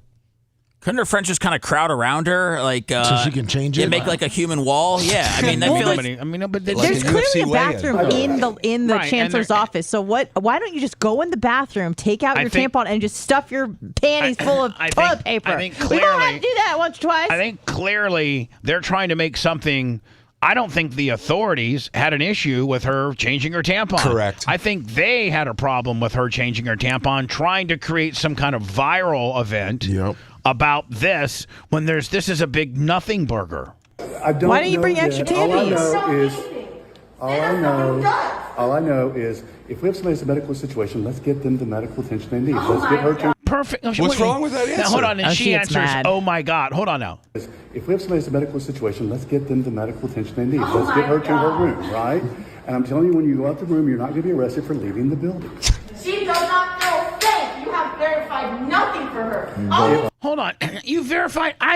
Bitch. I have verified everything for her. Oh, by the way, I have told you that if she needs medical attention, let's get her some ASAP, and she will not be arrested upon leaving the building, and she will not be arrested upon coming back. What else do you want? Do you want me to hire? Do you want me to order some goddamn McDonald's? Oh, What? it's funny you mentioned that because the officers ordered Panera because they were there for almost Right. 24 hours, but they didn't order any for the students that were sitting in, and the students got mad. The staff for the school ordered food for the officers. All right, hold on. All you've sent is a letter. And you know what? The Bears don't buy the Packers nachos before the games either. I mean, there's the opposition, right? Yeah. Please. This guy's handled it so well. This guy has handled it so that well. cop's ready to start killing people. He wants to pull his gun out. He's ready to clothesline this bitch with his ass. I'll tell you that right now. Hold He on. goes, bring this tampon bitch right now. Yeah, hurry up. Let's get her to her room, right? And I'm telling you, when you go out the room, you're not going to be arrested for leaving the building. She does not feel safe. You have verified nothing for her. All you've sent is a letter. She's not arrested. If she goes to her room, she is arrested. That's not what I said. No, that's That is not what I You said. said she cannot stay That's in her not room. what I said. You didn't say she could stay in her room, though. What I can say. Oh, wow. Well, they got him on that one. I wish that at that point he'd put a cut of Bubba promo like you had just done. Do it the first way he did, and then it said, I wish you would have said. Bitch, I just said. I wish you would have said, okay, you know said. what? I am over this, and I am over you guys being inside of a university building after hours, causing me to have security down here. We got a big tampon caper, the whole 9 yards. Listen, I'm getting my boys, and we are kicking you. We are taking you guys out of here. And if you don't leave peacefully, we're going to handcuff you for trespassing. The building's closed.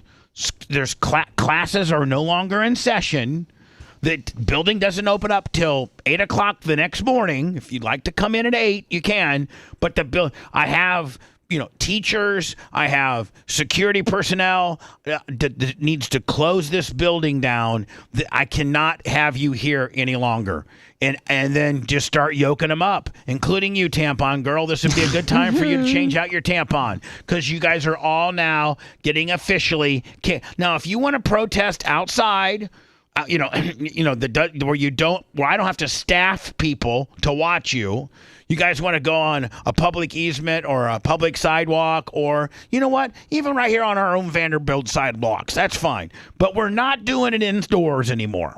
Out! Get the out of here! The best part is it looked like they breached the university administration building that was closed for construction, and it was clearly marked. So there wouldn't be people in there for they said up to a month. So it's trespassing. Yeah, I mean, like Bubba said, you are trespassing. This is not a political zone. This is not a free speech zone. This isn't even a building that's open to classes right now. It's dangerous construction zone. Get the hell out! What was the protest for again? You think Grady? Gaza. Yeah. You think Grady'd put up with that bull crap? No. Hell no. What would Grady do? Yoke tampon bitch right on out of there?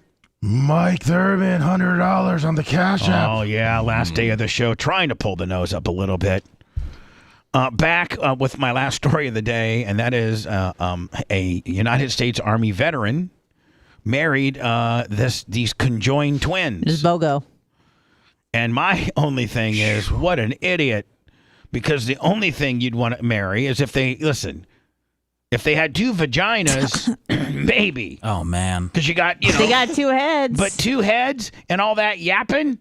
Hell no. When you just shut one up, you got the other one yapping on you. Vaginas score way higher than faces and mouths. Yes. Because with mouths come yap. But also Yap, come, yap, you yap, know, yap. Like, and so how do you do, like, okay, we got one vagina here. Am I making love to the left one, or am I making love to the right one, or am I always just having a life full of threesomes? Think option C. Perhaps. We'll get into that next. Stand by. Yes, this is a daily telethon. We got to keep the lights on somehow. So don't forget PayPal, Cash App, and Venmo. All at BubbaArmyHQ.com. Bubba the Love Sponge. We'll be back after this.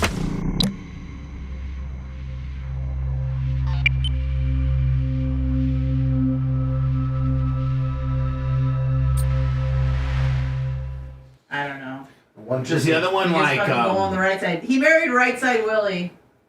Yeah, she can only control her right leg and right arm, so the other chick controls the left arm. Yeah, so you just gotta fucking just hang on the right side. I see a consent issue here. Well, I'm sure they. Who gives talked consent to about the it. badge? Yeah. Yeah. Who feels the badge? They said. Oh, They interesting. said maybe both of them. Who feels it? Because they share everything from Organs, the waist yeah. down. They share. So organ wise. It's the most bizarre thing. One I've pair of ever- genitals, one bowel. But I think they have two hearts, or do they just? I think they have two hearts. I don't remember. Two heads. Just remember when we were a kid, they were like dissecting them. That was like the big deal in Life magazine. They're like, we successfully dissected conjoined twins. Separated or Yeah. dissected? Well, dissected is separate. I'm just saying okay. more technical. I They thought you meant separated like them. they just. I guess it kind of has a connotation like that. Yeah. No, I separated them and successfully. Yeah, they didn't want to do that, I guess, because one would die, obviously. So they just kept him like a fucking freak show.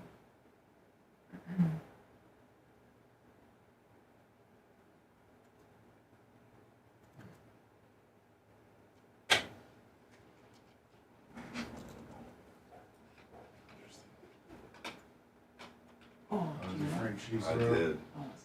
Seen it. Oh, okay.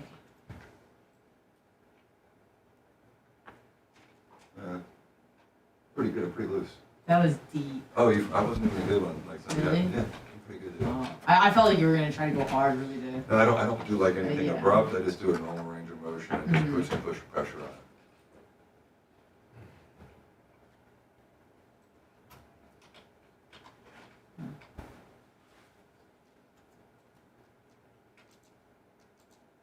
Do you like Sheriff Brewster? Do you know who he is? Mm-hmm.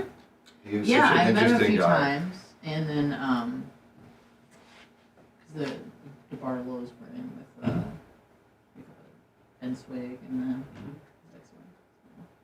Well, he was so cool last night. He was talking about they were doing this autocross. I was going to be, driver versus Chad. And he didn't really drive it. He goes, but I was driving last year. I'm in traffic, and a guy comes blasting down the shoulder. So I've got lights on my car. I light him up. I start following him.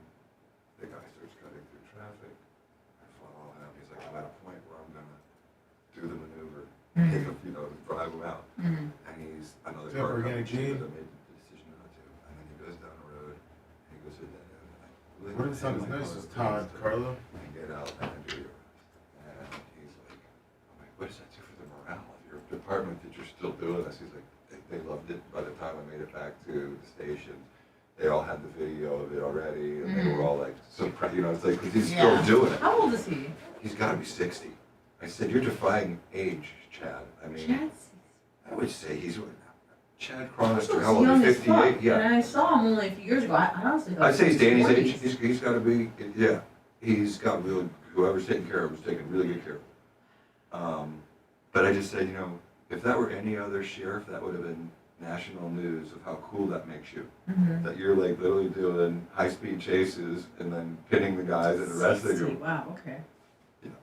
Let's see. That's something like Are you friendly with the DeBarlos, them and stuff? Yes, very well. He invited me on a drive-along. I've never done one before. Yeah, you're right. Now he looks a little bit. How old is he? Oh, I'm not quite sure. Yeah, let me. The thing about him, which is amazing too, is he's just doing it because he wants to help the community. He's married to a gazillionaire. He doesn't need to work. Yeah. Huh. Oh shit! Sorry. Say his name? His age? I mean, No, it just somehow says he's been on- conspicuously missing. And he just says he's been on the force for 32 years. How old is So Nicky if he started DeBarlo? 21, that puts you my age. He's older than I am. Okay. He's got to be. Does he have children of his own, or is he? Chad? Yeah. No. And has two sons, Asher and Zach. But Yeah, Asher, that's- he shares that's with Ben Swig's Yeah. son. And who's Oh, maybe no. Maybe that's a kid from another marriage. Zach is- Ben Halfon's kid is Asher, yeah. I was just saying, Chad told the coolest story last night of how he actually was driving and it saw someone on his shoulder and then he chased him down. And long story short, he actually got him, pinned the car, had to jump out with his gun, draw the weapon, arrest him, and that by the time he made it back to the station, all the guys had already known and their video of him. And I'm like, you didn't. When did that happen? Within the last year. Did it? Okay. And I was like, most sheriffs would publicize that, self-grandizing themselves. But he's like, he didn't. I was like, no, it's not a big deal. But I was just thinking, for the morale as a young cop, you're like, man, my sheriff is doing it still. Yeah, no, he's jumped out with his gun drawn, is killer. He's a popular guy. Yeah, and everyone likes him, either side, which is great. Yeah. There's not many politicians who are like that. So they had 3 girls. They didn't have any sons. The Barlow? Yes. Yeah. That's correct. Nikki, Lisa, and I think Tiffany. Yes, correct. Nikki was married to Ben. Asher is Ben and Nikki's kid, and Nikki's now married to Chad. And Lisa, what was her husband's name? Something. TJ Roy, yeah, Miggs? and then- Don Miggs. I think that's right. One side on one side. And the father owns That's the big, right? San Francisco 49ers and was like...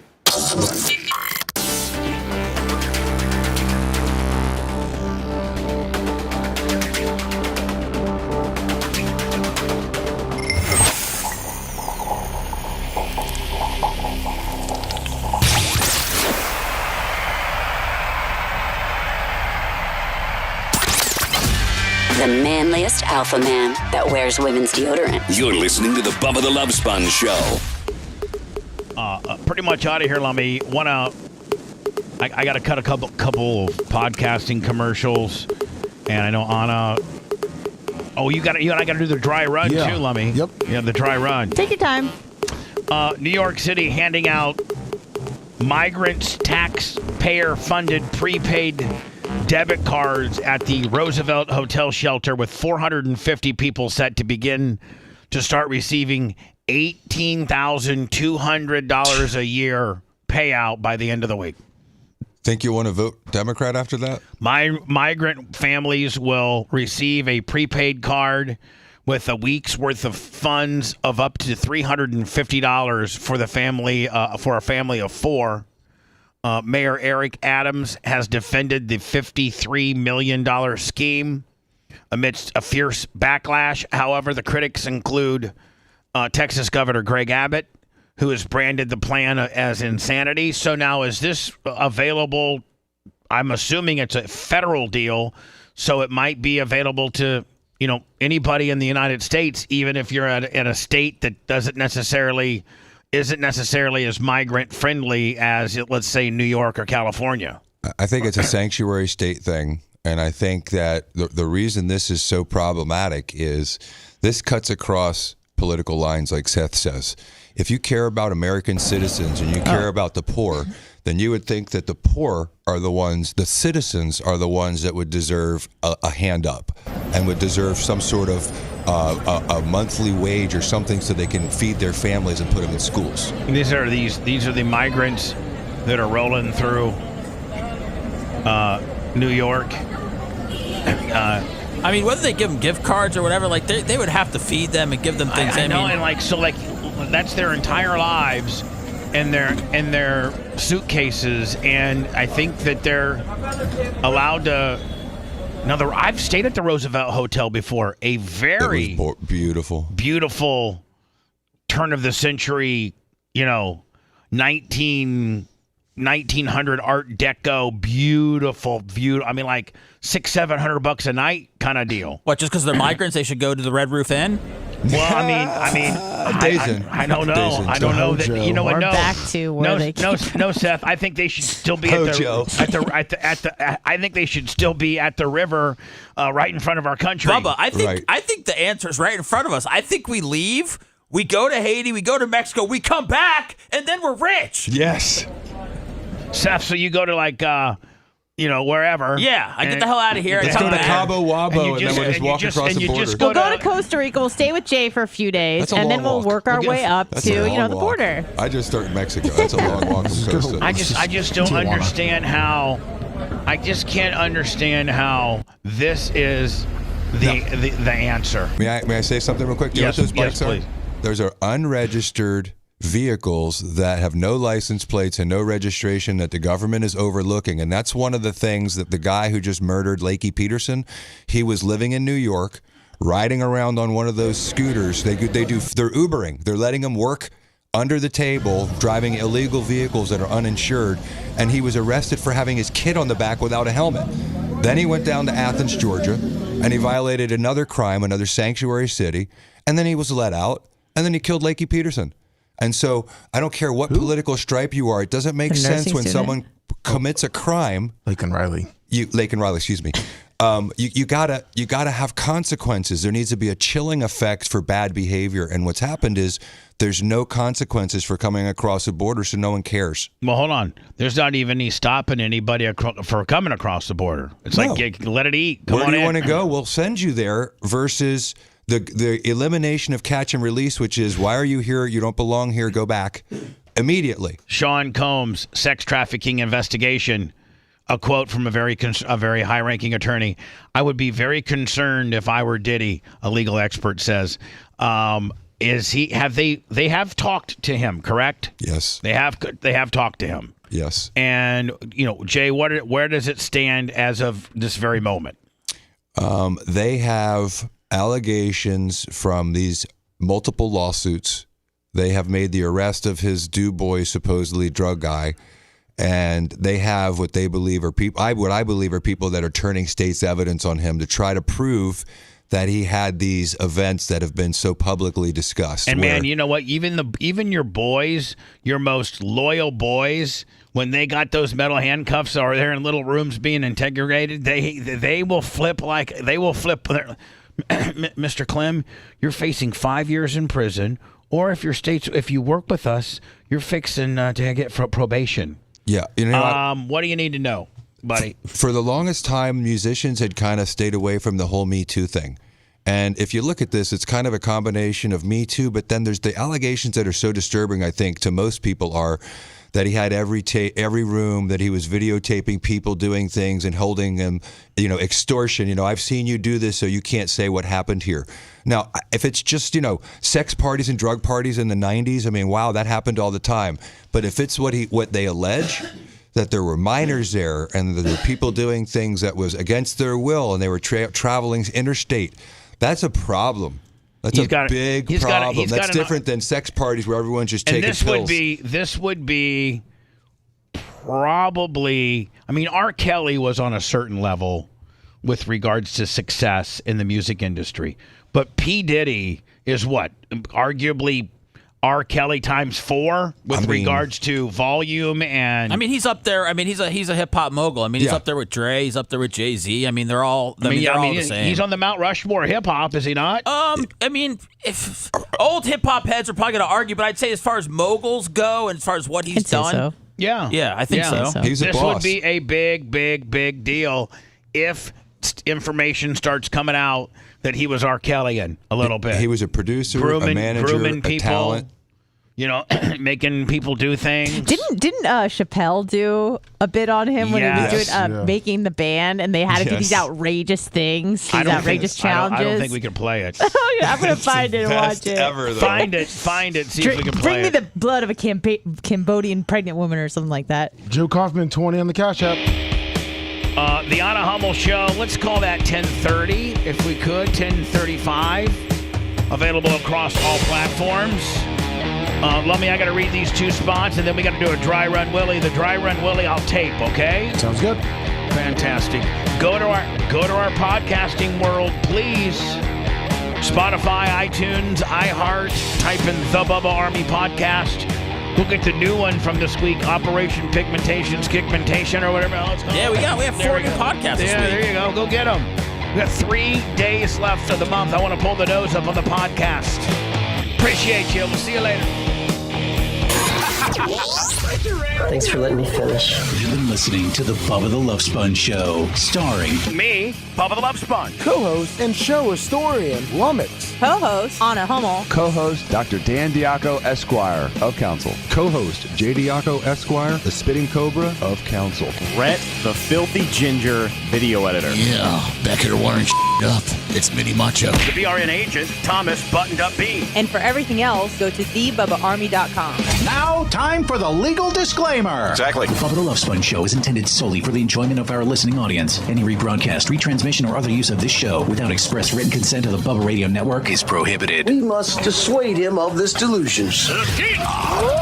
Until next time, always remember. Our parents